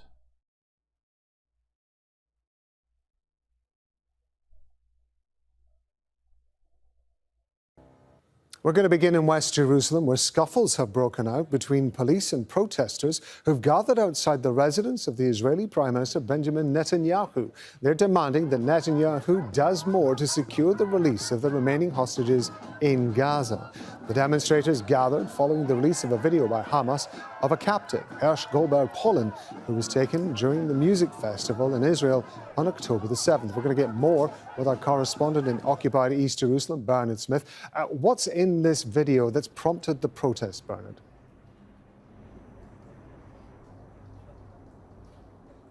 Well, it's a 3-minute video of Hersh Goldberg Polin, the first sign of life since he was taken captive back on October the 7th from that music festival. And in the video, we see him missing his left hand because there was a video circulating not long after October 7th of him being taken hostage. He was sheltering and a grenade was thrown into the shelter where he was with other people, and that's what blew off his hand, and he was shown quite badly injured at that time. He's clearly survived those injuries, but says, of course, that he needs medical treatment, says he's been held underground and has had no contact with the outside world, of course, and is calling on Benjamin Netanyahu to do more to free the hostages. Of course, these hostages, these captives, are not able to speak freely from where they are. What they are allowed to say or not say is carefully controlled by Hamas, the people who are keeping them captive. But his mum, Rachel Goldberg Polin, has been very active since October the 7th with the campaign to get captives released, and supporters and friends of Goldberg Polin, have turned up outside the Prime Minister's official residence in West Jerusalem this year. Okay. Well, that is one of those things where yeah, absolutely. And now I'm just responding without even pointing out that I'm responding to a chat. But yeah, Netanyahu must be regretting killing all those hostages at this point, right? But he doesn't show any remorse for it. In fact, I don't think he's even acknowledged that it's very much like impossible that they haven't at this point. And you know, I am not shocked that Israelis are kind of pissed. And by kind of pissed, I mean really pissed that they're not attempting to, what's the word? Solidify like a ceasefire deal that includes the hostages being released. People have been talking about it for months and months and months, and yet, you know, zero movement, zero effort from the Israeli government. 6 and what, like a half? Is it? Are we almost at 7 months now? I'm trying to think. We're getting fucking close. It's insane. We're living in the worst timeline. Okay, moving on. This is from BBC News from 9 hours ago, where, according to them, the UN is demanding investigation of mass graves at Gaza hospitals.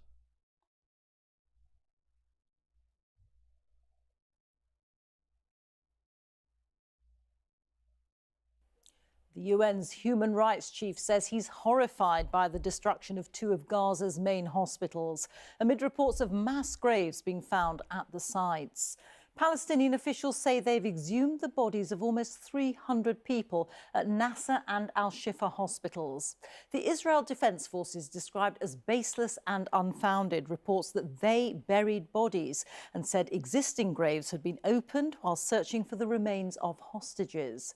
Our special correspondent Fergal Keane reports, and a warning, some viewers might find images in his report distressing. Bombed into brokenness. Khan Yunis today from above. And down among the ruins, a mother and sister search for a missing son. Nabil Zaidan, aged 23, was killed in January.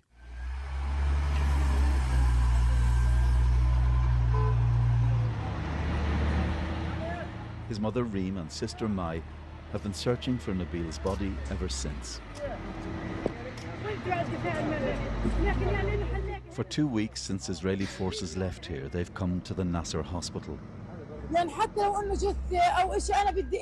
Even if he's a dead body, I want my son. Just bring me my son. My heart has been broken for the past 3 months since I lost him.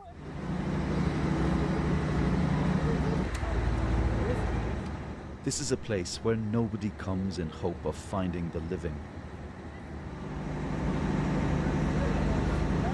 Only, if they're lucky, the dead, and an end to searching whose trauma is difficult to comprehend. Jesus. 202 days? Clearly you're counting, but I appreciate it. 202 days.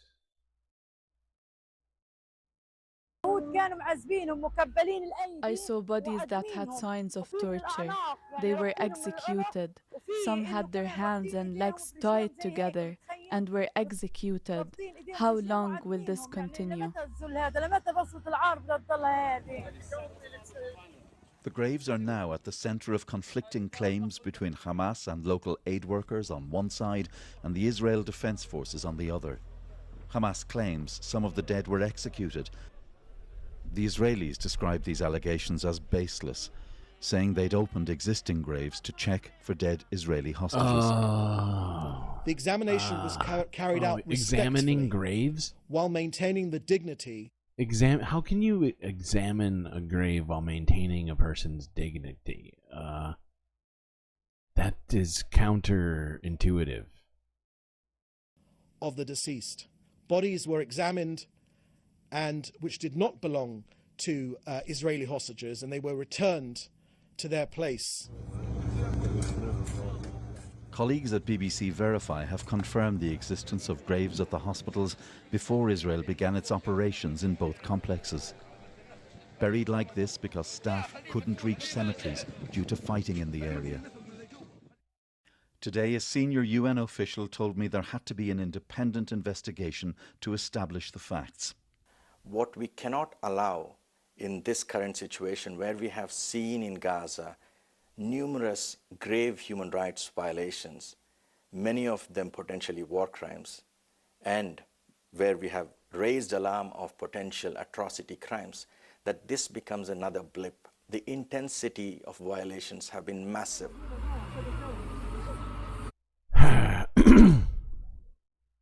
Anyway, I'm going to continue moving on. But yes, the UN is demanding for investigation. And according to Al Jazeera, around the same time, the EU has joined the call for a probe into the mass graves at Gaza hospitals.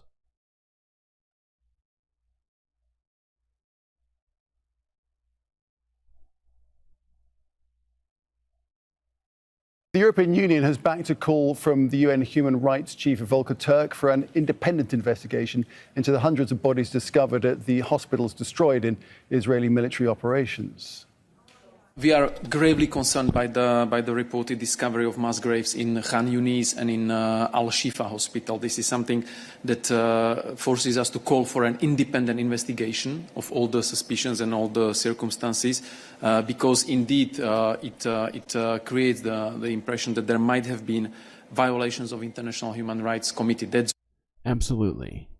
And this isn't the first time that the Israeli army has desecrated graves. There have been multiple instances of this being reported. Yes, and you are right, Lefty. The IOF are not letting their victims even rest in peace. Or even just anyone. Any soul in Gaza. It's important to have independent investigation and to ensure the accountability. Willem Marx joins us now live from London. And Willem, what do we think the impact of this demand for an independent investigation on Israel might be? Well, Nick, I've reached out to the Israeli military to find out whether they'd be prepared to facilitate independent investigators. I've not heard back from them. I also reached out to the Israeli Prime Minister's office for a response or comment on this demand from the European Union. No response over the last hour or so. Historically, they've not been enthusiastic about independent investigators operating inside Gaza, and what they've often said is that because there are ongoing military operations, it would be too dangerous for that to happen. The mechanics for the EU to enforce this demand for an independent investigation are unclear. Reaching out to the spokesperson you just heard from there, Peter Stano, he said this was often the requirement the EU made. They would like to see independent investigations of any number of issues, but they didn't have a specific body in mind that would carry those out. They did point us, though, to comments yesterday from Josep Borrell. How about, I don't know, the Human Rights Commission from the UN, or trying to think of who else would be good. But the fact is there's plenty of different organizations that could come in, international observers, but Israel refuses to let any of them in. I wonder why. The senior diplomat for the European Union speaking to the European Parliament, in which he talked about that World Central Kitchen strike several weeks ago, in which Israel acknowledged responsibility, acknowledged it was a grave error, and he said it raised questions as to how often that had happened before without there being the intense spotlight placed on Israel in relation to other events. Nick. All right, Willem, we'll leave it there for the moment. Thanks a lot to Willem. Okay, what do we got left? We're getting close to the end of the stream here, chat. Holy shit, we've gone 4.5 hours. Good God.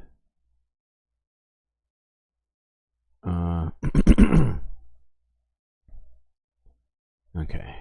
Yeah, we got like 3 left. Although the last couple are a little bit longer, so don't worry, we're not quite done. This is from Guardian News from 14 hours ago, where, according to them, reports of mass graves at Gaza hospitals horrify UN rights experts.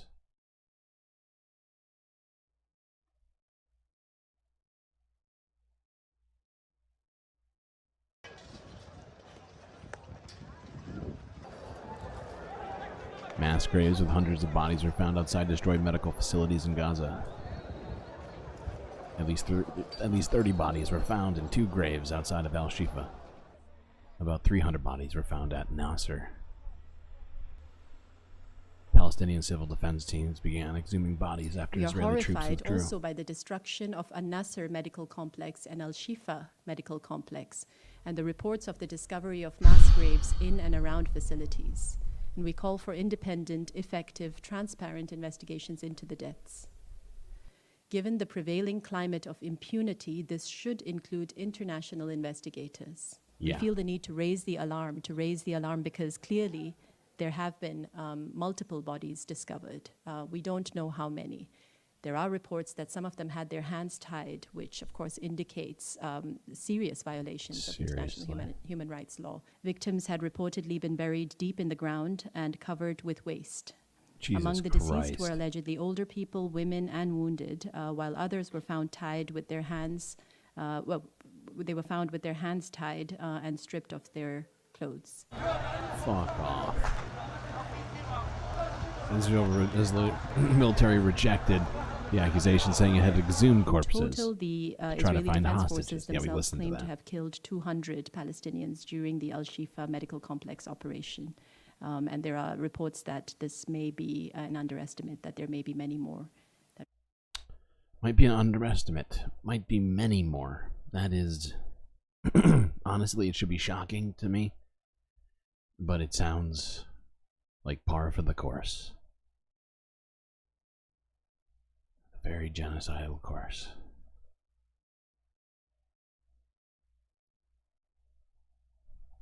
Alright, here is our penultimate video of the night from a day ago, Channel 4 News, where they interviewed an Israeli soldier who was speaking out on the war, genocide in Gaza.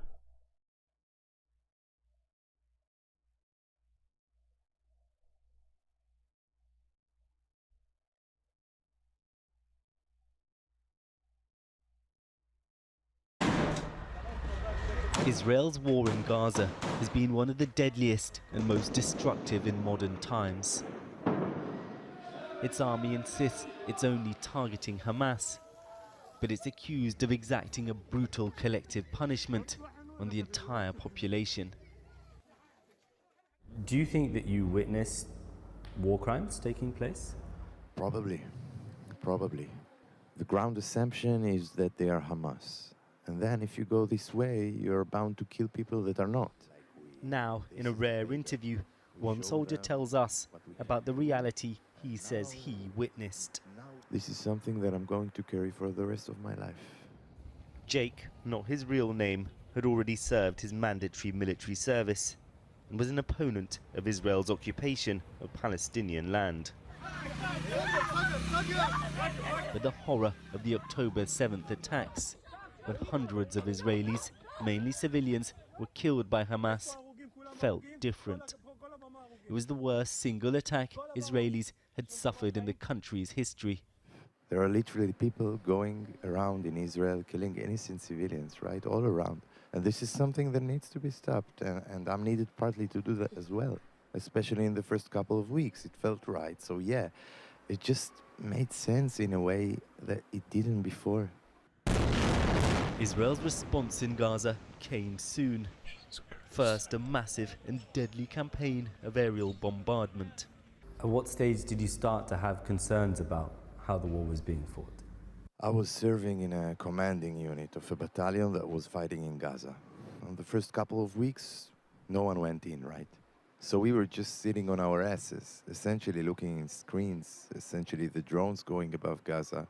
You just go through those channels and you look for those buildings just falling.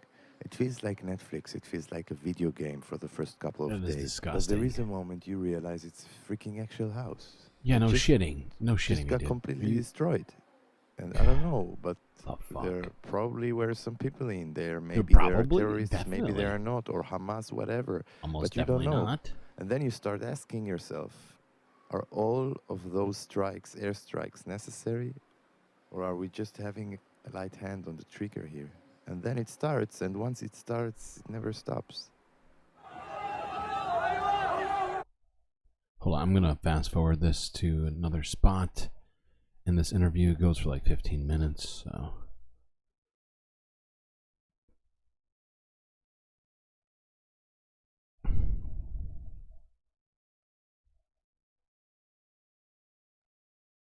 Combat zone where Hamas fighters, often dressed in civilian clothing.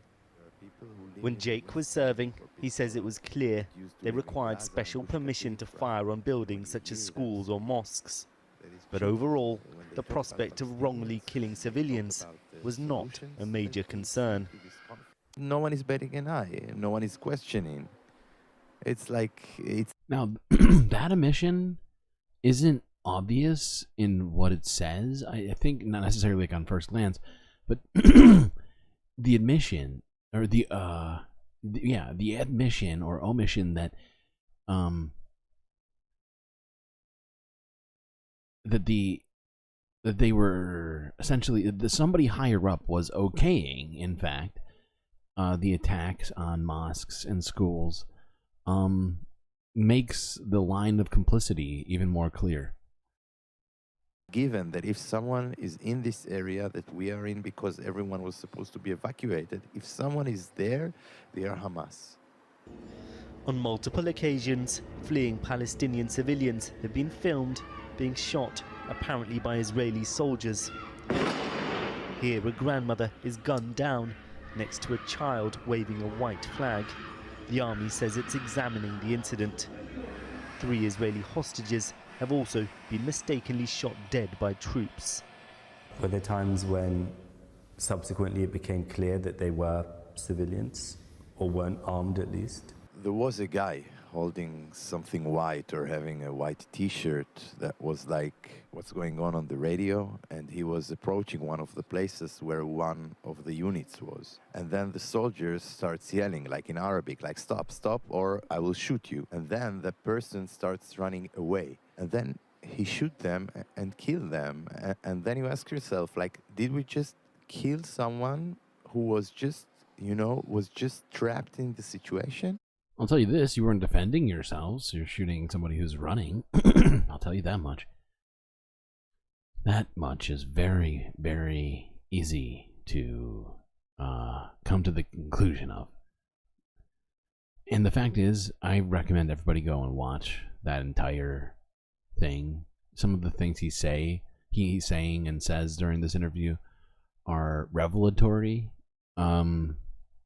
Just because they're coming directly from an IDF soldier, I would say. I think most of us are aware of the atrocities that are being committed, but to have them coming directly from the mouth of someone such as that, I find it important, which is why we've watched part of it. The rest of the interview, if you want to watch, is on Channel 4 News.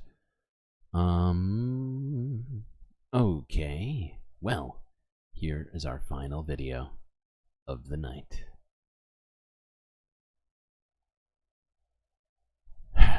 I mean, yeah, no, absolutely, PB. This guy's attitude towards the atrocities in the first place is fucking ridiculous. But what are you going to expect from a guy who volunteered after having served his military service to go and do this?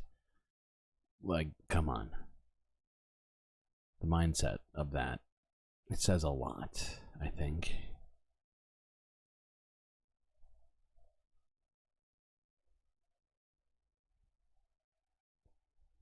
Okay, final video of the night. Well done, chat. You made it this far. Little tiny round of applause for you there.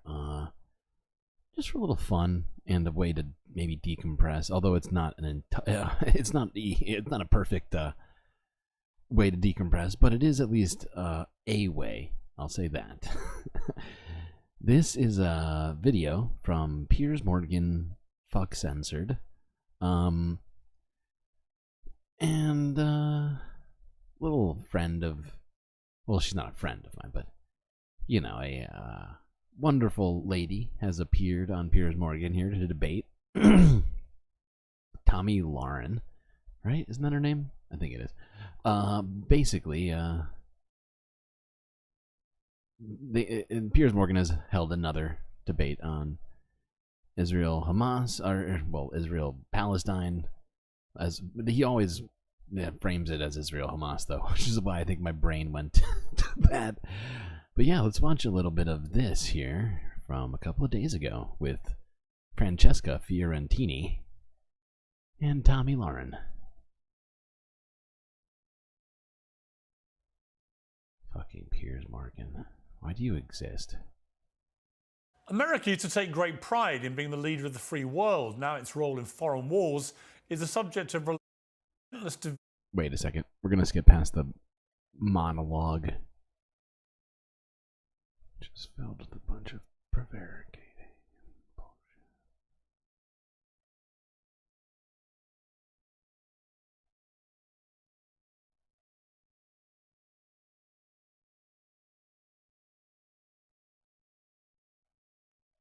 Ideologically any different. America first should mean leadership, not isolation. Piers, don't tell us what to do with our So country. should the US fund an Israeli war that even President Biden believes has gone too far?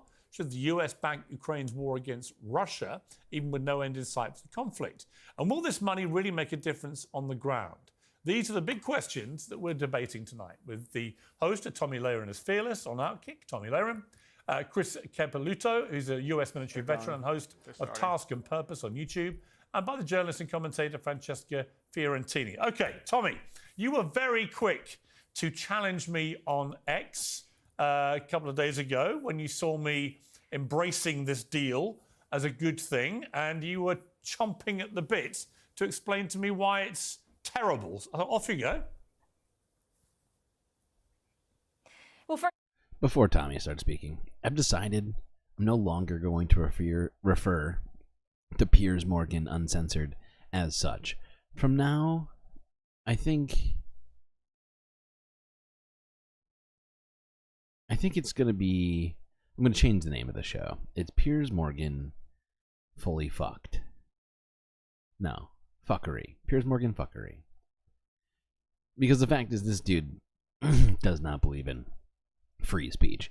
I don't know how many times I've heard him, like, stop somebody from saying something on his show to give his own opinion when he's supposed to be moderating. So, this dude, whatever. Fucking hell. Listen, Tommy Lauren. Well, Piers, when you said that the United States has unlimited money, that's not true. We have no money. We are in debt. So the fact that we just have this unlimited money to spread across the world, meanwhile, we've got American cities looking like the third world, and of course, our wide open southern border, that to me is a point of contention. But I'll also say this. Now, I understand initially wanting to help Ukraine, and I understand in year 1, maybe year 1.5, maybe year 2, supplying Ukraine with what they needed. But now as we're entering year 3... Okay, shut up, Tommy. We've had enough of your dumbness. Look at Fran's face. She's just so, like, nonplussed by this and unimpressed by Tommy Lauren's bullshit. And I listened to this whole thing. I can tell you, literally everything she says during this interview is in fact unimpressive. Conservatives want to know, and that's why we're furious over this. All right, explain to me, though, the difference ideologically between supporting Israel, which is under threat from a totalitarian regime in Iran and through proxy. I've got it. Here's the name. I think one of these messages in chat kind of broke it loose in my head. Piers Morgan, unserious. And Ukraine, which is under threat from a totalitarian regime in Russia. What's the difference? Well, for one, Israel has a chance of winning their war. They can decimate Hamas. They can put an end to this. The war has been over since October 7th. I'm just going to point that out to everybody here, in case you're not aware. But the war started and ended on October 7th. 90%, 90+% actually, I'm pretty sure, of IDF casualties were incurred on that day. Since then, it has been almost zero, which by definition makes it not a war. Decisively, if our own president would stop standing in their way. And of course, we've got disgusting, nasty pro-Hamas protesters on our own college campuses, which is a discussion for another day. But Israel can win this. Israel can wipe out Hamas and Islamic terrorism. We haven't seen Ukraine be able to hold off Russia. So there's the first difference here. And also, as I mentioned previously, Israel has a track record of being able to audit itself, being able to be responsible with money that it's being given. Really? I don't know if we can say the same thing about Ukraine. I don't think anyone would believe that Ukraine, which has a long history of corruption, Piers, as you know. Okay, I have one question for you. Which of these two leaders is currently involved directly in a corruption trial?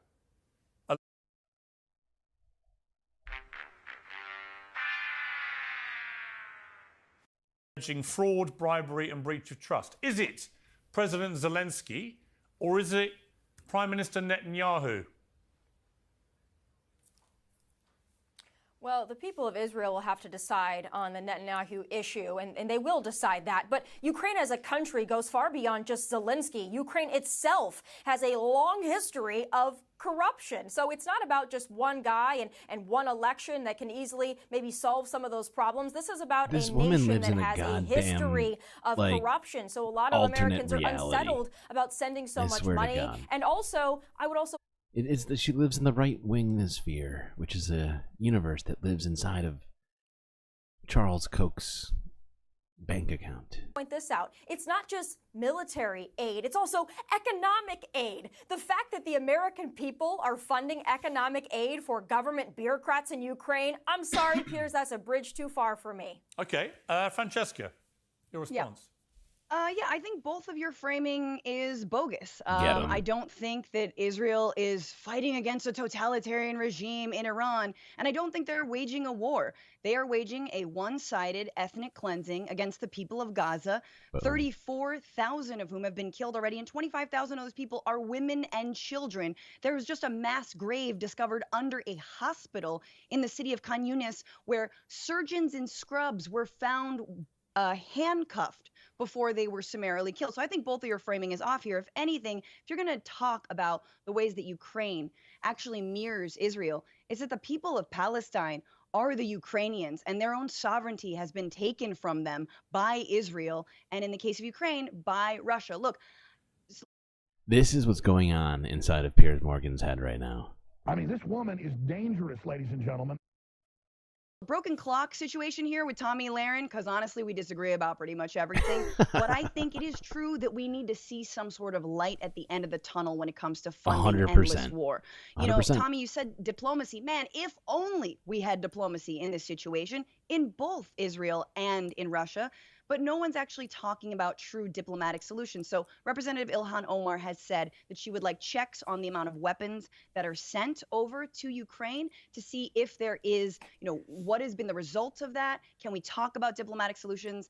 As a progressive, as someone who does not want to see more war and more death, I believe in that too. What's funny about Republicans in this case, though, is they never met a war they didn't like. They don't apply this to Israel. They don't apply this to anywhere else in the world. They love war. Do you see Tommy's face? It's getting more and more uncomfortable.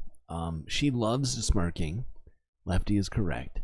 Her only facial expression is usually smiling, right? Even when she's saying the most idiotic and terrible things. But do you see how she's kind of losing it right now? She's losing, you can see the corners of her mouth are starting to open up. She's really starting to lose it inside right now, and she's thinking to herself, You supercalifragilisticexpialidocious bitch. and I love it. They got us into Iraq. They got us into Afghanistan. They got us into, some drone wars in Pakistan. And now they want to send troops down to the southern border so they can prevent a Salvadoran woman from coming into this country and setting up the best lunch spot in their town. Pupusas are delicious. And that's where they're like, oh, they love wars. So why is it that this is the one war that Republicans don't like? Does it have anything to do with the fact that in the year 2016, Donald Trump actually changed the RNC platform, the Republican platform then? And the one thing he changed was what? We will not defend Ukraine if Russia gets involved. Very curious. Am I losing my mind, or is her face just stuck on cringe right now? Like, look at Tommy. This woman needs psychological help. Okay, well, let's bring in the military expert, Chris Capilouto. Chris, it is strange to me, looking from outside, that the Republican Party is so split on this. Normally, if you had a case of a Russian dictator illegally invading a sovereign democratic country in Europe, then every Republican I know historically would have been absolutely in favour of helping that European country repel the Russian invaders. And yet the Republicans are split. There are some who share Tommy's views about this. There are others like Lindsey Graham, absolutely emphatic the other way. There are people like Marjorie Taylor Greene, who've been dubbed Moscow Marjorie for her slavish support of Putin's rhetoric, even down to just spreading utter nonsense that they're run by Nazis. In fact, there's never been an election in Ukraine where more than 3% of far right have voted. You've never had, as she claims, that it's a war on Christianity. In fact, it's the Russians who are killing a lot of Christian leaders in Ukraine, not the Ukrainians, and so on. So it's very strange to me to see the party so divided on this. But from a military strategy point of view, what is the rationale, do you think, for America supporting Ukraine? And why would it differ in any way from supporting either? It's like Piers Morgan forgot about the 1993 non-nuclear proliferation agreement. But, it's not like oh wait, he was alive and he was an adult when that happened, but whatever. Israel or Taiwan?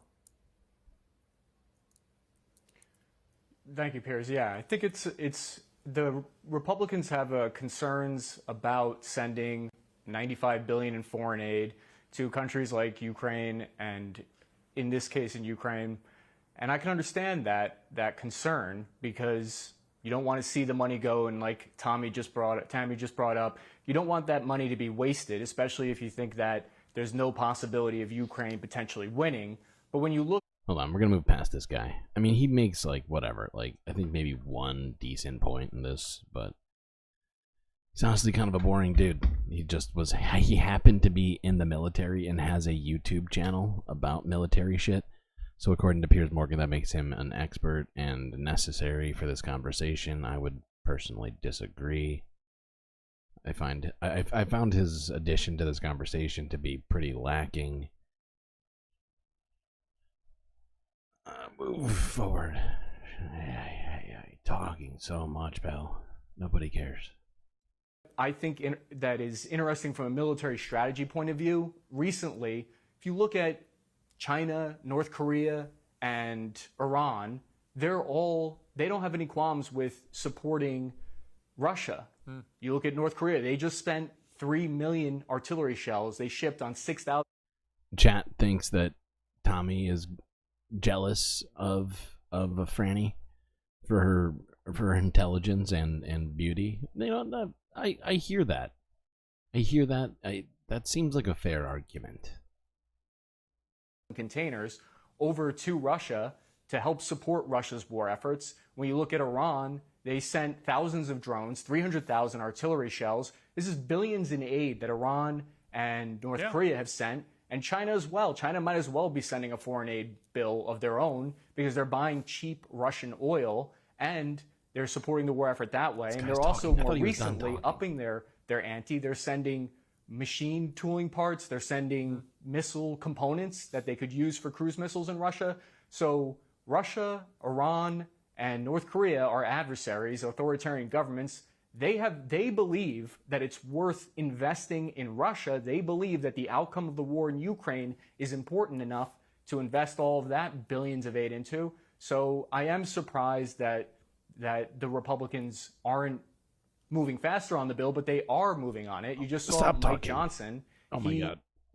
Your political analysis is just so milquetoast, but I need you to shut the fuck up. Thinks that if anyone thinks that Putin will stop with Ukraine, they're living in cloud cuckoo land, which brings me back to you, Tommy. Why are you living in cloud cuckoo land about Vladimir Putin? Why do you not think that if he was to prevail in Ukraine to actually beat a sovereign democratic European country, he wouldn't just march into another one? He's a ruthless Russian dictator. And since when did Republicans suck up to ruthless Russian dictators and say, go on, help yourself to sovereign democratic? I hate when Piers Morgan says actually true things in the middle of these, because he accidentally does it like once. I don't know, like once per day. You know, he's like a broken clock. I thought you were the absolute epitome of saving freedom and democracy, weren't you? I'll tell you this, there are a lot of neocons in my party who love war, and they love the military-industrial complex, and they would love to continue wars all around the world because it lines their pockets. I'm talking about people like Dick Cheney and Nikki Haley. Dick Cheney and Nikki Haley are not America First conservatives like was birthed during... Okay, shut up, Tommy. We literally don't need any more of your nonsense. Sorry. You just love all the worst stuff because Trump. Also, why is babysitter? The countries have been lagging, and you're right. I've always agreed with Donald Trump, by the way, about NATO countries not pulling their weight financially. It shouldn't be left to America to always be the ones who do pay their... Yeah, Schmegley, the rare Piers W. is very unusual. So I completely agree about that point of it. But I just find it staggering that anyone in America would genuinely think that letting Putin win would be good for America, because it wouldn't be. It would embolden one of your great historical enemies. Let's bring in Francesca here. Get in there, Francesca. No, I would just say it's an awkward position for Tommy to be in because the reality is that there's total hypocrisy here, that this is the one war that Republicans are like, oh, our God King Emperor told us we don't like this war, and so we have to figure out a way to not like this war, but like all the other wars, which is Donald Trump. And here's Donald Trump's worldview. I think Tommy is tapping into something very real in the Republican Party, which is a sense of isolationism, right? They're like, we don't want wars abroad. We want wars here on our own people, like black people, brown people, and the southern border. We love those kinds of wars. Hang on. She never said that. Let me finish. She didn't say that in this interview, but have you listened to her ever once? Because she has basically said all of that. Almost verbatim. Let me finish. Hang on, let me just on that point. No, I hate Piers I can't Morgan. let you say that without challenging that. She never said anything like that. And the truth is about the southern border. She never said anything like that. Piers, you're living in an alternate reality, buddy. Not the cozy little picture that you paint of some poor woman and their baby, being stopped from coming in and having lunch. The situation on the southern border, whether you're on the left or the right, or any political side in America, is an absolute disaster that everybody knows Shut is up, an Piers. absolute disaster. So Your to face categorize and it as racism, I think ideology is is a completely disaster. wrong. Oh, they don't call it racist. It just happens to be Latinos and black people that get the boots on their necks. But when it comes to law and order on our God Emperor, who's currently in his first criminal trial right now, that's fine. He can flaunt whatever laws he wants. The thing is this. I don't believe that we need to support those endless wars. I think Tommy's absolutely correct. And I think the base of both the Democratic and the Republican parties, the left, the right, whatever you want to call it, are sick and tired. Because as Piers, you aptly laid out, there's never a question of where the money's going to come from when it comes to war. But whenever we want anything like, I don't know, money for education or paid family leave or reining in, climate chaos, then it's like, oh my goodness. And it's usually Republicans who are like, trillions of dollars of debt. But if Donald Trump is reelected, he's going to extend that debt by extending the tax breaks that he gave to his billionaire friends. And that added almost $2 trillion to our deficit. But no one's asking how we're going to pay for that. So I'm pointing out the hypocrisy on the left and the right. Leading arguably the greatest work of nonfiction of the 20th century. Democrats are full of it when it comes to endless war, and I'm the first to call that out. Again, we need an actual diplomatic solution. Yes, Putin is an unstable actor, but there has to be a way forward that isn't just more war. I agree with you. We don't want him to win, but also how can we actually move this forward that doesn't involve let me bring funneling more money? 100%. Let me bring Chris back in there. I mean, I just think people are very naive about. Let's not bring Chris back in. We don't need more Chris. Chris is just annoying, and he genuinely just loves the military.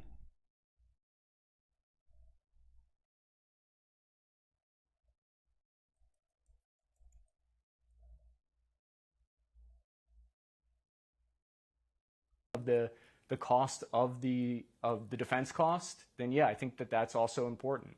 Yeah, I do too. But all of this comes back to Donald Trump. Can I just say all of it comes back to Trump? Trump was the reason that there wasn't a bipartisan border bill passed. Biden was ready to sign it. I personally disagreed with it, but a bunch of leading Republicans did. And then, God Emperor stepped in and said, no, not yet. And so I want to know what Tommy's answer to that is, putting all of this on Biden when Biden was the one who say, let's move forward with border security. Yeah. All right, Tommy, last word to you. I mean, that's the I thing. can't wait to talk to somebody. I can't wait. She frames it so well, because the fact is any rational leftist doesn't agree with it, but we're not going to ignore history, and we're not going to let Republicans ignore history, especially when we have the opportunity to make sure that they remember history. About border security with Francesca, because she's got very limited knowledge of the subject. I wonder how many times she's been there. I've been 6. Go with me next time.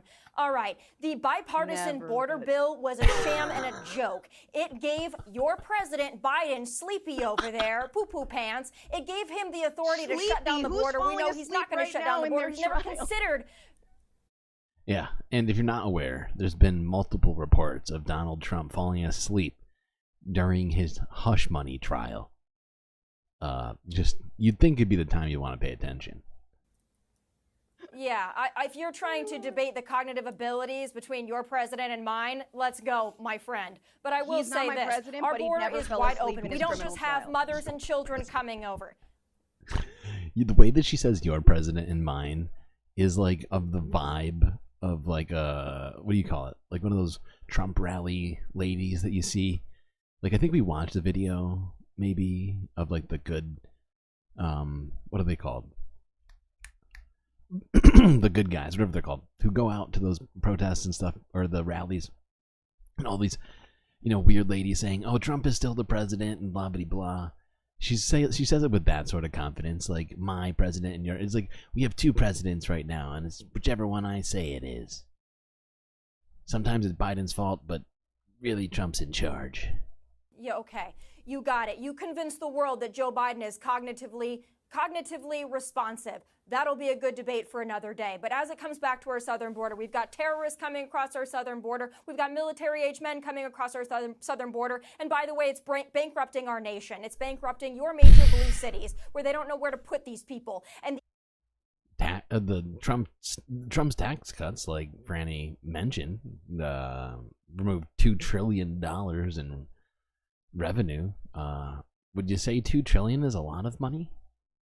Black and brown people that you talk about in these major American cities that happen to be American, they are the ones getting the short end of the stick as their facilities and their resources are being used to take care of people who have no legal right to be here. So if you want to talk about that bipartisan border bill, it was a joke. Also, your president today could take executive action to solve the... Your president, my president. There's one president. Jesus Christ. The rhetoric that she says is so ridiculous. The good liars. Thank you. Thank you. As my president Donald Trump did, he chose not to. He chooses not to because he sees these people as future voters. He wants the Democrat Party to remain in power, and that is why we have an invasion at our southern border. Okay. Biden continued all of Trump's policies at the border. I just want to name that. Sorry, I just laughed through, friend. Southern border. Okay. Biden continued all of Trump's policies at the border. I just want to name that. I super But disagree you know with what, that. Francesca? he has. There comes a point. There comes a... It's just a fact. There comes a point that what is Piers about to say? I forget what he says here, but there's nothing he can say to this. Genuinely. What, Francesca? There comes... Like, it's just a fact. Biden has continued the exact same border policies that Trump had. Point in every presidency where you cannot keep blaming the guy before you. You can't. She's not. She's not doing that. Biden has done nothing He's not hearing. He's clearly not hearing what's happening. on the southern border. Nothing. He continued Trump's policies of Title 42, preventing anyone from seeking asylum. That is illegal under international law. So why isn't the right celebrating that was Joe Biden? Yeah, who it's continued weird. a Trump policy. I don't get it. I'm not blaming him. I'm blaming him for a Trump policy that the right should ostensibly like. Okay. I don't like it, but everyone. Okay. Piers Morgan left with nothing to say. Like the Republicans should. It's just wild to me. But yes, back to Ukraine. I've said it again. We actually need. Look, here's the world that Trump wants. Trump wants a world where all these wars are over quick. Tommy said it herself, right? What's wrong with that? Look over in Israel. What's wrong with that is 25,000 women and children killed in Gaza, having been suspected militants or not militants or who cares, or they were in a neonatal unit in a hospital waiting for their child to survive a war as they gave birth early. So that's what's wrong with just allowing any one of our allies to do whatever they want. Well, that's Israel, that's of Trump's course, worldview. Israel, of That's course, is Trump's responding. worldview in Russia. Hang on. On that point, Israel is responding to one of the worst terror attacks. Jesus Christ, Piers. Responding? No, it's not a response anymore, dude. You can't keep. I don't know how he's. How is it April right now? Mid-April. 6 months, 6.5 months later. And he's still trying to make the argument that it's a response. When the casualties are more than 40 to 1. What? It's like if someone pushed you on the street and then you decided to murder them.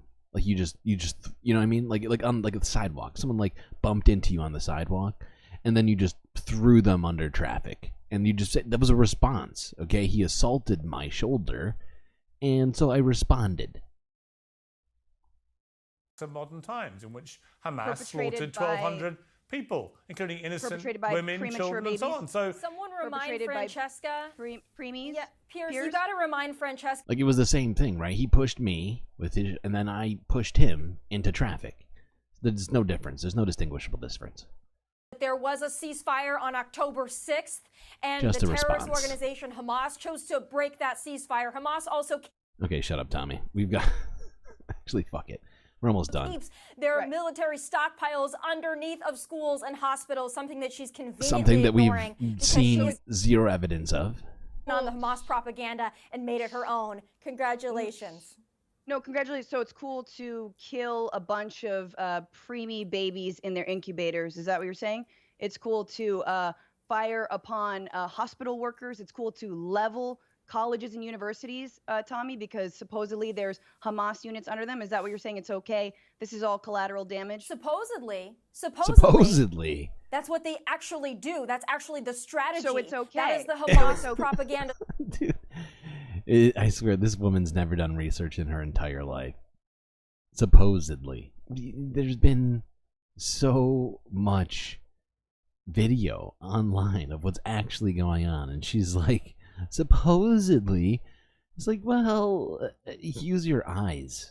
Strategy 101. No, it's Israel goes to great lengths, more than any other country in the world, maybe outside of the United States, to avoid civilian death. You know that, I know that, but you're reading Hamas propaganda and you're spreading it around to the world. But unfortunately, it's literally not the case. We just got done listening to an IDF soldier saying the exact opposite. it's sad to me that you are puppeting. Yeah, that's why their words AI of systems Hamas, but were I guess designed that's to up to kill you. people You as do soon you. as they got home to their homes. Like, do you read the newspaper? Do you understand what's coming out? Like, that's IDF soldiers are saying, I pressed the button to murder an entire family because there was a suspected militant as soon as they entered their home, and I killed dozens of their family members. That just came out. That's not propaganda. That is an Israeli reporter talking to IDF soldiers. But, like, whatever. It's fine. The fact that everyone's so triggered when anyone talks about the truth shows you what side needs the propaganda in this genocide, and that's Israel. I got to leave it there. Piers, I think Francesca has a protest at Columbia to get to. Oh my God. All right, let's leave it there. Hats off to all of them. She's such a gross Tommy, you believe person. in free speech? Remember free speech, the right? Is that old? Yeah, free speech doesn't cover actually making threats against Jewish people, does it? Sure. Who, dude, this guy, he's not a moderator. He loves to pretend that he's this sort of unbiased centrist, but he is a disgusting bigot and conservative. Honestly, he's very, very conservative, and he's got to stop pretending like he's, you know, like he's a moderator. I think most people with any intelligence know that he's not, but there seems to be a large number of people who don't understand that. You've got so much evidence to back you up, Piers, but keep telling yourself that the college There were students are the literally biggest threat to people this world. chanting about Hamas in those protests. It's Putin and college students. Yep. Are those the biggest threats, if The I'm clear? biggest threats, yeah. I think She's right. Putin and college students, they are taking over everything, and we have nothing. We have nothing to do but just watch. That and Hamas. She almost forgot Hamas, but it's hard to remember exactly what it is that people such as Piers have a problem with. For fuck's sake, Tammy. For fuck's sake. Well, I'm checking my paper here. I think that's it.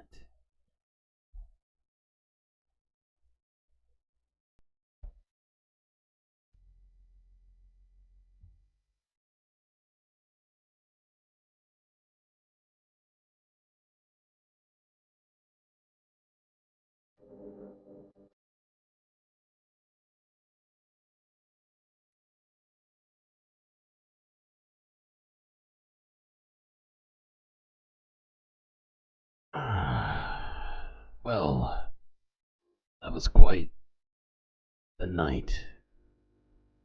Glad I had all of you here in chat with me, Space fans. Not sure I would have gotten through it without you. That's it for me, Streamlord. Till I see you next time.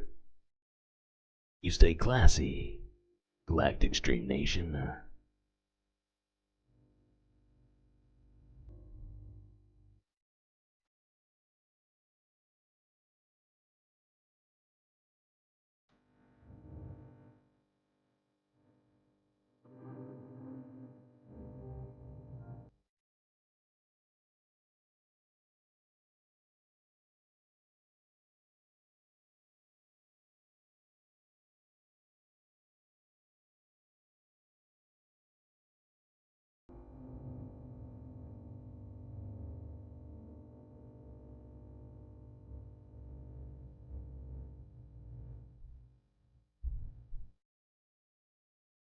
I couldn't forget these people.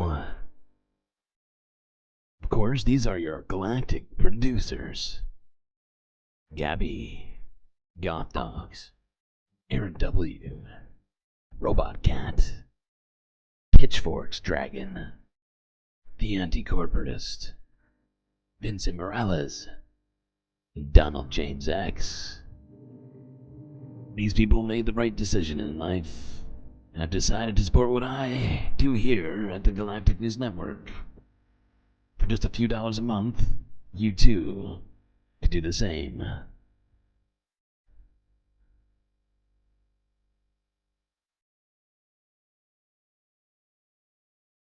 Don't forget these names, folks. Their contributions help make GNN exist in the universe.